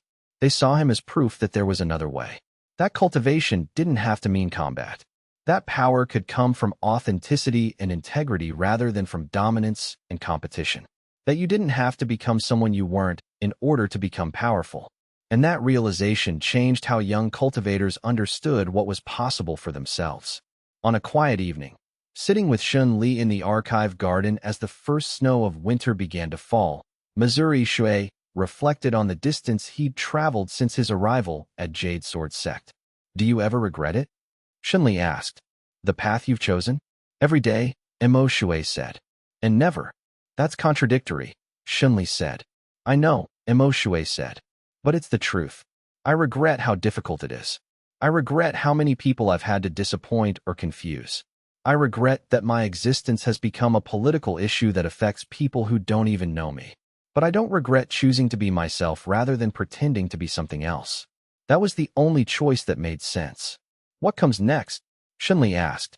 Emo Shui looked out at the garden, at the snow beginning to accumulate on the plants and stones, at the stars beginning to appear in the darkening sky above. I think, he said, that I finally have the luxury of deciding what comes next rather than just responding to crises. I've spent so long fighting to be accepted. Now I get to choose what I actually want to build. What do you want to build? Shunli asked. I want to build a community, Emo Shui said. A place where people with unconventional systems can be understood and studied and helped to develop their gifts. I want to change cultivation so fundamentally that the way people pursue power is as diverse as people themselves. And I want to do all of that without fighting, without competing, without trying to dominate. I want to build through teaching and study and genuine collaboration. That's ambitious, Shunli said. It is, Emo Shui said. But after everything that's happened, everything I've learned, I think I'm finally ready to try. Chapter 31. The visiting researcher winter in the eastern provinces brought snow to the mountains, covering the landscape in white and creating conditions that many cultivators found conducive to deep meditation. With the snow came a visitor from the scholarly circles of the capital. Her name was Lu Mei, and she was a researcher with significant official standing in the National Cultivation Institute, the highest authority on cultivation theory in the entire empire. The institute served as the referee for disputes about cultivation legitimacy, the arbiter of what constituted valid cultivation methods versus fraudulent claims. She arrived with credentials that commanded immediate respect from everyone who saw them. She also carried a mandate from the institute's board of directors to investigate thoroughly the claims being made about Emo Shui's system. The mandate was carefully worded but clear: determine whether Emo Shui's system was genuine, whether it was actually producing real results, and whether it deserved the attention and resources it was receiving. I'm here to verify, she said plainly, during her first meeting with Emo Shui and Elder Chun. They met in Elder Chin's private study, the same place where Mo Shui had worked through his philosophical crisis about values and protection weeks earlier. The study seemed appropriate for this meeting as well, a space dedicated to serious thought and difficult questions. Lu Mei was probably in her 60s, with the bearing of someone who had studied dozens of cultivation systems and found most of them to be fundamentally wanting in rigor or clarity. Her skepticism was not hostile in character, but it was comprehensive in scope. She questioned everything. She assumed nothing. She took pleasure in identifying flaws and inconsistencies. There are cultivators in the capital who believe that your system is legitimate and potentially revolutionary, a genuine breakthrough in understanding cultivation, she said directly. There are others who believe it's elaborate fraud designed to mislead less sophisticated provinces and individual cultivators who lack the education to properly evaluate your claims. I'm here to determine which assessment is accurate. I'll be here for approximately 2 weeks. In that time, I'll examine your system as thoroughly as possible. She was direct and uncompromising in her approach. She didn't waste time on pleasantries or indirect questioning. She wanted to understand, and she wanted to understand quickly. Over the course of 2 weeks, Lu Mei conducted exhaustive interviews, observed Emo Shui's meditation practices, reviewed his advancement logs and the notes Elder Chin had compiled, and even consulted with Fong Rong about the specific physical changes that could be measured in Emo Shui's cultivation state. She asked Mo Shui to demonstrate his qi to her, to show her the precise nature of his advancement, to explain in excruciating detail how his system worked. She would stand in meditation chambers and observe while Emo Shui practiced, not saying anything, just watching with the careful attention of someone trained to perceive cultivation states. She reviewed his historical records going back to his first arrival at Jade Sword Sect, looking for any inconsistencies that might indicate deception. What impressed Emo Shui most about Lu Mei's investigation was her systematic rigor and her genuine curiosity. She wasn't investigating as if she were looking for fraud. She was investigating as if she were trying to understand something genuinely novel and didn't have the framework to understand it yet. She would ask him to meditate, then ask him to describe every sensation, every shift in his qi, every moment of transition between states. She would have him repeat the same meditation multiple times, looking for consistency. She would then compare his descriptions to what she could directly perceive in his cultivation state, checking for alignment between his internal experience and the external manifestations of his advancement. One afternoon, after observing him meditate for several hours, Lu Mei asked him, "How does integrity translate into increased qi capacity? What's the mechanism? Not metaphorically. I want to understand the actual process." Mo Shui struggled to answer. He had never actually articulated the mechanism clearly. He knew that it worked. He could feel it working, but explaining it was different. It took him nearly 2 hours of careful questioning from Lu Mei for him to realize something crucial. His system worked not despite the lack of a mechanistic explanation, but because it operated on principles that transcended conventional mechanism entirely. Integrity didn't increase qi through some physical process. It aligned the whole person, body, mind, spirit, with itself, and that alignment allowed power to manifest naturally and authentically. Lu Mei listened to this explanation with the focused attention of someone who had spent decades learning to really hear what people were saying. She didn't interrupt. She didn't question prematurely. She let him fully articulate the idea, and then she asked follow-up questions that showed she had understood not just the words but the deeper principles behind them. She spent several evenings with Elder Chun discussing the history of Mo Shui's development, the crises he had faced, the moments when his system had broken down and been rebuilt. She consulted with the disciples who had been studying under him, asking them detailed questions about how the system felt from the inside, what they experienced when practicing it, how it compared to their previous cultivation attempts. She reviewed documents that Mo Shui had written about his system over the years, looking at how his understanding had evolved, whether his philosophical frameworks had remained consistent or shifted significantly. At one point, about 10 days into her investigation, Lu Mei asked Mo Shui directly, "Are you afraid that I'll discover your system is fraudulent?" "Yes," Mo Shui admitted. "Every day." "Good," Lu Mei said. "Because if you weren't afraid of that possibility, you wouldn't take my investigation seriously enough.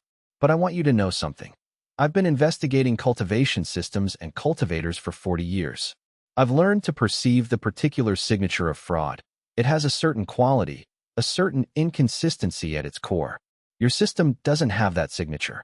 Whatever else it is, it's genuine." The words carried weight because they came from someone who had the expertise to truly understand what they meant. Lu Mei wasn't being kind. She was being honest, in the way that only someone with genuine expertise and decades of experience could be. On the evening before her departure, she sat with Mo Shui in the archive and said something that he hadn't expected. "Your system is legitimate, but it's not revolutionary in the way your supporters believe it is." "What do you mean?" Mo Shui asked. "I mean," Lu Mei said, "that what you've developed is not a new form of cultivation. It's a more accurate understanding of what cultivation actually is. You've recognized that advancement isn't about combat or dominance or external validation. It's about internal alignment and integrity. And you've created a method of measuring and cultivating that alignment. Is that a bad thing?"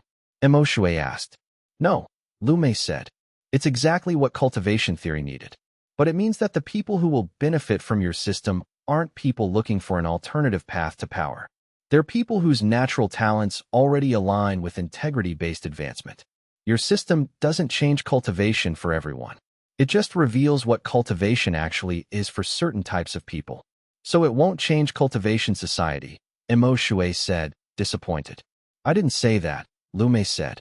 "It might take generations, but yes, I think it will change cultivation society.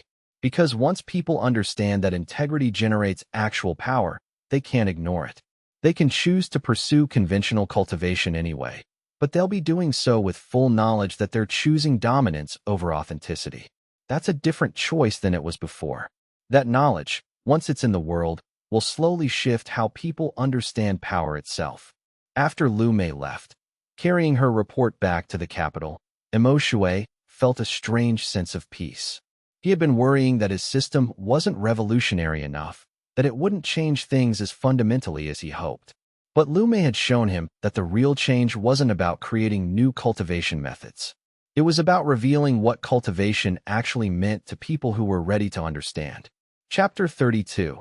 The disciples who follow. Within 6 months of Lu Mei's departure, applications to study with Mo Shui from outside Jade Sword sect began arriving at a steady pace. Most were from younger cultivators who had struggled with conventional advancement, who had felt a deep conflict between what their natural talents were pulling them toward and what cultivation society expected of them. They wrote letters describing their frustration with methods that didn't fit their nature, their sense of being wrong somehow, their hope that perhaps there was another way. A few were from more established disciples who had reached a plateau in conventional advancement and were seeking new understanding, having spent years developing power that felt hollow and misaligned with who they actually were. Each application told a story. Many of the applicants had been rejected by their home sects as unsuitable for cultivation. Some had been injured in failed attempts to force themselves into conventional methods.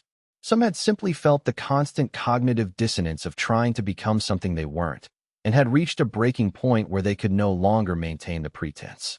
Mo Shui was careful about who he accepted. He had learned, through his own hard experience, that understanding his system deeply required a certain kind of personality, people who were willing to examine themselves with radical honesty, who didn't need external validation of their power from society or their sect, who valued authenticity enough to willingly sacrifice conventional advancement for it. He couldn't teach someone who wanted his system to simply be an alternative path to the same kind of power that conventional cultivation offered. He could only teach people who understood that his system represented a fundamentally different understanding of what power actually was. The first serious disciple was a young woman named Xianxia from the Southern Wind sect, a smaller sect in the western provinces. She had been rejected by her sect's main cultivation stream because she couldn't generate the kind of aggressive, dominating qi that was considered absolutely essential for high-level advancement within their framework. Her natural qi was more reflective, more responsive, more contemplative. Her sect leaders had decided she simply didn't have what it took to be a serious cultivator. But when she meditated with Mo Shui's system, something crucial clicked. Her qi flowed smoothly and naturally. Her advancement was visible and measurable, and she discovered through direct experience that what had seemed like a fundamental limitation, her lack of aggressive power, was actually a sign that her system was supposed to be fundamentally different from conventional cultivation. She wasn't broken. She just wasn't designed for conventional training. I've been trying to force myself to be someone I'm not, Xianxia told Mo Shui after her first month of intensive study with him. They were sitting in the archive garden, the same place where so many crucial conversations and realizations had happened. My sect kept telling me that my problem was weakness, that I needed to become more fierce and aggressive and dominating. But your system taught me that my problem wasn't weakness at all. My problem was inauthenticity. I was trying to be something I'm not. Once I stopped trying to be fierce and started being honest with myself about who I actually am and how I naturally cultivate, everything changed. Everything became easier and more natural. Xianxia had a remarkable gift for perceiving the emotional and psychological dimensions of people's cultivation blocks and limitations. She could sense when someone was pushing against their nature, fighting against their actual self. She could help them understand what their authentic nature actually was underneath the layers of conditioning and expectation. By the end of her first year of study with Mo Shui, she had advanced to a level that would have taken her another 3 or 4 years of grinding effort through conventional methods. By the end of the year, Mo Shui had 12 disciples studying with him, ranging in age from 15 to 45, all of them people who had struggled with conventional cultivation and found a path forward through integrity-based advancement. There was a former warrior who had discovered that his aggressive qi was actually misaligned with his genuine values. There was a scholar whose cultivation came through creative expression and intellectual exploration. There was an artist whose cultivation came through artistic creation. Each of them had found, in Mo Shui's system, a way to become powerful without becoming someone they weren't. The presence of these disciples changed Jade Sword sect. There were now visible, measurable results from the alternative cultivation pathway. Xianxia, by the end of her first year of study, had advanced to a level that would have taken her another 3 years through conventional methods. Other disciples were progressing at similar accelerated rates. The skeptics couldn't argue anymore that Mo Shui's system was theoretically sound, but practically useless. Elder Chun, watching this development with obvious satisfaction, told Mo Shui, "You've accomplished something remarkable. You've created a new path to cultivation, and you've found people who naturally fit that path. In 30 years, these 12 disciples will have trained hundreds more, and your system will be a normal part of how cultivation societies operate. That's a long time, Xianxia said. It is, Elderchin said. But that's how change actually happens in cultivation circles. Not through revolution, but through steady, patient development of alternative methods that are so obviously effective that they can't be ignored forever. Chapter 33. The question of combat. Despite all the positive developments, there remained one significant tension in Xianxia's system, its relationship to combat. He had refused to fight in the tournament. He had stood without resistance when threatened by Zhao Kai. He had built his advancement on a foundation of non-combat integrity. But cultivation societies were, at their core, organized around combat as a display of power. The tension between his system and this fundamental reality had never fully been resolved. The tension came to a head when a cultivator named Jian Huang from the Crimson Storm sect challenged Xianxia publicly to a combat demonstration. Jian Huang was one of the Orthodox faction's newest advocates. He didn't dispute that Xianxia's system was real. Instead, he argued that it was a supplement to conventional cultivation, not a replacement for it. A true cultivator, Jian Huang wrote in a formal statement distributed to major sects, should be able to demonstrate power through combat. If Xianxia can only advance by refusing to fight, then he's not a complete cultivator. He's someone who has found a workaround for a fundamental weakness. He's demonstrated that he can accumulate power, but he hasn't demonstrated that he can use that power effectively in actual conflict situations. The challenge was public and formal, and Xianxia had to decide how to respond. He could refuse the challenge entirely, claiming that his system didn't require him to prove himself through combat. He could accept it and fail, which would seem to validate Jian Huang's argument. Or he could do something else entirely. He spent a long time thinking about it before he answered. And then he did something that surprised everyone, including Elder Chun. He accepted the challenge, but not in the way Jian Huang had intended. I accept, Xianxia announced publicly in a letter that was distributed through official channels. I will demonstrate combat, but I will do so in a way that proves my system doesn't create weakness in combat situations. I will fight, not through attacking or defending in the conventional sense, but through understanding my opponent so completely that I can predict and mirror their movements. I will show that my system doesn't prevent combat competence. It creates combat competence that's based on understanding rather than dominance. The demonstration was scheduled for the next major gathering of sects, a scholarly conference on cultivation theory. When the day came, Xianxia faced Jian Huang in a public arena, with hundreds of cultivators watching from the galleries. The energy was tense. Many people wanted to see Xianxia fail. Many others wanted to see him succeed. Most were simply curious about what would happen. What happened was unexpected. Instead of being physically dominant, instead of overwhelming his opponent with power or technique, Xianxia entered a state of perfect responsive alignment. Every attack from Jian Huang was met with minimum necessary motion. Every intention that Jian Huang formed was already anticipated and accounted for.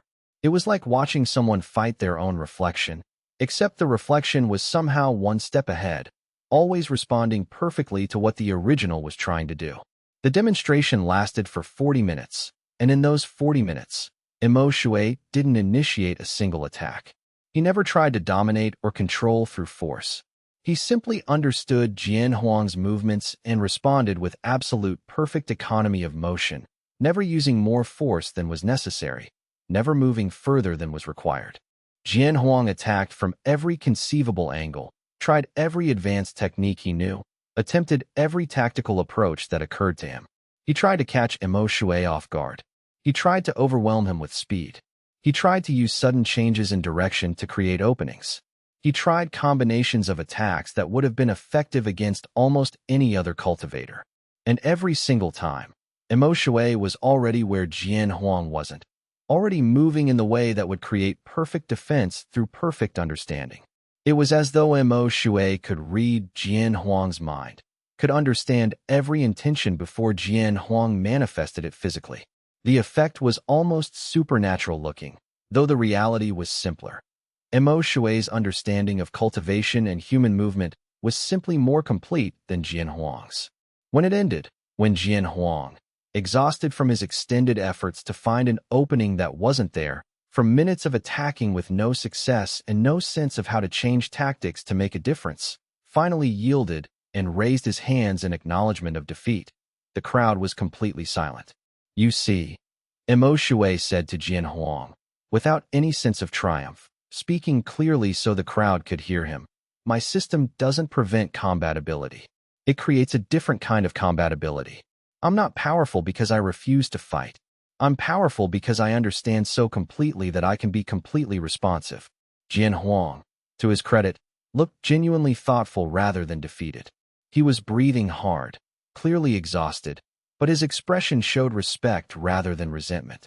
That's a remarkable skill, Jian Huang said. But it's different from what most cultivators do. It is, Mo Shui said. And that's the point. There isn't one way to be powerful. There's the way that conventional cultivation teaches, and there's the way my system teaches. And there are probably ways we haven't discovered yet. Chapter 34. The Sex Evolution in the Aftermath of Mo Shui's Combat Demonstration. The 40-minute display where he defeated Jian Huang through perfect understanding and responsiveness rather than through initiating attacks. Jade Sword Sect underwent a formal and significant restructuring. Elder Hu, working collaboratively with Elder Chun and the reformist faction that had supported Mo Shui from early on, proposed a new organizational model and structure for how the sect would operate going forward. The sect would maintain both a conventional cultivation pathway and an alternative pathway, with genuinely equal resources and equal standing within the sect's hierarchy. Disciples would be able to choose which path felt more authentic to them, which path aligned better with their genuine nature and talents. Advancement could come through either method. Both pathways would receive mentorship, resources, and opportunities for prestigious advancement. Both would be considered equally legitimate. The proposal was controversial and divided the sect again. Elder Qian and the Orthodox faction opposed it loudly and vocally, arguing with passion that this structural change would fundamentally weaken the sect by allowing weak cultivators who weren't willing to fight to reach high positions of authority. They suggested it would dilute Jade Sword's martial strength and reputation. They raised concerns about what would happen if half the sect's leadership came from the alternative pathway and didn't believe in combat. But the vote passed, supported by a growing number of younger elders who had come to respect what Mo Shui had accomplished and to understand the implications of his system. These younger elders understood that the future of cultivation might lie in greater diversity rather than in dogmatic adherence to conventional methods alone. Some of them had personal disciples who seemed to fit better with the alternative system anyway. The first formal alternative cultivation program was established with Mo Shui as its director. He worked extensively with Elder Chun and his 12 most accomplished disciples to develop a curriculum that could be taught to larger groups of students. The process of curriculum development took months of careful work. They had to identify the core principles that could be taught systematically. They had to develop exercises that could help students examine themselves honestly without requiring them to already understand their own system. They had to create assessment methods that could evaluate progress in ways that didn't rely on combat demonstrations. The curriculum they eventually developed was rigorous and demanding in ways that conventional training wasn't. It required constant self-examination and radical honesty. It required students to sit with their own discomfort when they discovered contradictions between their claimed values and their actual actions. It required them to sit with the loneliness that sometimes came with pursuing authenticity instead of fitting into expected social roles. But the structure was supportive and the principles were clear, and students who committed to the work found themselves advancing in ways they hadn't anticipated. Over the next year, Xianxia completed her first advancement to Foundation Establishment level, reaching a power level that would have taken her another 5 years through conventional methods. She achieved what would normally have required a decade in just 3 years of studying with Mo Shui. Other disciples were progressing at similar accelerated rates. Some were advancing even faster than Xianxia had. The success was undeniable and increasingly difficult for skeptics to dismiss or explain away as fraud or misunderstanding. But success brought its own complications.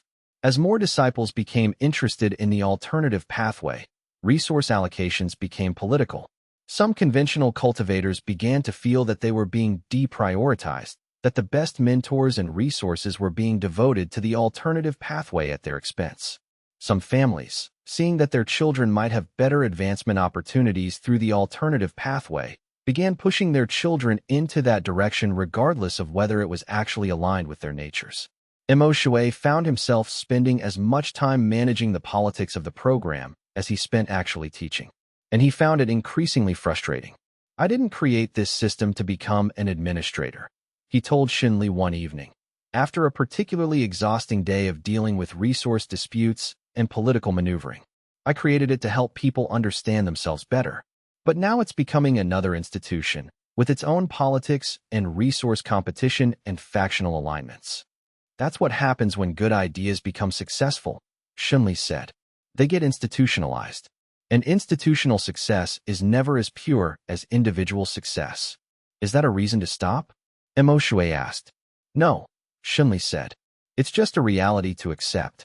You can't prevent your system from being institutionalized. You can only decide how to be a good influence on how it gets institutionalized."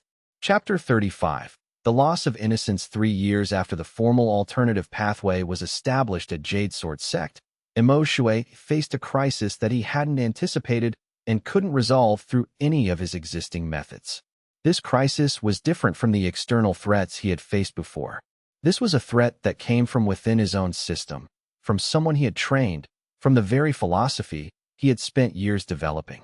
One of his more advanced disciples, a young man named Chunyang who had been studying the alternative system for 2 years, was discovered to be using the system in a way that Mo Shui found deeply disturbing and philosophically problematic. Chunyang had become so committed to the ideal of integrity-based advancement that he had started applying it selectively and instrumentally, honoring his authentic desire for power while conveniently redefining his authentic values to justify increasingly aggressive behavior toward other disciples. The first complaints came from younger students. They said Chunyang was pressuring them to join his personal cultivation circle. He was using emotional manipulation, suggesting that if they didn't commit to studying with him, they were being inauthentic.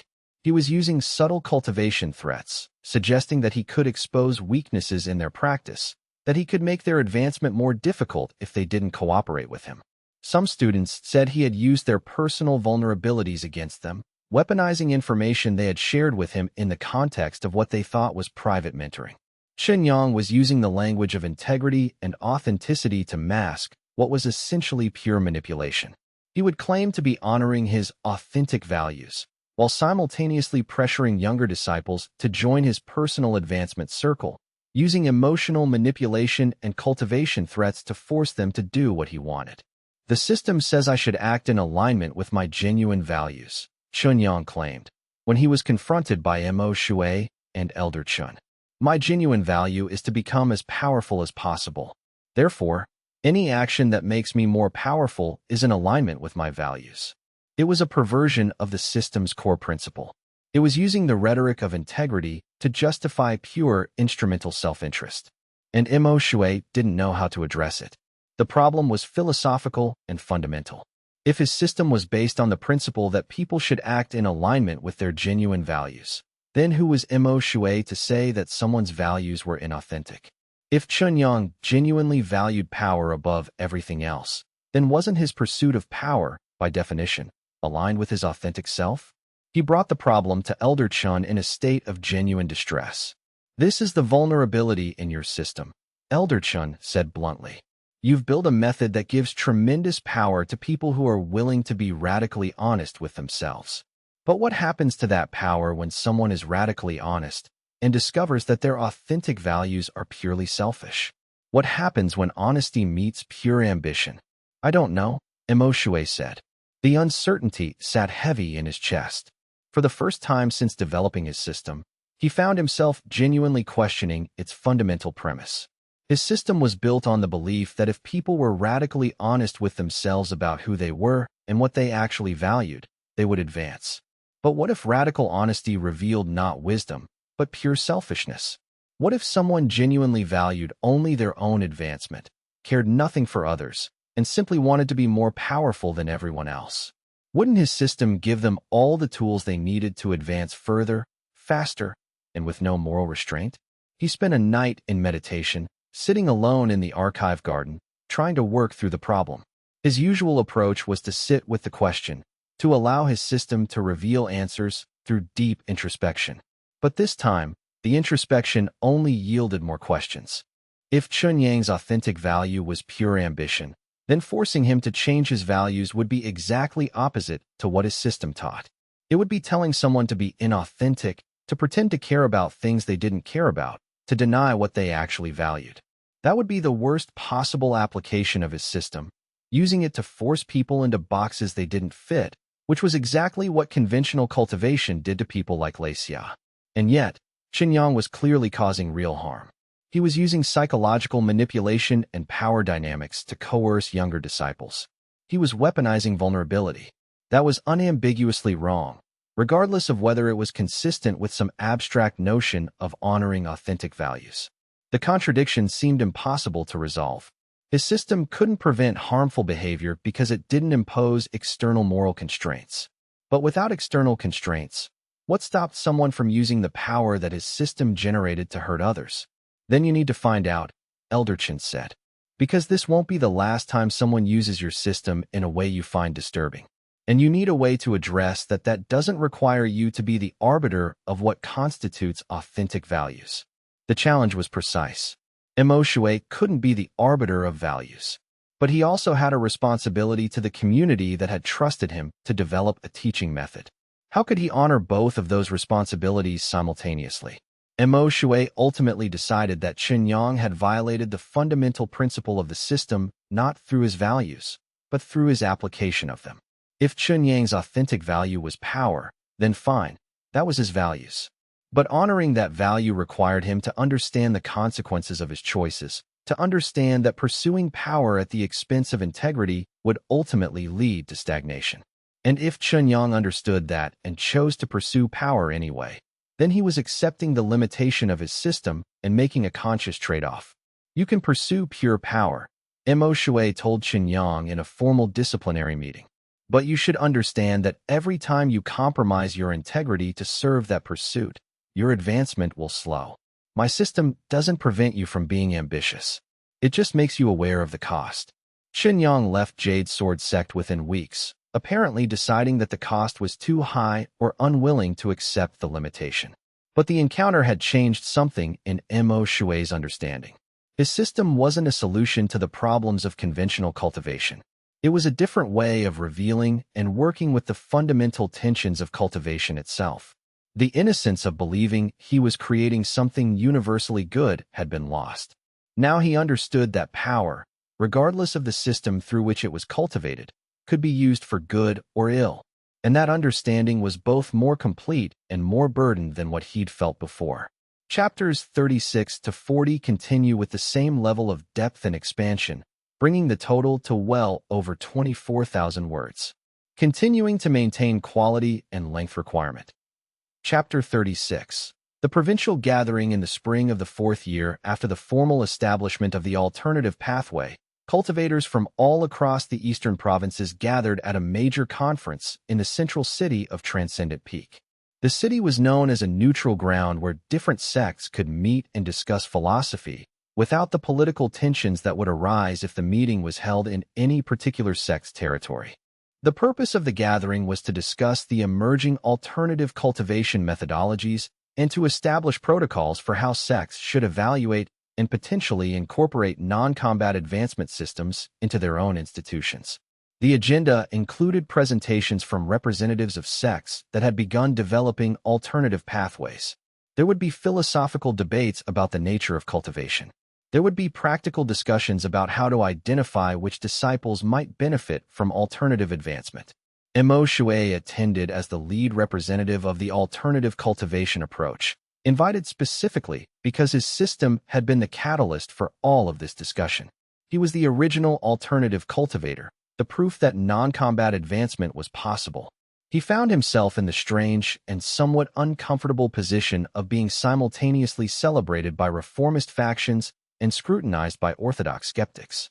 Prominent sect leaders wanted to speak with him privately, seeking his advice on how to establish their own programs. Research scholars wanted access to his methods, his notes, his documentation. But there was also obvious tension and skepticism from many quarters, particularly from the more traditional sects that saw any challenge to conventional cultivation methods as a threat to their power and authority. The most direct challenge came from Master Zhou, the head of the Heavenly Fist sect, one of the most prestigious and powerful organizations in the entire region.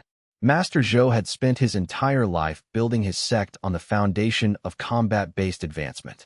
His sect was famous for producing powerful warriors and cultivators who excelled in direct conflict. The very suggestion that there might be legitimate alternatives to his system was philosophically threatening. He was tall and imposing, with the bearing of someone who had spent decades in positions of authority and had become accustomed to having his opinions respected and his authority unchallenged. He carried himself with absolute confidence, as though the world was naturally arranged according to his understanding of cultivation. "What you're describing," Master Zhou said publicly during the formal debates that were part of the conference, "is not cultivation. It's psychology. You're teaching people to feel good about themselves, to be authentic, to honor their values.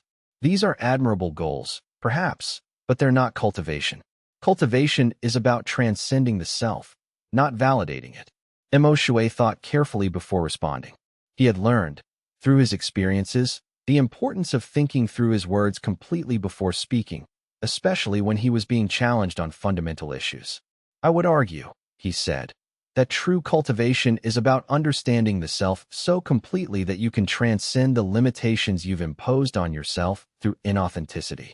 By becoming more honest, more integrated, more aligned with your genuine nature, you transcend the false self that conventional cultivation asks you to construct." "That's elegant sophistry," Master Zhou said, "but it misses the fundamental point. Cultivation is hard because it requires you to overcome your natural weaknesses. What you're describing sounds like accepting your nature and calling that power.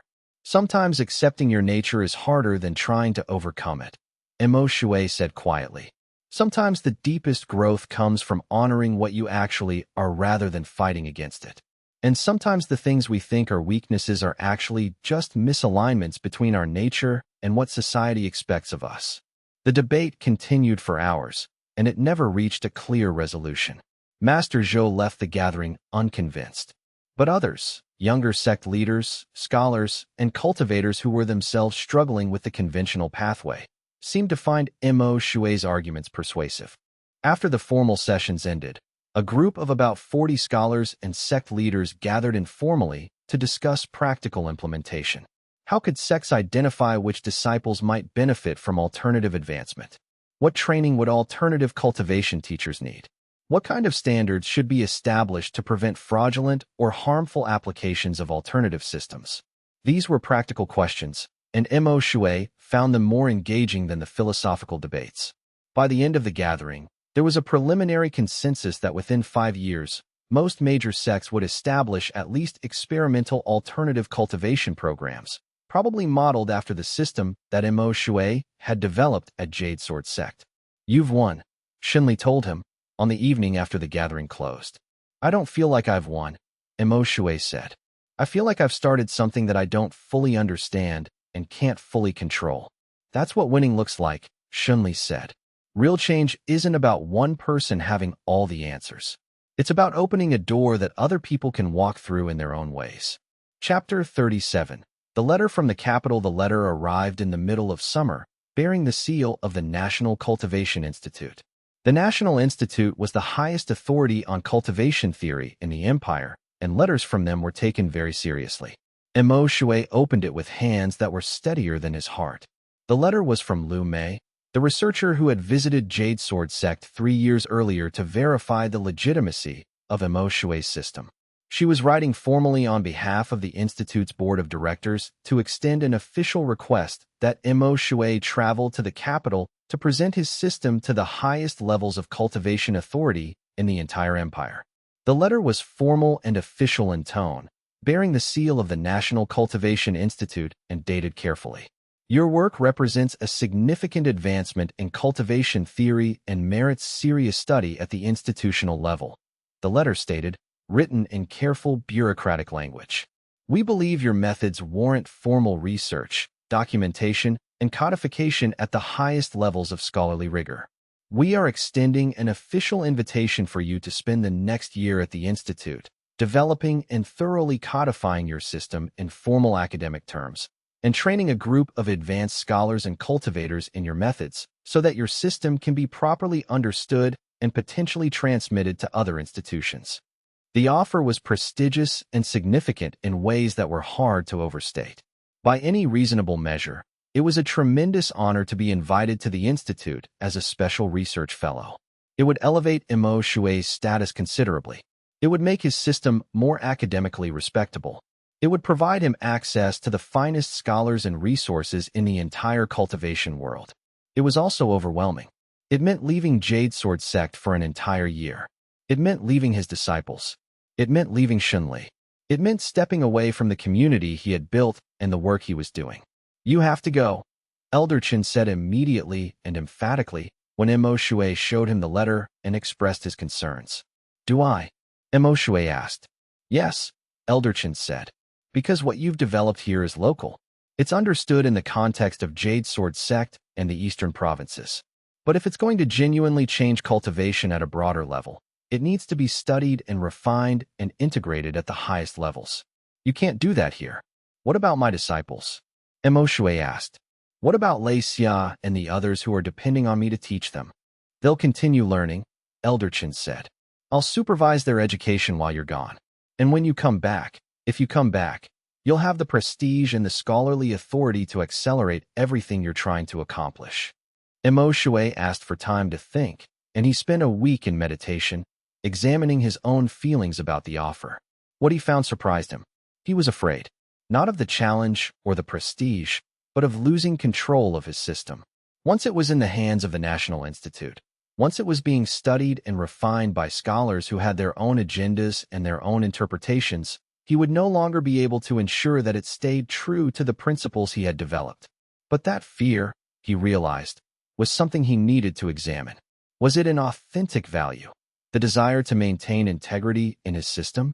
Or was it ego, the desire to remain the authority, the creator, the person who had all the answers? After days of contemplation, he realized it was both.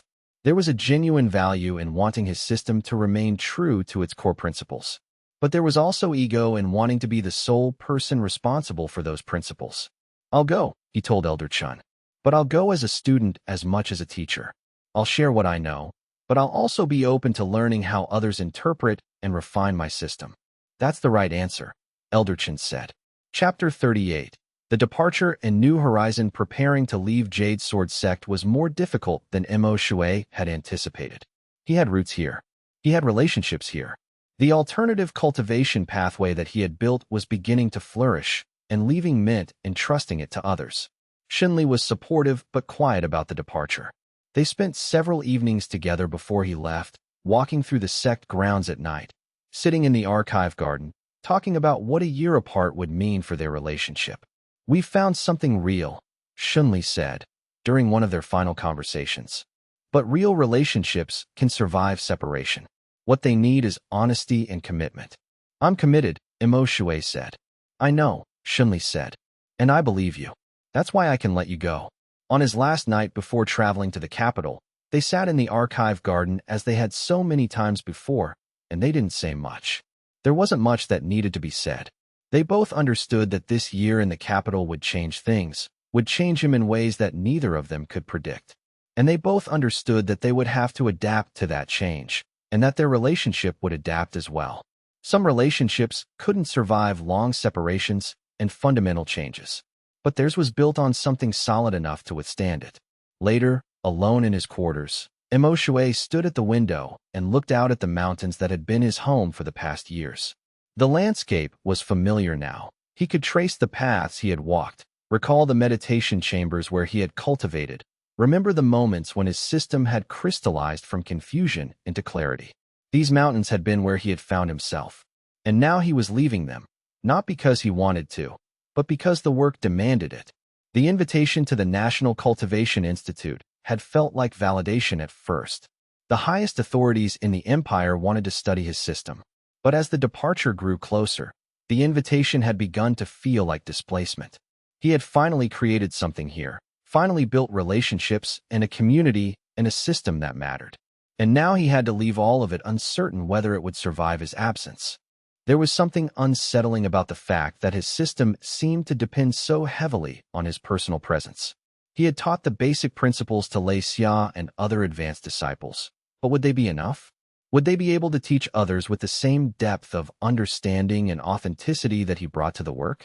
Or would his system, transplanted into other hands, become distorted into something that merely resembled his original vision? The most difficult part wasn't leaving Xianxia, though that was profound. It wasn't even leaving the comfortable environment where his ideas had been validated and nurtured. The most difficult part was acknowledging that a year was genuinely a long time, and that he might return to find everything changed. His relationship with Xianxia might have transformed beyond recognition. The disciples he had trained might have advanced in directions he hadn't anticipated.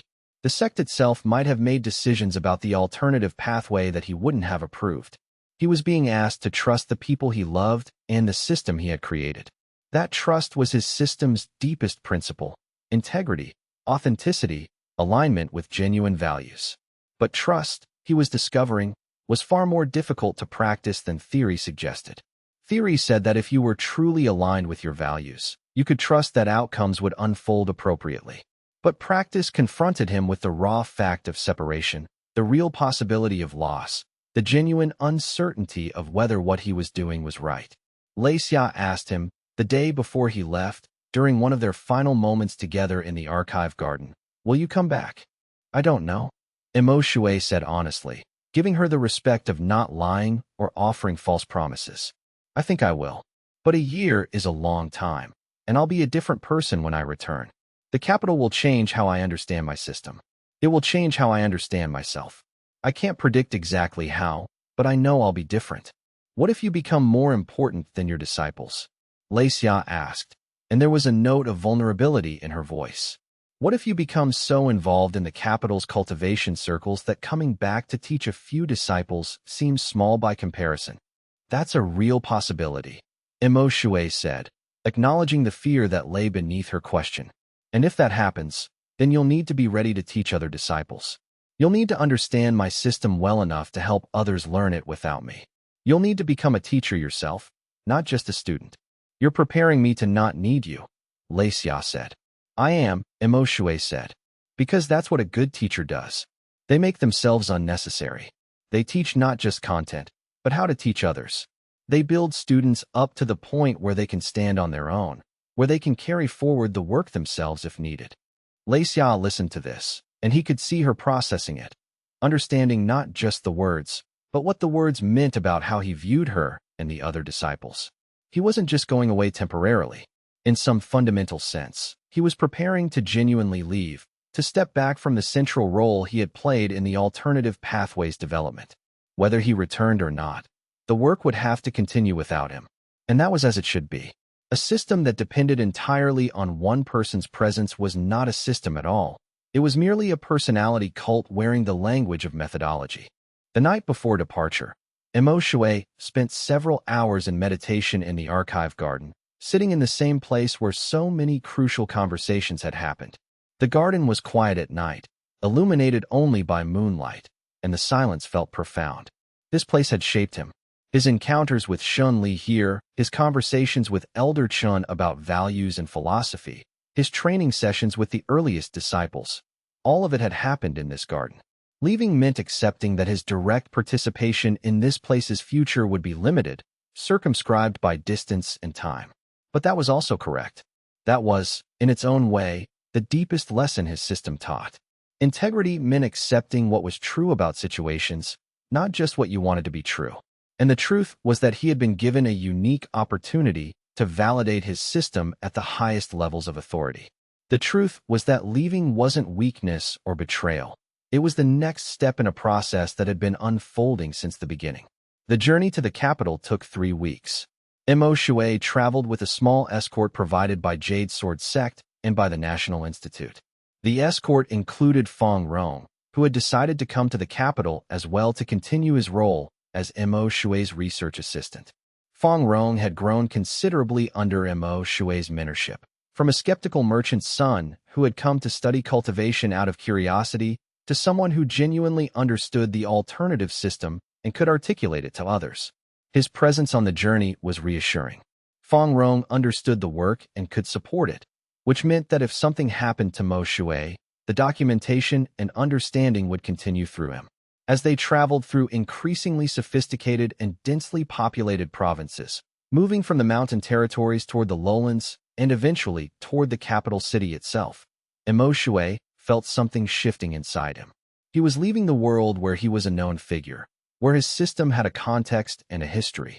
He was entering a world where he would be evaluated purely on the merit of his ideas and methods, where his system would be challenged by the finest minds in cultivation theory. It was terrifying and exhilarating in equal measure. Chapter 39. The first test in the capital, the National Cultivation Institute, was far grander than anything Mo Shui had imagined. It was a sprawling complex of libraries, research chambers, meditation spaces, and training grounds, all arranged with the kind of careful architecture that had taken centuries to develop. The buildings themselves seemed to embody cultivation philosophy. Every wall, every window, every garden had been designed to promote understanding and spiritual advancement. When he arrived, he was assigned private quarters and an official position as a special research fellow.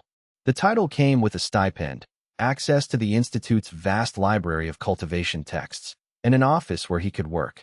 His first month at the Institute was spent primarily in orientation and meetings. He met with the board of directors, who were all elderly scholars with decades of cultivation research experience. He met with the heads of various research divisions, scholars who specialized in everything from combat cultivation to meditation techniques to the philosophical foundations of different cultivation systems. And he met with Liu Mei, who would be his primary contact and mentor during his year at the Institute.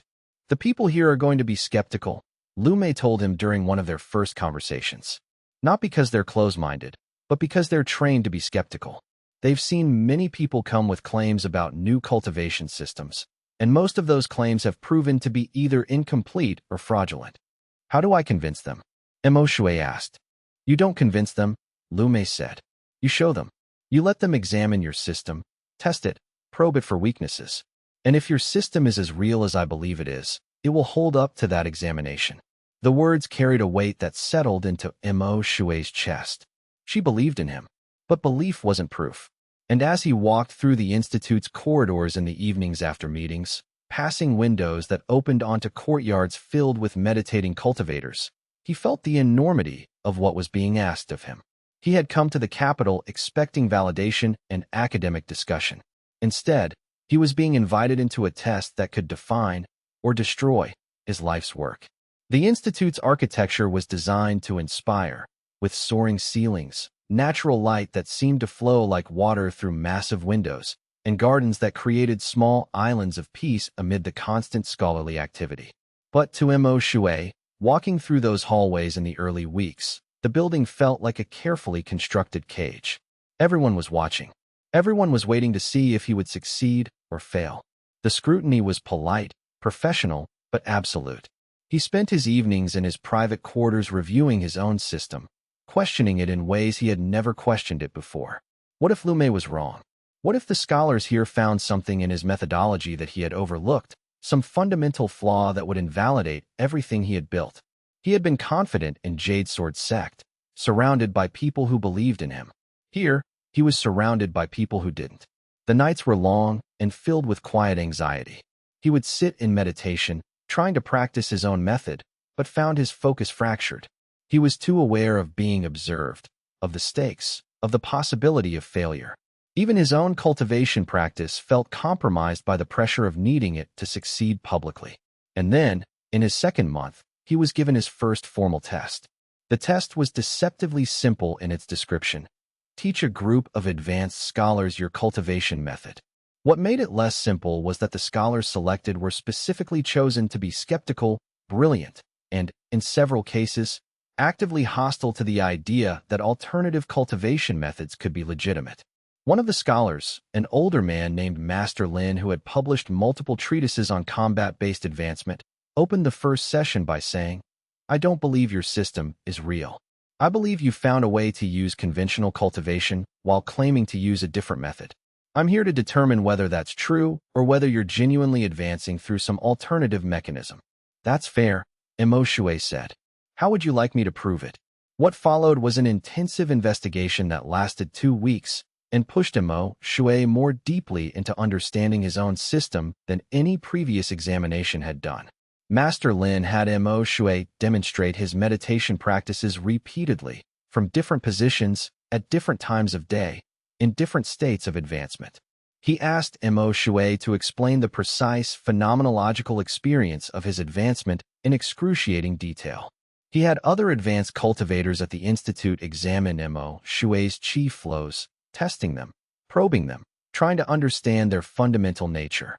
And he asked countless detailed questions about how his system actually worked, challenging every assumption, questioning every explanation. Master Lin would stand in meditation chambers and observe while Shui practiced, notebook in hand, taking extensive notes with the focused intensity of someone documenting something that might reshape understanding. He would occasionally ask Shui to pause and explain exactly what was happening in his cultivation state at that precise moment. He would review historical records that Shui had brought from Jade Sword sect, looking carefully for any inconsistencies between what Shui was saying now and what he had said in previous communications. He would probe for logical holes in Shui's explanation of his system, testing whether the philosophical framework held together coherently. There were moments when the investigation felt adversarial, when Master Lin seemed determined to prove that Shui was fraudulent or delusional. But there were also moments when genuine collaboration emerged, when Master Lin would have insights about Shui's system that Shui himself hadn't fully articulated, and together they would deepen the understanding. During these 2 weeks, Shui experienced something unexpected. The investigation became clarifying rather than merely threatening. Master Lin's relentless questioning forced him to articulate aspects of his system that he had understood intuitively, but never fully explained. When Master Lin asked why integrity-based advancement produced measurable chi changes, Shui found himself explaining not just what happened, but why. When Master Lin demanded to understand the philosophical foundations of the system, Shui was forced to confront the deepest principles underlying his method and defend them against someone who was genuinely trying to understand. There was something almost meditative about sitting with Master Lin's questions. The older scholar would pace slowly around the meditation chamber, asking seemingly innocent questions that carried surprising depths. When you refuse to fight, are you choosing peace or choosing weakness? If integrity generates power, what happens when 2 people with equally strong integrity come into conflict? Can your system be taught, or does it require the specific temperament that you personally possess?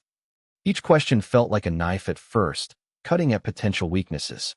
But as Shui thought through the answers, he realized that the questions were revealing patterns he had intuited but never fully systematized. Master Lin wasn't trying to destroy his system. Master Lin was trying to understand it completely, which meant understanding it in ways that Shui had never been forced to articulate before. The investigation was teaching him his own system at a deeper level than even his own meditation had achieved. At night, exhausted from hours of explanation and questioning, Shui would return to his quarters and sit in meditation, and something remarkable would happen. The parts of his system that had been questioned during the day would resolve themselves into greater clarity. Aspects that had been vague became precise. Connections that he had sensed but not articulated became explicit. Master Lin's skepticism was like a pressure that forced his system to compress and crystallize into something more solid, more real, more fundamentally true.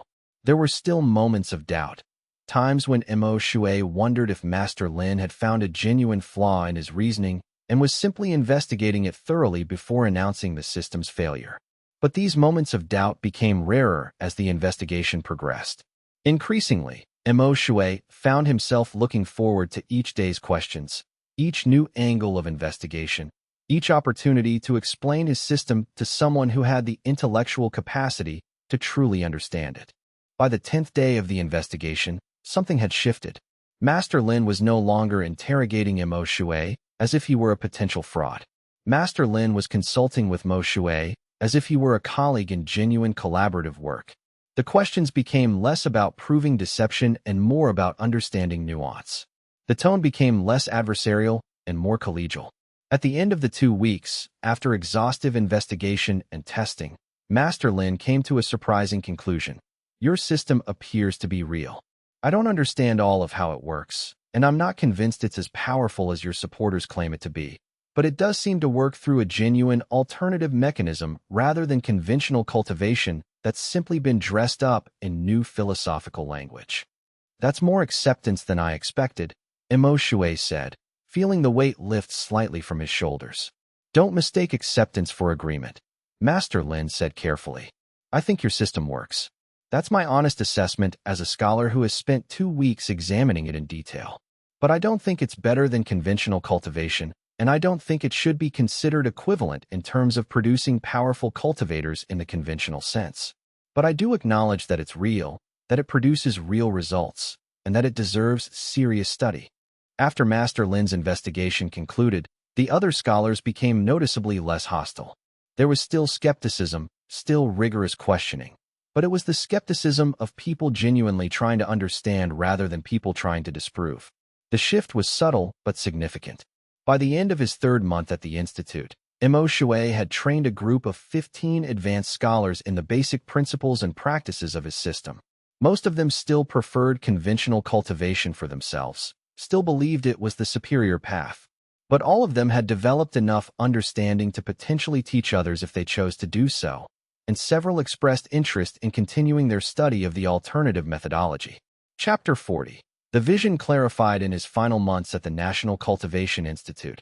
After the initial skepticism had been overcome and the basic principles had been thoroughly studied and questioned from every angle, Mo Shui found himself in the most interesting and rewarding phase of his work.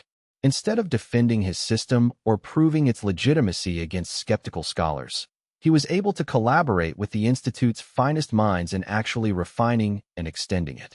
Working intensively with Master Lin and several other advanced scholars who had initially been skeptical but were now genuinely committed to understanding the system, Mo Shui began developing more detailed and comprehensive frameworks for how to identify which cultivators might naturally fit with the alternative system.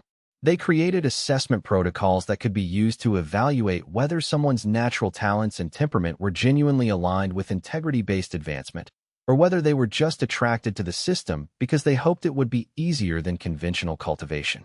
They developed training methodologies that could be standardized and taught by teachers other than Mo Shui himself, creating a scalable model that could be implemented across different sects and institutions.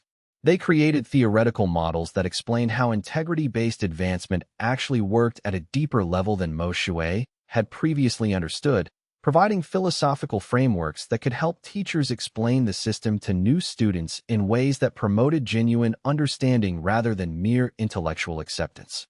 The work was rigorous and detailed. They examined every aspect of the system.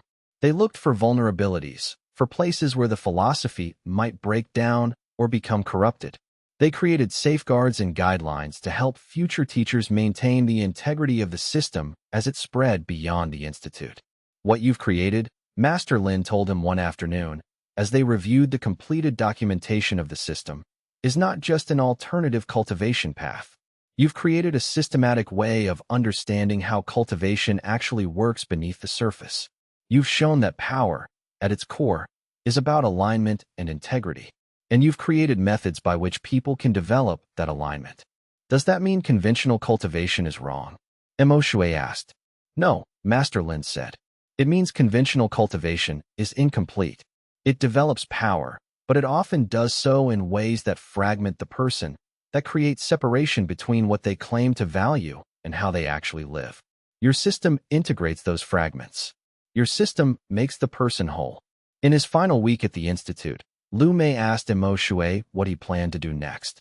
I'm going to return to Jade Sword Sect, Mo Shui said.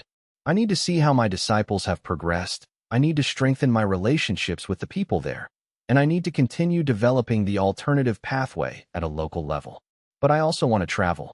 I want to visit other sects that are developing their own versions of alternative cultivation methods.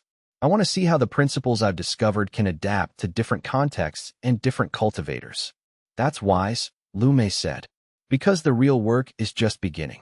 You've created a framework, and you've convinced the highest levels of authority that it's legitimate. But now the hard part starts, actually integrating this into how cultivation societies function. That's going to require work from thousands of people, and it's going to take generations. I know, Shui said, but I'm finally at peace with that. I used to think I needed to change everything myself, to make the cultivation world accept my system through force of will or evidence. But I've learned that real change isn't about one person's will. It's about opening doors that other people can walk through in their own ways. That's wisdom, Lu Mei said, as Shui prepared to leave the capital and return to Jade Sword Sect, traveling away from the Great Institute and all the scholars and their questions and analyses. He found himself in a strange state of completeness and wholeness. He had accomplished far more than he had ever imagined when he first discovered his system, years ago, in a state of confusion and isolation. He had moved from being an isolated, rejected cultivator, cast out by conventional wisdom, to being studied intensively by the highest authorities in the empire. He had gone from questioning whether his system was even real to having it formally documented and validated by the National Cultivation Institute itself. He had helped dozens of disciples find paths to power that were aligned with their authentic natures rather than forcing themselves into conventional molds. He had fundamentally changed how cultivation theory understood the relationship between integrity and advancement, reframing authenticity as a source of power rather than a liability. The various scholars at the Institute had created a comprehensive archive of his system's principles and methods, documentation that would outlast him and could be studied and refined by future generations. He had trained 15 advanced scholars who could teach others. He had established a framework that other sects could use to identify and develop alternative cultivators. He had moved from being a single unusual person to being the founder of a legitimate cultivation methodology that was beginning to spread across the empire. And yet, standing on the threshold of returning to his home sect, preparing for the 3-week journey back to Jade Sword, he realized something important. The most significant work had never been about changing cultivation society at a large scale. The most important work had been about changing himself, about learning to be authentically himself, to honor his own values without compromise, to pursue power in a way that was consistent with who he actually was rather than who others wanted him to be.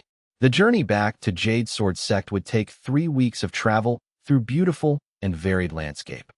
Shui would travel with Fong Rong at his side, the two of them having developed a deep friendship and working relationship over the years. He also carried with him the documentation of his system carefully packed in sealed containers, records that represented months of collaborative work with the Institute scholars. And as he began that journey, setting out from the capital on a clear morning, Shui allowed himself to feel something he hadn't felt in years, genuine peace with exactly where he was and what he had accomplished.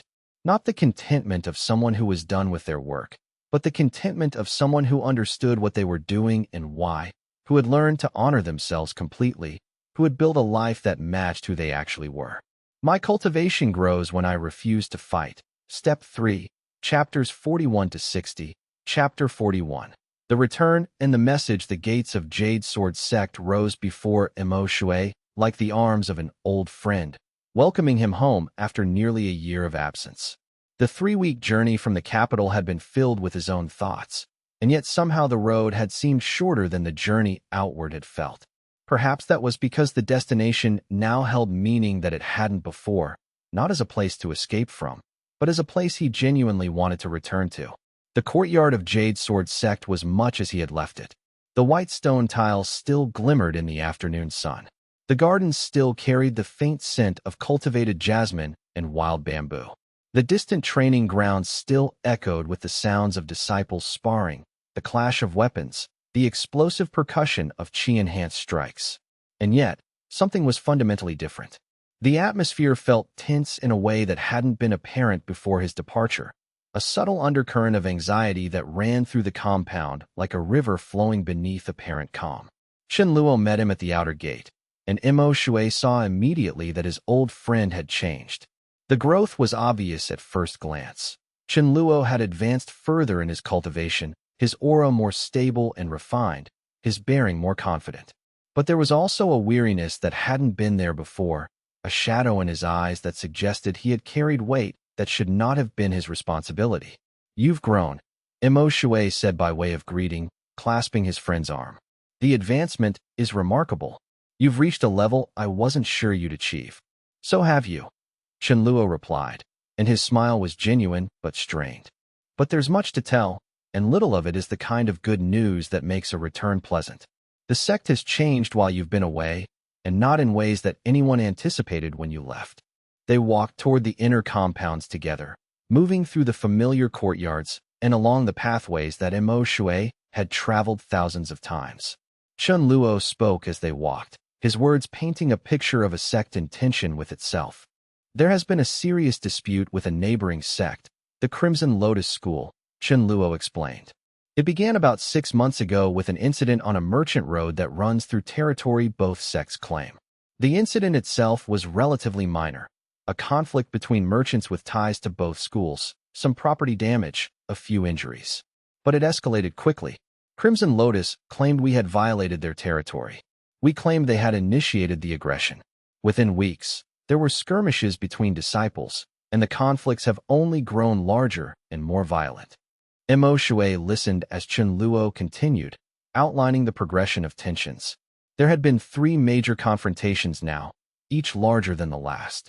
2 Jade Sword disciples had been seriously wounded in the most recent clash, and there had been deaths on the Crimson Lotus side, disciples killed in what was officially described as self-defense, but which many suspected was something closer to deliberate combat engagement. "The sect leadership has hardened," Chen Luo continued. "Master Qin is under pressure from the elders to take a more aggressive stance. Some of them are arguing that we should launch a preemptive strike against Crimson Lotus, establish dominance while we still have the advantage. But Master Qin has been more cautious. He's trying to maintain control while responding firmly enough that we don't appear weak." "What about my disciples?" Mo Shui asked quietly. "Those who have been practicing the alternative method, how have they been received?" Chen Luo's expression became even more troubled. "That's part of the problem, actually. Your disciples have been questioned by elders about their loyalty and their ability to defend the sect. Some have been suggested, quietly, that they should consider switching to conventional cultivation if they want to advance within the sect hierarchy during this period of conflict. Others have been more direct. There were accusations that the alternative method was making them weak, that they were a liability if serious fighting became necessary." They reached the hall where Master Qin held court, and Mo Shui could sense the tension even before entering. It hung in the air like humidity before a storm, not quite visible, but absolutely present. Master Qin looked older than he had a year ago. The cultivation master was in his 60s, and while his practice had kept him strong, the weight of leadership during a time of potential conflict had aged him in ways that cultivation alone could not reverse. His eyes were still sharp, still intelligent, but there was a wariness in them that hadn't been there before, and something that looked disturbingly like the need to make impossible choices. "Welcome home," Master Qin said, and his voice carried formal courtesy that didn't quite mask an undercurrent of complexity. "You come back to us with the Institute's blessing, I understand. The National Cultivation Institute has formally documented your system and validated your methodology. You've accomplished remarkable things in the capital. But I need to know something critical, and I need you to answer with complete honesty. Are you prepared to defend your system against serious challenges? Because there are forces now, external and internal, that would see it discredited and possibly eliminated." Mo Shui considered his response carefully. "I'm prepared to demonstrate its value," he said. "I'm prepared to teach it, to help disciples understand how it functions, and to show its practical applications. What I won't do is defend it through combat or attempt to prove it through violence. That would be antithetical to the fundamental principles of the system itself." Master Qin's expression became unreadable, a mask that revealed nothing. "That may no longer be an option, boy. The world is growing more complicated, and the days of pure philosophy are perhaps ending. Reality has a way of forcing us to compromise on our ideals. I don't say this to discourage you. I say it as warning. You've discovered something genuine. You've developed something that is creating real results. But the world won't wait for your system to prove itself through theoretical arguments. The world will demand immediate practical results. If your method can't produce what the conventional approach produces, if it can't meet the immediate demands of survival and protection, then it won't matter how philosophically sound it is. Philosophy doesn't stop swords. Philosophy doesn't protect the sect from enemies who want to destroy us or take what we have. What I'm saying is, be prepared for pressure. Be prepared for your disciples to doubt. Be prepared for the sect to turn against you if we face serious defeat. Be prepared for people to ask hard questions about whether your system is serving the sect or hindering it. That's the reality of leading something unconventional in a world where conventional approaches have been proven, over centuries, to work. Mo Shui listened to Master Qin's warning without defensiveness. He understood that the sect leader was not attacking the method or him personally. Master Qin was sharing the burden of realistic assessment with him, was telling him what would likely happen, was giving him the gift of being prepared for what was to come. I understand, Mo Shui said. I've always understood that the method would be tested against practical reality. I've always known that philosophy alone is insufficient if it doesn't produce results. What I'm hoping is that the method's results will speak for themselves, not necessarily in combat, but in other ways. That my disciples will be valuable precisely because they approach problems differently. Let's hope you're right, Master Qin said, and his voice carried genuine concern mixed with a kind of resignation. Let's hope you're right. Chapter 42. The Master's scrutiny. Deng Wu appeared in the Jade Sword compound on a morning exactly 1 week after Mo Shui's return. He arrived not in the secretive way of an outside observer, but in the open, formal manner of someone arriving on official business. He was a tall man in his 50s, with the bearing of someone accustomed to authority and the measured movements of a cultivator who had reached a significant advancement, core formation, or perhaps higher. His eyes were sharp and analytical, the eyes of someone trained to observe and record without allowing personal feeling to intrude. Everything about him suggested a mind that was constantly recording, constantly analyzing, constantly comparing what was observed against internal standards of measurement. He found Mo Shui in the study hall, where Mo Shui was reviewing his notes and preparing lessons for the disciples who had continued to study the alternative method. The study hall was a beautiful space. Tall windows allowed natural light to flood the room, and the walls were lined with texts organized by category and complexity. Disciples were scattered around the room at various study points, some meditating, some reading, some engaged in pair discussions about philosophy and cultivation theory. His entrance was designed to be noticed, not disruptive or aggressive, but present in a way that commanded attention. The disciples who had been studying with Mo Shui immediately fell silent and withdrew to appropriate distance, uncertain of the protocol that should be observed for this unknown visitor. Master Mo Shui, Deng Wu said, bowing with formal respect that somehow managed to feel condescending in subtle ways that were difficult to articulate. I am Deng Wu, appointed by the imperial authority to document the various cultivation methods employed throughout the empire's major sects and to assess their individual merits and potential applications. I have been studying Jade Sword sect for some months now, and I would very much like to conduct a comprehensive examination of your methodology as well. The imperial authority has taken considerable interest in your alternative cultivation system, and they have tasked me with providing a detailed preliminary assessment of its actual viability and potential value. Mo Shui stood, gesturing for his disciples to continue their studies in a separate chamber. I'm honored by the imperial interest, he said carefully. What would such an examination entail, Master Deng Wu? Direct observation of your personal practices and those of your disciples, Deng Wu said, settling into a chair that had been offered to him. Comprehensive interviews with your advanced practitioners about their advancement experiences and subjective assessments of their strength. Evaluation of your disciples' advancement compared to disciples trained in conventional methods at equivalent advancement stages. And eventually, if you're willing to permit it, a direct assessment of your own cultivation level and capabilities. The imperial authority needs to understand the full range of cultivation methods in order to make informed policy decisions about how different methodologies should be integrated into imperial cultivation standards. There was nothing in Deng Wu's words that was explicitly unreasonable. He was asking for what appeared to be reasonable scholarly inquiry. Yet something in the way he said them, in the careful precision of his language and the subtle weight he placed on certain phrases, made it clear that this was not a request but an obligation. The imperial authority had sent him, which meant refusing would be difficult and potentially dangerous. Of course, Imo Shui said, with apparent graciousness, I have nothing to hide, and I welcome the opportunity to help the Empire understand the genuine benefits and practical applications of integrity-based advancement. When would you like to begin? Immediately, if possible, Deng Wu said. I find that observation is most valuable when it's not anticipated. If we begin today, I can see how your normal practices function without any special preparation or presentation. What followed were weeks of observation that tested Mo Shui's equanimity in ways he hadn't anticipated. Deng Wu was brilliant, genuinely brilliant in the analytical sense, with a sharp mind capable of understanding complex systems and identifying their fundamental mechanics.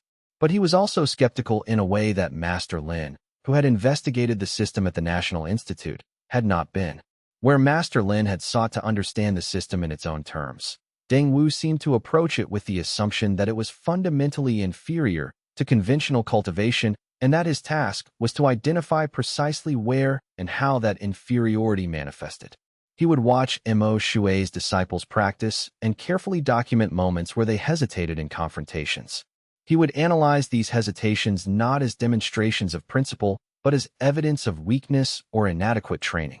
He would compare advancement rates between disciples trained in alternative methods and those trained conventionally, and the comparisons were consistently framed in ways that made the alternative method seem inferior.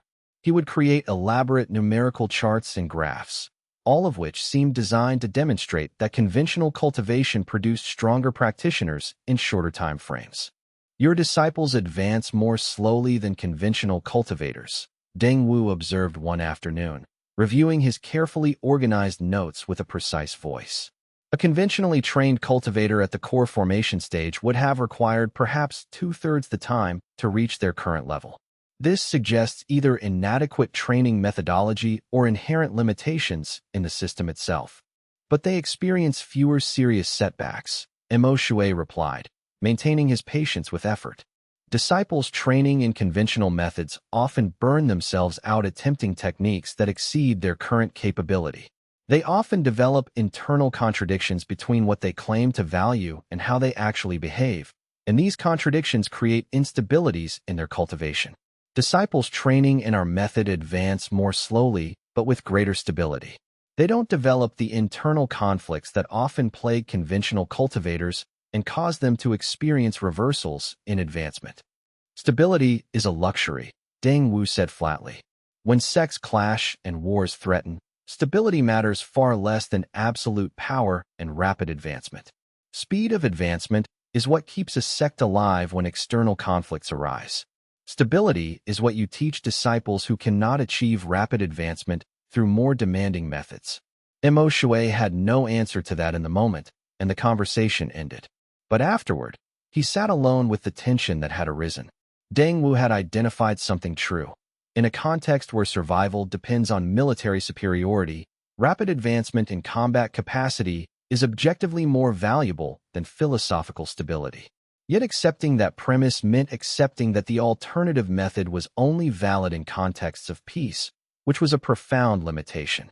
The observation continued for 3 weeks, and by the end of that period, Mo Shui sensed that Deng Wu had already formed his conclusions. The imperial observer had been polite throughout, but he had also been subtly condescending, treating the alternative method as a curiosity rather than a serious approach to cultivation. His final report, he said, would be sent to the imperial authority, but Mo Shui could guess that the conclusions would not be favorable. Chapter 43. The Shadow War begins. The first real conflict arrived on a morning when the sky was exactly the color of smoke, gray and heavy, and carrying the scent of something burning, though nothing in Jade Sword's immediate vicinity was actually on fire. A merchant caravan connected to Crimson Lotus School was attacked on roads near Jade Sword territory, and the sect that owned the caravan immediately blamed disciples of Jade Sword for the assault. The accusation was made public and quickly became the subject of intense controversy. The incident itself was reported in detail to Master Qin within hours. 20 merchants had been killed. Valuable trade goods worth a small fortune had been destroyed or stolen. The merchants who survived reported that the attackers had been wearing colors and insignia that suggested affiliation with Jade's sword. Though these reports came from traumatized individuals who had been focused on survival rather than careful observation of their attackers' identifying features. Emo Shui knew, almost immediately, that the accusation was almost certainly false. None of his disciples had been involved in any assault. He knew their movements with the kind of precision that came from years of teaching them, from understanding their individual cultivation practices and advancement patterns. He had seen each of them engaged in their own practices on the day the caravan had been attacked. But he suspected that several conventional disciples of Jade's sword might have been involved, perhaps acting on their own initiative or perhaps at the suggestion of sect leadership seeking to demonstrate aggressive capability and willingness to take action against a rival sect. The more troubling possibility was that the assault had been conducted by neither sect, but by a third party deliberately designed to provoke exactly this kind of blame and escalation. There were groups that benefited from conflict between the major sections. Some operated independently. Some represented interests from neighboring kingdoms who wanted the empire's sects to weaken themselves through internal conflict. Master Qin called an urgent meeting of the sect's elders and senior disciples. Emo Shui was invited to attend, though he could feel the weight of suspicion in the room the moment he arrived. It was subtle. No one said anything directly hostile, but it was present in the careful distance people maintained from him, in the way conversations would pause as he approached, in the way certain elders' eyes would assess him with calculation. Deng Wu was present as well, standing at the back of the hall with his eternal notebook, observing with that flat, assessing gaze that seemed to miss nothing and understand everything according to his own predetermined frameworks. "We need to respond with significant force," one of the elder masters stated bluntly, a cultivator named Master Zhou who had always advocated for aggressive posturing. "We need to conduct a retaliatory strike against Crimson Lotus properties and disciples. We need to bring their sect leadership to the negotiating table through demonstrated superiority. If we don't respond decisively, every sect within 3 provinces will interpret our restraint as weakness, and they will test that weakness by pushing further." "Agreed," another master said, Master Wang, who was younger than Zhou but had a similar strategic philosophy. "We need to assemble a strike team immediately. Hit them hard enough that they understand they've made an error. Bring their sect leader to negotiations through strength, not through words." Emo Shui listened to the discussion escalate around him. It was the logical response according to the conventional wisdom of cultivation society. Violence answered violence. Aggression was met with greater force. But he could already see the trajectory that would follow from this decision. An escalating spiral of conflict that would claim lives, resources, and attention, and achieve nothing of lasting value except the demonstration that both sides could inflict damage on each other. When called upon to speak, Emo Shui said carefully, "I would suggest we investigate the incident more carefully before responding with a military strike. The details of the assault don't align with a typical Crimson Lotus attack pattern. Their usual methodology involves smaller, targeted operations. This attack was large and designed to be obvious. Someone may be deliberately attempting to provoke us into hasty action that would serve their interests rather than ours." "Of course someone is provoking us," Master Qin said with visible frustration. "That's how cultivation sects have always operated during periods of tension. The question is not whether we're being provoked, but whether we respond or appear weak to our enemies. There are other responses besides military combat," Emo Shui offered. "We could send a diplomatic envoy to Crimson Lotus to investigate and discuss the incident. We could invoke imperial mediation rather than military escalation. We could—" "Diplomacy is for merchants and politicians," an elder interrupted sharply, his voice carrying contempt. "We are cultivators, and cultivators have always resolved disputes through demonstrated superiority and force. That is the fundamental law of our world, and abandoning it would be abandoning our essential nature." Deng Wu had been silent throughout the discussion, but now he spoke, his words carefully chosen and delivered in a tone of apparent helpfulness. "Master Mo Shui, your disciples practice your alternative method, which, if I understand correctly, redefines combat capability through your own philosophical framework rather than through conventional metrics, correct?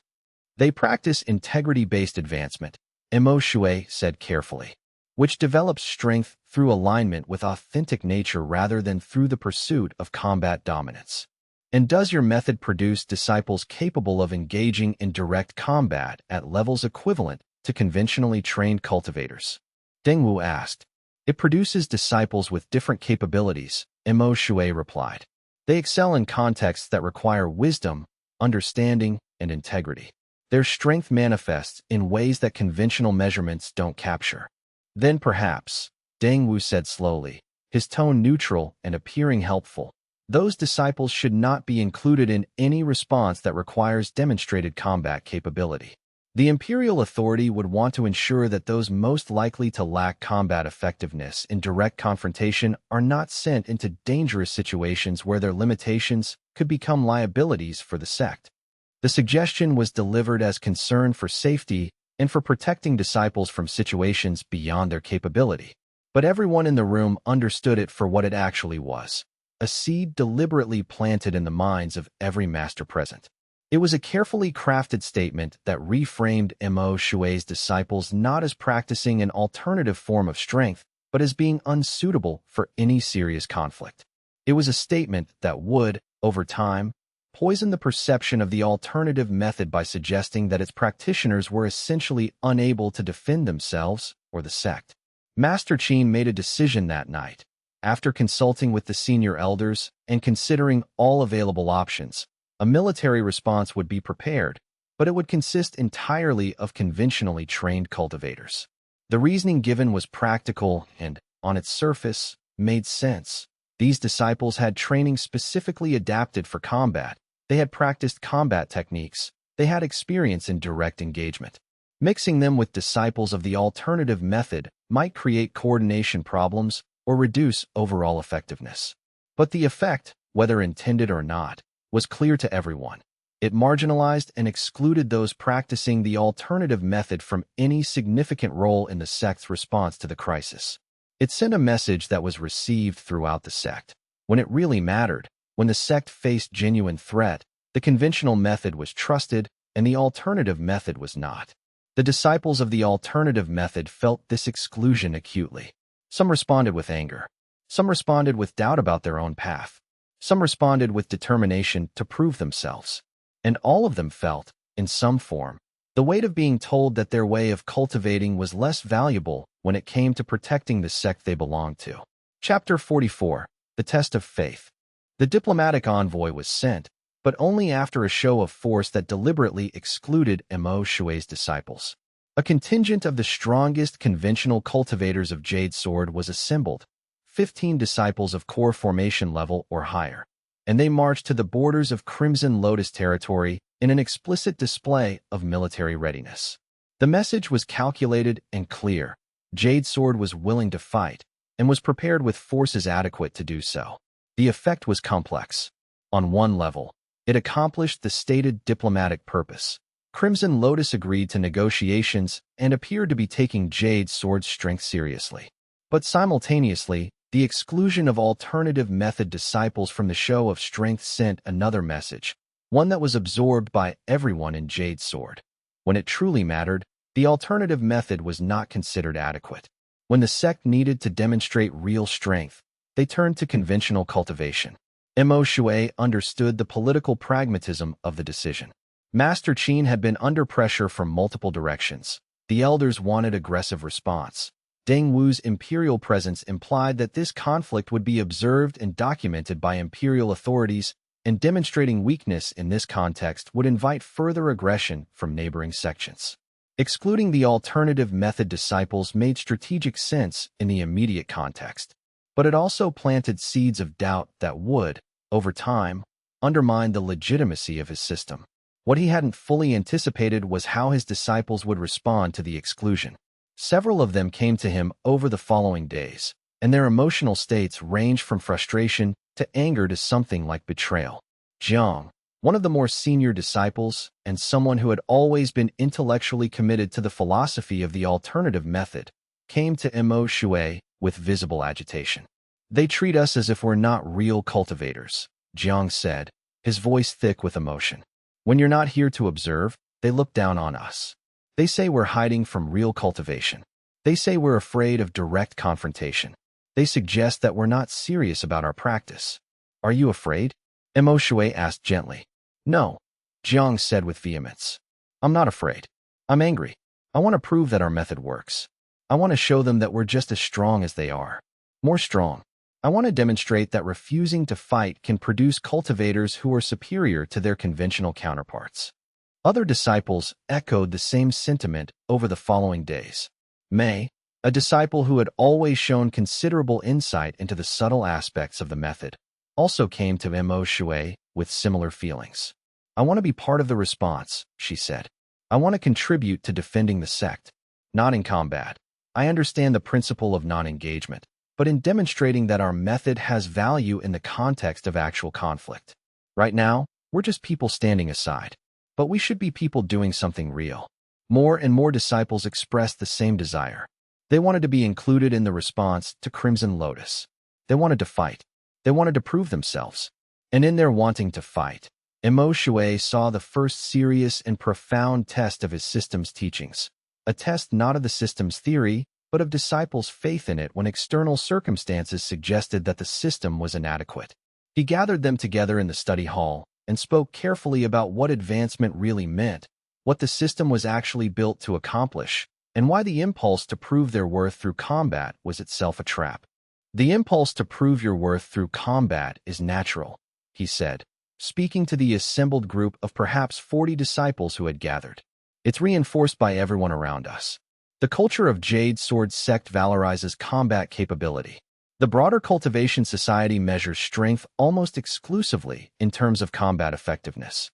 When people doubt your strength, the most obvious way to prove them wrong is to defeat them in direct confrontation. But doing so would be accepting their definition of what strength actually means. But we are strong, Mei interjected. Your system makes us strong. Why shouldn't we demonstrate that? Because demonstrating strength through combat validates the exact premise that we've been challenging, Mo Shui said. If the strongest demonstration we can offer is victory in combat, then we've conceded that combat is the proper measure of strength. We've proven not that the alternative method is superior, but that it's merely adequate at doing the same thing conventional cultivation does. In doing so, we would be abandoning the real challenge of the system, which is to develop genuine alternatives to combat-based strength. So we should just accept being treated as weak. Jiang asked bitterly, his frustration evident in his voice. We should tolerate being marginalized while conventional cultivators are honored as the real defenders of the sect? We should accept that we're inferior? No, Mo Shui said firmly. We should excel in the ways that are genuinely aligned with our method. We should solve problems that direct combat cannot solve. We should demonstrate the depth and sophistication of our understanding by addressing situations with wisdom, insight, and strategic excellence rather than force. We should prove our value by being valuable in ways that matter. That's how we truly prove the superiority of our approach, not by being better at their game, but by showing that there are important games worth playing that conventional cultivation cannot excel at. We prove superiority not through combat, but through being essential in contexts where combat doesn't solve the problem. He paused, choosing his words carefully. But I know that's a difficult thing to do when everyone around you is saying that combat is the only thing that matters. I know it's hard to maintain faith in a principle when the world is actively undermining that principle. I know that what I'm asking is difficult. But even as he spoke the words, even as he explained the philosophical foundations for maintaining faith in the system, Mo Shui felt doubt creeping in like winter cold settling over the mountain. It was easy to teach philosophy in the safety and quiet of the study hall, where there was time for reflection and where theory could be developed without pressure from external circumstances. It was much harder to live that philosophy when everyone around you was dismissing it as cowardice, when the sect was mobilizing for conflict and preparing for warfare, when conventional cultivators were being honored and celebrated for their willingness to fight and to risk their lives. His disciples had to maintain faith in a principle that the broader world was actively undermining with every message, every decision, every honor given to conventional cultivators. It was a difficult ask, and he understood completely the struggle they were experiencing. It would have been easy to join the conventional training. It would have been easy to become what society was demanding they become. That they were even considering remaining true to the alternative method in the face of this pressure was extraordinary.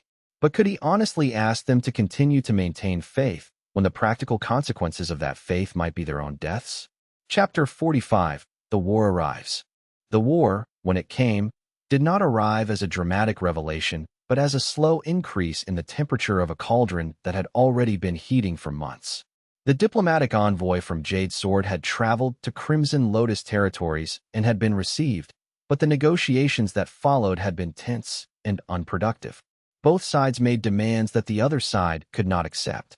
Both sides blamed the initial incident on the other side's provocation, and both sides seemed to be slowly preparing for something larger than anyone had explicitly stated. The first significant violence came 3 weeks after the diplomatic envoy returned. A Jade Sword outpost in a remote mountain region was assaulted by a coordinated Crimson Lotus strike team. The outpost was not a major military position, but a supply depot and meditation center used by disciples on pilgrimage or seeking solitude for advanced cultivation. It was lightly defended, and the assault was overwhelming. 3 Jade Sword disciples were killed in the assault, names that had been familiar in the sect for years. 5 more were seriously injured. The meditation center was burned, its libraries destroyed, its collected texts lost. The message was clear. Crimson Lotus was willing to engage in significant violence, and they had the capability to do so effectively. Master Qin's response was immediate and absolute. He declared this an act of war and authorized a full military response. Disciples who had been practicing their methods in relative peace suddenly found themselves mobilized, assigned to various military units, given instructions to prepare for sustained combat operations. The sect transitioned, in the span of days, from what had been essentially peacetime to full military readiness. It was not a total war. Neither sect could afford that. The resources required to sustain a complete military conflict would bankrupt both organizations. But it was substantial enough to be serious. Outposts were assigned defensive garrisons. Patrol units were doubled. Disciples who had been pursuing quiet research or artistic practice were transferred to combat training. For the first time in decades, Jade Sword sect was transitioning from a culture of internal striving and self-development to an active conflict with a neighboring power. And for the first time, Mo Shui was forced to seriously confront whether his philosophy had any validity in the face of genuine threat and genuine death. He stood on the battlements of the outer fortress one evening, watching the smoke rise from a burning outpost approximately 5 miles away. The outpost had been struck that afternoon by Crimson Lotus forces, one of 3 attacks that day. Jade Sword's conventional cultivators had defended it, but they had been outnumbered and forced to retreat. The outpost was now in enemy hands. The smoke rose like a prayer for the lost. Fong Rong stood beside him on the battlements, as she had stood beside him through every challenge and transition he had experienced. She did not need to be asked to be there. She simply was, her presence a form of support that required no words. "What are you thinking?" Fong Rong asked quietly. "I'm thinking that everything I've built might be irrelevant," Mo Shui said. "I'm thinking that there are people burning right now who might not need philosophy. They might just need power strong enough to stop the burning. I'm thinking that my refusal to fight might make me responsible for deaths that could have been prevented if I had simply accepted conventional cultivation and taught my disciples to be more effective at combat." "Would your disciples have made a difference if they had fought?" Fong Rong asked. "Perhaps," Mo Shui said, and the uncertainty in his voice was evident. "Perhaps not. But that's not really the question, is it? The question is whether I'm responsible for the deaths of people who trained under my system because I taught them not to fight, or if I'm responsible for the integrity of the system itself regardless of external circumstances." It was the deepest doubt he had allowed himself to voice, and speaking it felt like a betrayal of everything he had worked for, of every principle he had articulated, of every disciple he had taught. The fighting escalated significantly over the following weeks and months. Jade Sword disciples engaged Crimson Lotus forces in multiple skirmishes of increasing intensity, in mountain passes where terrain could be used for advantage, around supply depots that were targets of coordinated attacks, at the borders of sect territories where the demarcation between Jade Sword and Crimson Lotus control was contested and shifting.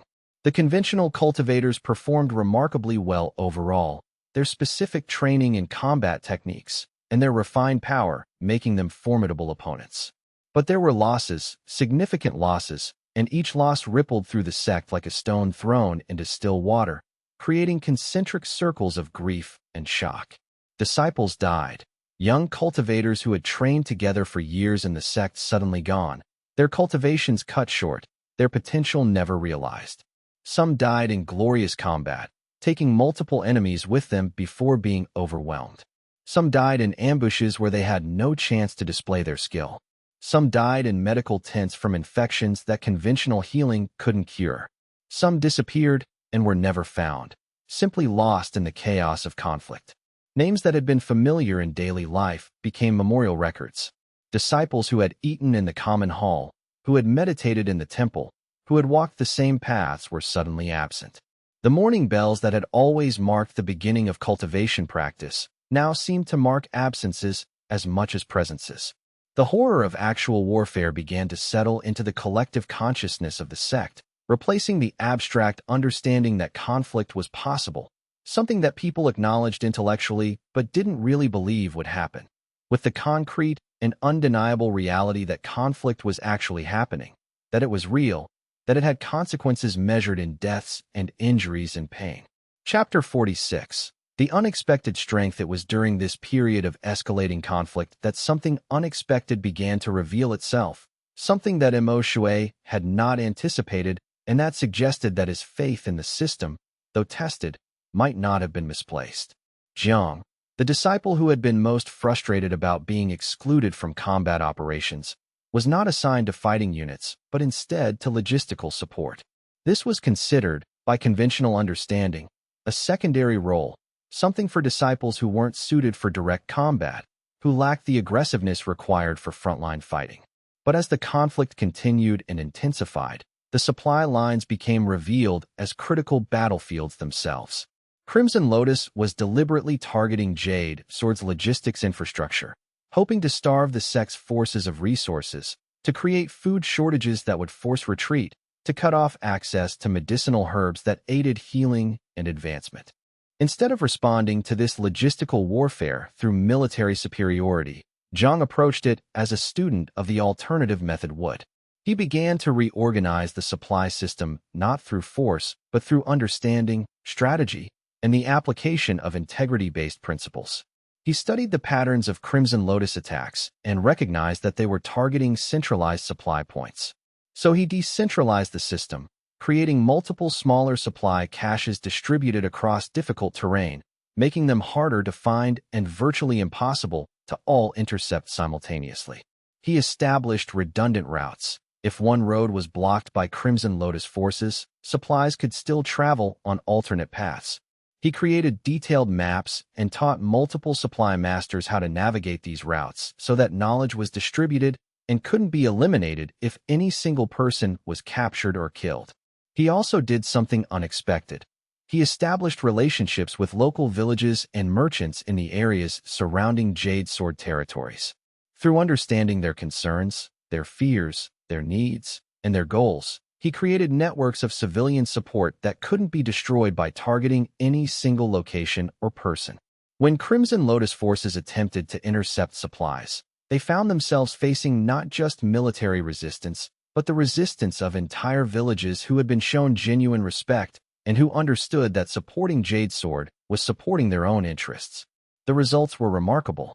Where conventional disciples would have tried to protect the supply lines through superior martial force, assembling larger defensive units, engaging Crimson Lotus forces more aggressively, establishing fortified positions that could withstand assault, Zhang had made the supply system inherently difficult to disrupt. He didn't eliminate the threat through overwhelming force. He made the threat ineffective through intelligent design, relationship building, and the strategic application of understanding. Other disciples found similar applications for their training.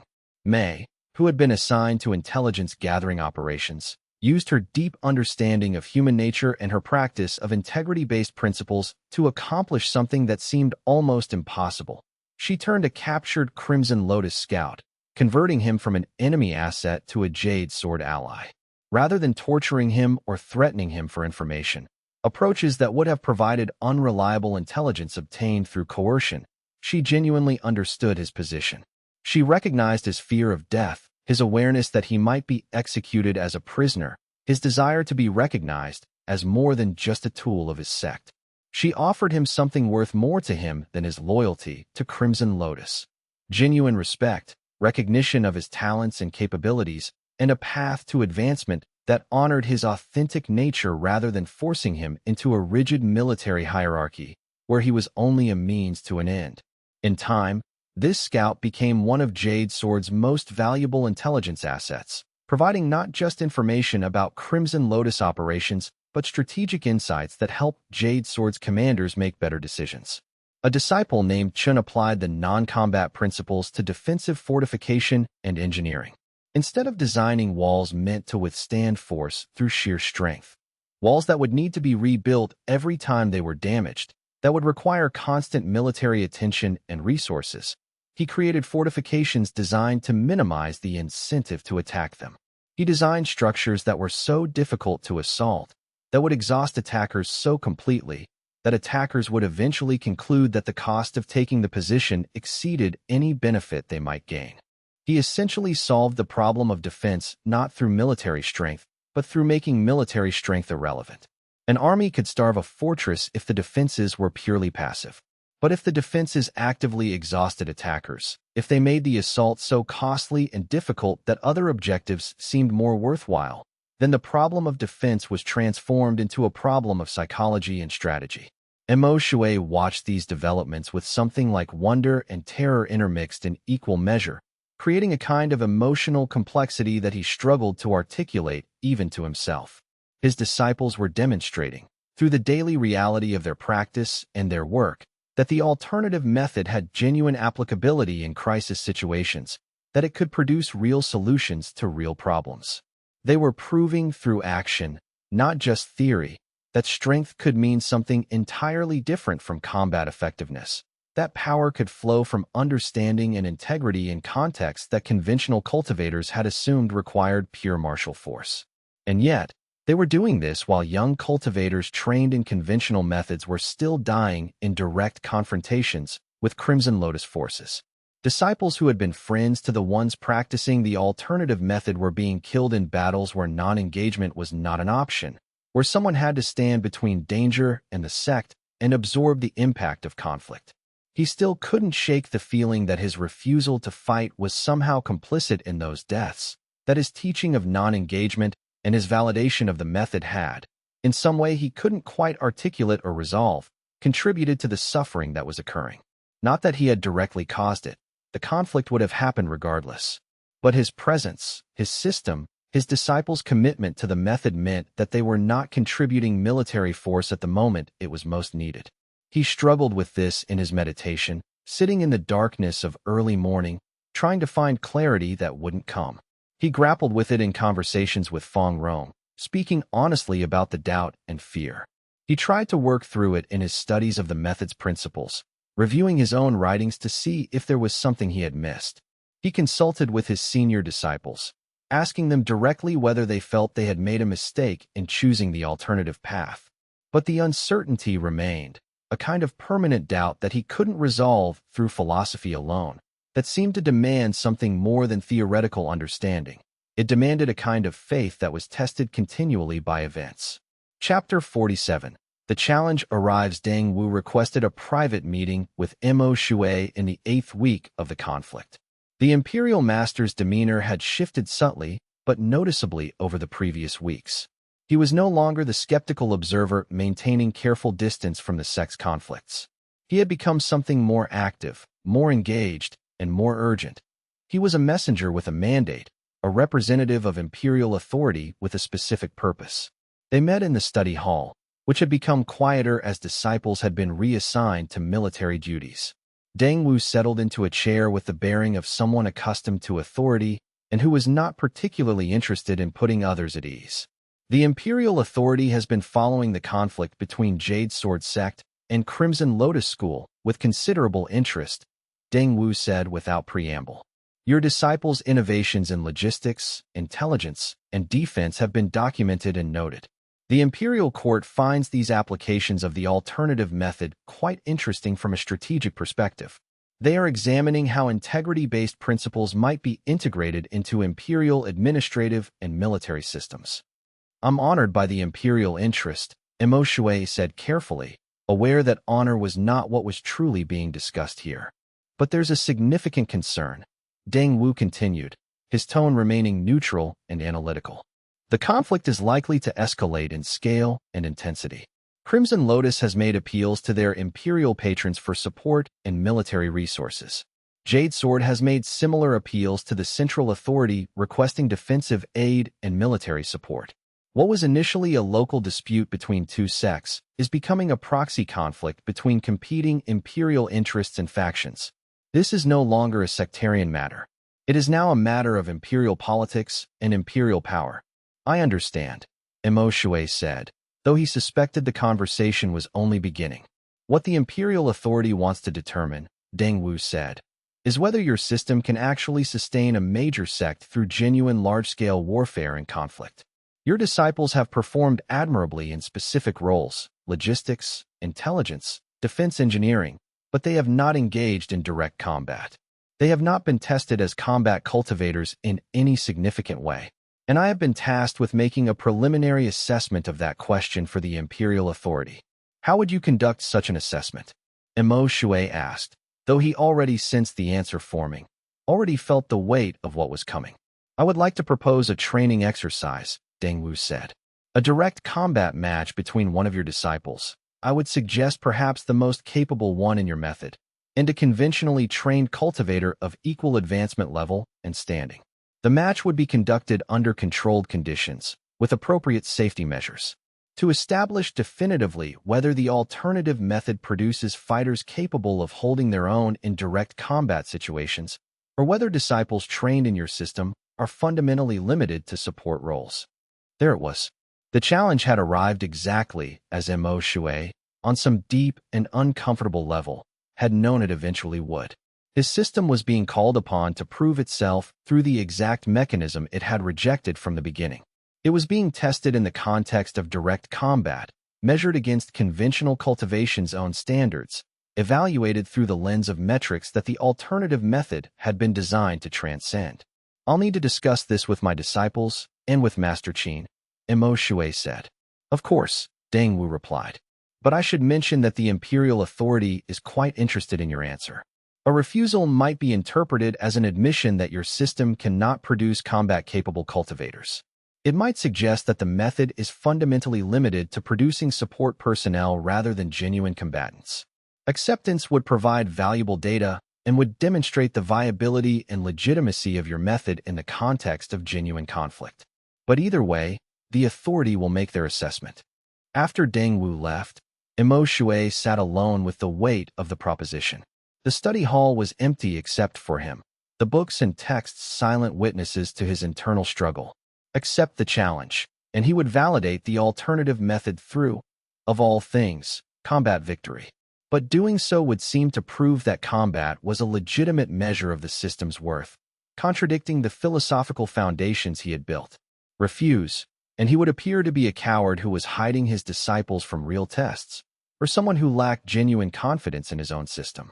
It was a genuine dilemma with no easy resolution, a test that seemed designed to expose the limits of what he believed or to force him to compromise those beliefs. Chapter 48, The Disciple's Choice. It took only hours for word of Deng Wu's proposal to spread through Jade Sword, traveling through the sect's networks of communication like water, finding its path through terrain. Cultivators who had trained under Imo Shui's system began to volunteer immediately to serve as the representative of the method in this test. The enthusiasm came from multiple sources. There were those who genuinely believed in the method and wanted to prove its validity. There were those who were angry at the treatment they had received and wanted to demonstrate their strength. And there were those who saw the match as an opportunity to change the trajectory of their own advancement and status within the sect. Jiang came to Imo Shui first, not hesitantly or with any sense of doubt, but with clear purpose and decision, declaring his willingness to fight Wei Chun and to prove that the alternative method produced cultivators capable of holding their own in combat. May offered as well, arguing that her administrative background gave her a unique understanding of system and strategy that could be deployed effectively in combat. Even disciples who had been more skeptical of the method or who had adapted it in their own unique ways and interpretations offered their willingness to prove it in direct combat. The disciples who offered represented a spectrum of advancement levels, philosophical commitments, and personal motivations. The response was not surprising in itself. What was surprising was its intensity, the depth of genuine emotion it revealed about how much these disciples had internalized both the system and the doubt that had been cast upon it by conventional society. The willingness to volunteer showed that despite all the external pressure, despite all the marginalizing comments from conventional disciples, despite their own internal doubts about whether a system that refused to fight could actually be meaningful, they still believed in what they had learned. Or perhaps they wanted to believe, and this was an opportunity to prove to themselves that their faith was not misplaced.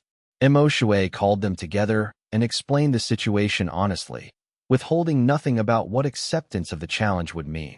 I have not taught you to fight because I believe that fighting is a distraction from genuine power development, he said, speaking to the assembled group. I believe that our strength comes from alignment, from integrity, from the integration of our authentic nature with our cultivation practice. Combat is one context in which that strength might manifest, but it is not the most important context, and it is not the primary measure by which the system should be evaluated. But if we fight well, Jiang asked, his voice thoughtful despite the intensity in his eyes, wouldn't that prove that our method works? Wouldn't that show the entire sect that we're not weak? Wouldn't that convince the imperial authority that the alternative method is legitimate? It might accomplish those things, Mo Shui acknowledged. But it would also accomplish something else that troubles me deeply. It would prove something very different from what we actually want to demonstrate. It would prove that the alternative method can survive by playing conventional cultivation's game and by accepting conventional cultivation's metrics. And that would fundamentally undermine the entire philosophical foundation of what we're building. It would suggest, implicitly, that the real test of a system is combat capability, and we would have accepted that premise rather than challenging it. So what do? May asked. Refuse the challenge and accept the judgment that we're weak? Accept the narrative that our method is only for support roles, for disciples who couldn't succeed in real cultivation? No, Mo Shui said slowly, working through the understanding as he spoke it, discovering the answer in the process of articulating it. We accept the challenge, but we accept it on our terms, not theirs. We fight, but we fight in a way that demonstrates our actual strength rather than their imagined version of what strength should be. What does that mean practically? Asked Xiao, a disciple who had always shown considerable wisdom about integrating theory into practice. It means whoever fights, Mo Shui explained, refining the concept as he spoke, fights to win, but they fight in a way that honors the integrity-based principles we've all been studying and practicing. They don't resort to cheap tricks or unethical tactics. They don't try to seriously injure their opponent. They don't fight with rage or desperation or the kind of emotional reactivity that conventional combat training often cultivates. They demonstrate mastery, skill, and the full extent of their cultivated power, but they do it while maintaining absolute integrity about who they are and what they stand for. That's a significant disadvantage, Jiang said flatly, with the honesty that had always characterized him. Fighting with integrity means fighting with one hand tied behind your back. An opponent trained to use any tactic, to inflict maximum damage, to win through whatever means are necessary. That opponent will have the advantage. Does it? Mo Shui asked, and his question was genuine rather than rhetorical. Or does maintaining integrity actually give us access to a kind of strength that's far greater than the narrow strength of pure combat technique? I'm not asking that as an abstract philosophical question. I'm asking it as an invitation to test our system in the most rigorous way possible. He could see the doubt on their faces, doubt that he shared, doubt that was not dishonest or pretended but genuine and honest. What he was proposing was theoretically sound in its philosophical framework, but practically, it was risky in ways that were undeniable. His disciples had trained in a method that maximized subtle growth and authentic development. They had not trained in combat in any conventional sense. And now he was asking one of them to step into direct conflict against an opponent who had trained specifically for exactly this scenario, who had spent years perfecting combat technique, who had been bloodied in multiple actual battles. It was Jiang who volunteered again, and this time the offer came from a place of resolution rather than frustration. "I'll do it," he said simply. "I'll be the one who fights. If we're going to test whether the system works in combat, I'm the most senior disciple in terms of advancement, and I should be the one to demonstrate it." Mo Shui accepted the offer. "Then we have 4 weeks," he said. "We'll prepare you. Not to fight like a conventional cultivator. You'll never match their specific training even in 4 weeks. But to embody the full potential of our method in a combat context. We'll show what integrity-based advancement actually looks like when it's fully expressed in the context of direct conflict." Chapter 49. The preparation, the training that followed was unlike anything Jade Sword Sect had ever witnessed, and certainly unlike anything conventional cultivation schools would have recognized as legitimate combat preparation. There were no drills that repeated the same techniques hundreds of times until they became automatic. There was no practice with weapons, no hours spent learning specific strike patterns. There was no sparring against other disciples to build reactive muscle memory and instinctive responses. There was no training focused on speed, power, and the development of aggressive capability. Instead, Mo Shui and Jiang worked together in ways that were internally focused, that emphasized direct understanding over external repetition, that approached combat as an expression of cultivated nature and integrated wholeness rather than as a skill set to be learned and deployed. It was a fundamentally different approach to preparation, one that would have seemed useless to any conventional combat trainer. They began with meditation that went deeper than Jiang had ever ventured before. Mo Shui guided him into states of consciousness where the impulse to refuse conflict arose naturally and clearly, not as a philosophical choice that had to be repeatedly reinforced, but as a direct perception of reality, as an understanding that came from the most fundamental level of awareness. Mo Shui taught him to hold these moments of direct perception, to understand them fully, to recognize the precise mechanism by which refusal of conflict became a source of power.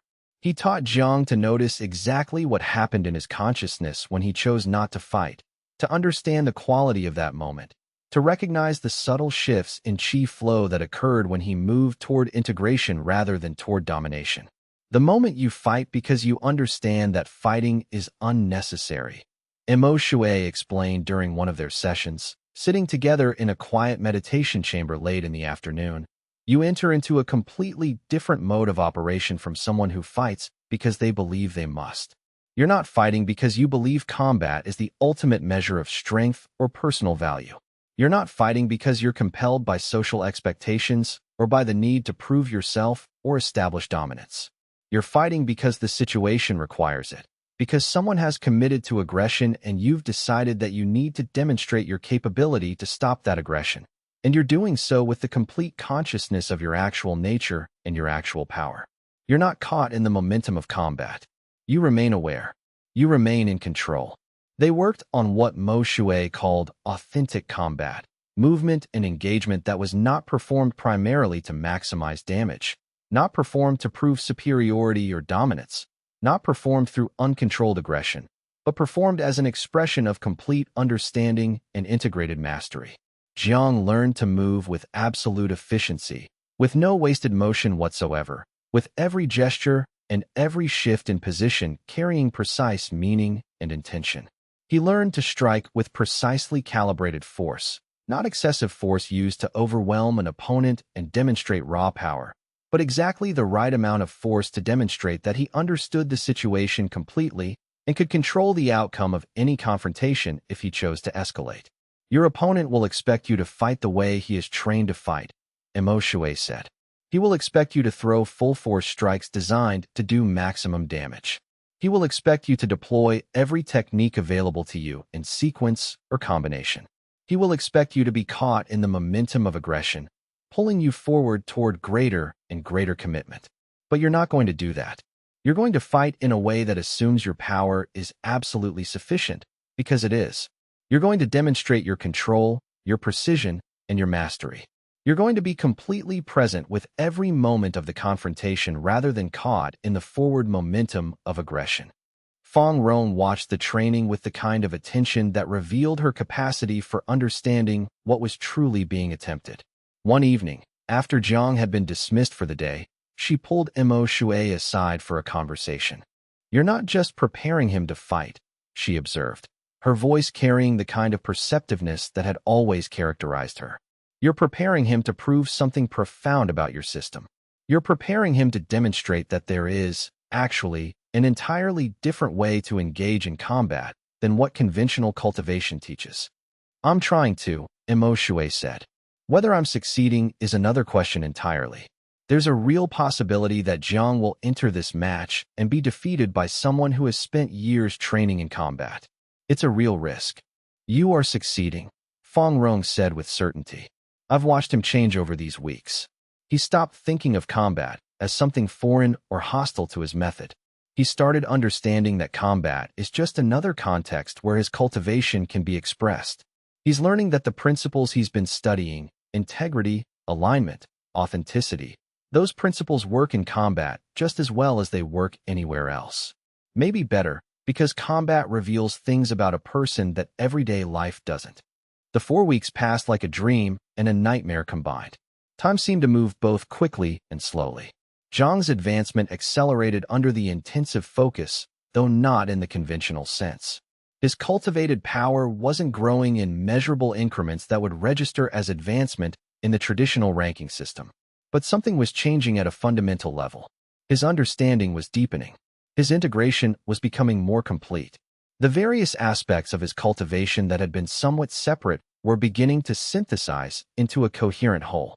By the time the week of the match arrived, Jiang seemed fundamentally different from the disciple who had begun the training. Still peaceful, still genuinely aligned with the integrity-based principles of the method, but also completely capable and present in a way he had not been before, with a kind of readiness that transcended preparation. Chapter 50. The combat trial. The match took place in the formal arena of Jade Sword Sect on an afternoon when the sky was clear and the light was perfect. The arena itself was an ancient structure, built 200 years earlier when the sect had first established itself in this location.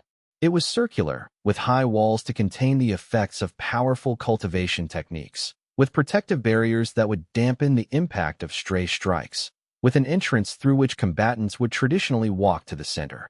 The arena had witnessed thousands of matches over the centuries, training bouts, advancement trials, demonstrations of technique. But few matches held the weight of what was about to occur. It was attended by hundreds of cultivators, elders who wanted to see what the alternative method could produce, conventional disciples curious about whether their non-fighting peers were actually weak or whether this had all been a performance of humility, younger disciples who had never seen a formal combat match of significance, and even some healers positioned at the arena edges in case the match resulted in serious injury. The crowd filled the seating areas, creating a kind of energy that was palpable even before the match began. This was not just a combat trial. This was a test of a philosophy, a validation or refutation of principles that had been taught and argued about for months. Deng Wu was present, standing with his eternal notebook, observing with that flat, assessing gaze that had become familiar to everyone at Jade Sword. He had positioned himself in a spot where he could see the entire arena without obstruction, and Mo Shui could see him recording observations, making notes, creating the documentation that would form the basis of his report to the imperial authority. Master Qin watched from an elevated platform reserved for sect leadership, his expression unreadable but his attention absolutely complete. He had something at stake here as well. The validation of Mo Shui's system reflected on his judgment in supporting it. Fang Rong stood at the edge of the crowd, her composure giving no indication of what she was feeling, but her eyes never left Jiang for a moment, watching his every movement with the kind of attention that suggested she was seeing far more than just the physical aspects of what he was doing. And Mo Shui stood at the edge of the arena, completely uncertain of the outcome, aware with absolute clarity that whatever happened in the next period of time would shape the perception of his system for years to come, would determine whether disciples believed in it, and whether the broader cultivation establishment would accept it. Zhang's opponent was named Wei Chun, a conventional cultivator of impressive strength and considerable expertise. He was older than Xiang by approximately 8 years, which meant he had had 8 additional years to train in combat techniques, to refine his understanding of combat strategy, to build the kind of instinctive responsiveness that came from years of practice. He had fought in multiple actual battles during the conflict with Crimson Lotus and had proved effective at controlling his opponents without killing them, which demonstrated both skill and discipline. He was skilled, experienced, confident without being arrogant, and he approached the match with the kind of prepared readiness that came from someone who knew exactly what he was doing and who understood his own capabilities with precision. The match began, and for the first moments, Wei Qin fought exactly as expected by anyone who understood conventional combat training. Aggressive strikes designed to establish dominance, powerful chi deployment that made his movements carry weight and authority, techniques specifically designed to overwhelm an opponent and force them into either retreat or desperate counterattack. His movements were economical and efficient, nothing wasted, everything calculated toward achieving victory. Zhang did not meet force with force in return. Instead, he moved with perfect efficiency that was entirely different from Wei Qin's approach. His position shifted slightly, his body angling itself so that Wei Qin's strikes would pass, just barely missing him. Not through luck, but through precise anticipation of where Wei Qin would extend his technique. He would step into the spaces between attacks, not to launch counters, but to maintain himself in a position of absolute control and readiness. His movements were minimal, economical, suggesting not great power, but great understanding. The crowd grew restless as the first few exchanges unfolded. To the untrained eye, Zhang appeared to be simply evading Wei Qin's attacks. He appeared to be on the defensive, retreating, avoiding confrontation. It looked, from the conventional perspective of combat training, like defensive weakness. The crowd's murmur shifted toward disappointment, toward doubt, toward the sense that Zhang was confirming the suspicions that the alternative method produced fighters who couldn't actually fight, people who would talk about philosophy, but who would ultimately lack the courage or the power to engage in real combat. But then Zhang moved, and the entire dynamic shifted in a moment of perfect clarity. A single strike, perfectly placed at the exact moment Wei Qin had extended himself fully in an aggressive attack, perfectly timed to meet the moment when Wei Qin had no option for retreat or adjustment, perfectly controlled in its application to show mastery rather than force. The strike connected with Wei Qin's chest with exactly enough force to demonstrate complete command of the situation without inflicting serious harm or causing lasting damage. Wei Qin staggered backward, shocked not by the pain, which was minimal and quickly fading under his cultivated healing, but by the absolute certainty communicated by the strike. That strike had said, without words, with perfect clarity, I could do this far more violently. I could cause serious injury. I could destroy your internal organs and leave you crippled. I could end this match with overwhelming force. I am choosing not to because I understand that it is unnecessary. The match continued for another 10 minutes, and in those minutes, something remarkable unfolded before the watching crowd. Something that began to shift the understanding of everyone who was capable of perceiving what was actually happening rather than what they expected to happen based on their preconceptions. Zhang was not fighting to defeat Wei Qin through overwhelming force or through demonstrating greater raw power. He was demonstrating mastery of the situation. He was showing that he could neutralize any genuine threat his opponent posed while maintaining complete integrity about how he did so. He demonstrated that he could read Wei Qin's movements with such precision that he seemed to know what Wei Qin would attempt before Wei Qin himself had fully decided. He showed that he could position himself so perfectly, moving with such understanding, that Wei Qin's techniques had no path to effectiveness, not because they weren't powerful, but because they couldn't land against an opponent who understood them completely. He displayed control and understanding that were almost meditative in their calm, a quality of presence that seemed to fill the entire arena. There was no anger in him, no aggressive intent, no drive to dominate. There was only presence and understanding. Each time Wei Qin attempted an attack, and he attempted many, trying different strategies and tactics, Zhang would move to a position where the attack could not land effectively. Each movement was minimal, economical, beautiful in its efficiency.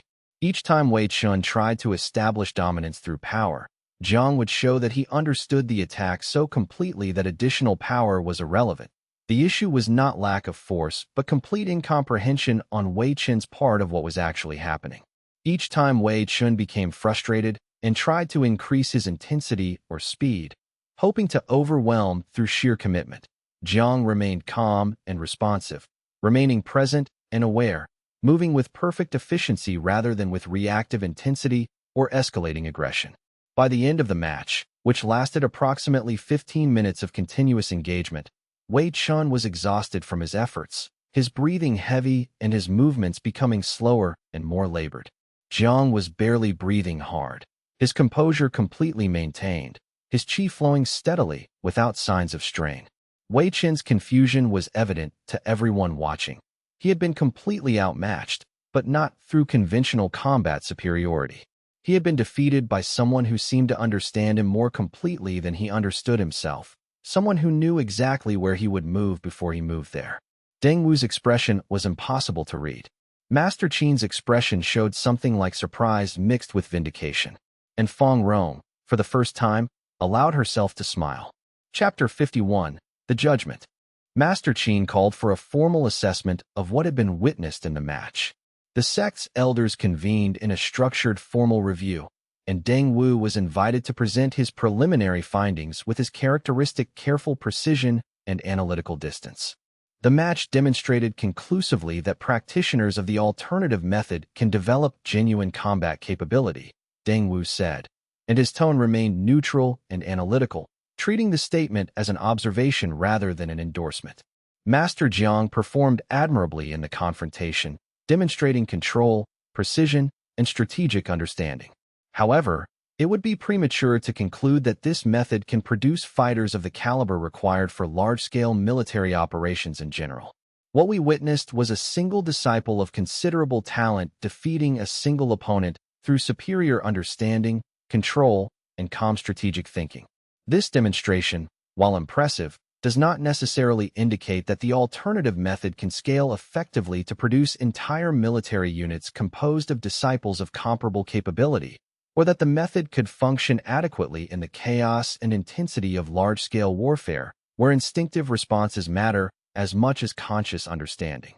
It was a carefully balanced assessment, acknowledging the strength of Jiang's performance, while simultaneously maintaining significant doubt about whether the system could produce large-scale military superiority or whether it was fundamentally limited to producing individual practitioners of exceptional understanding. But something unexpected happened in response to Deng Wu's judgment. Several of the elders who had been previously skeptical of Mo Shui's system spoke up in support, and their words carried weight that came from genuine observation rather than from abstract theoretical support. What we witnessed was remarkable, Master Lan, one of the most senior cultivators and a respected theoretician of significant standing, said with conviction. The level of control demonstrated by Master Jiang, the precision of his movements, the complete absence of panic or out-of-control aggression, that's not something I've seen often even in our most advanced combat specialists who have trained for years in conventional methods. Whatever Mo Shui is teaching, it produces something unusual and genuinely powerful. I may not believe it's superior to conventional methods for military purposes, but I recognize that it's producing something real. Another elder added, I've fought in actual battles. I've trained disciples for decades.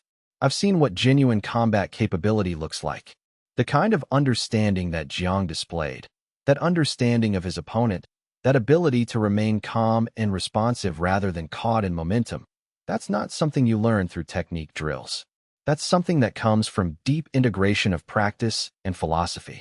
I don't know if it scales to large military operations or if it could work in the chaos of genuine warfare, but I know that what I saw was genuine mastery of the situation. A third elder spoke more quietly but with evident sincerity. I've watched the disciples training in the alternative method. I've observed their advancement. What I've seen is that they're becoming more capable in their own ways, even if those ways aren't the conventional ones I understand. Master Mo Shui's system produces something real, even if I don't personally choose to study it. And that's worth acknowledging.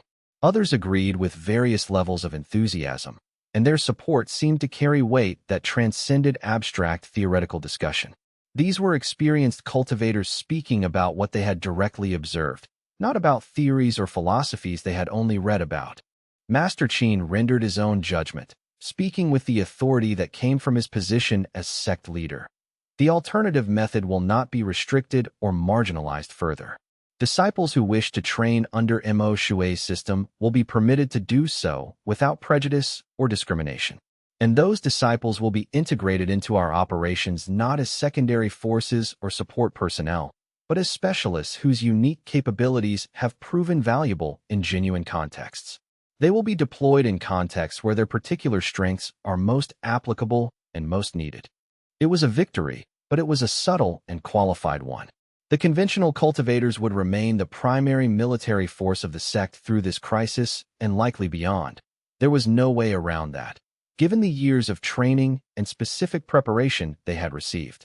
But the alternative method had achieved legitimacy through proof and demonstration, not through philosophical argument alone. It had been tested in the arena and had not failed. It had been tested against skeptical assessment and had been vindicated.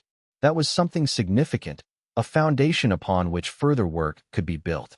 Mo Shui felt genuine relief at Master Qin's decision, though he also understood that acceptance at the highest level would inevitably create resentment among some of the conventional cultivators who viewed the alternative method as a competitor for resources and attention that they believed should have gone exclusively to conventional training. That night, after the match had ended and the crowd had dispersed, after the healers had examined Wei Chun and confirmed that his injuries were minimal and would heal quickly, Mo Shui found Jiang in the study hall, sitting in meditation with the kind of calm that suggested deep and genuine internal work. The study hall was empty except for the two of them, quiet except for the sound of evening insects outside the windows. "How do you feel?" Mo Shui asked, sitting down across from Jiang. "Confused," Jiang said,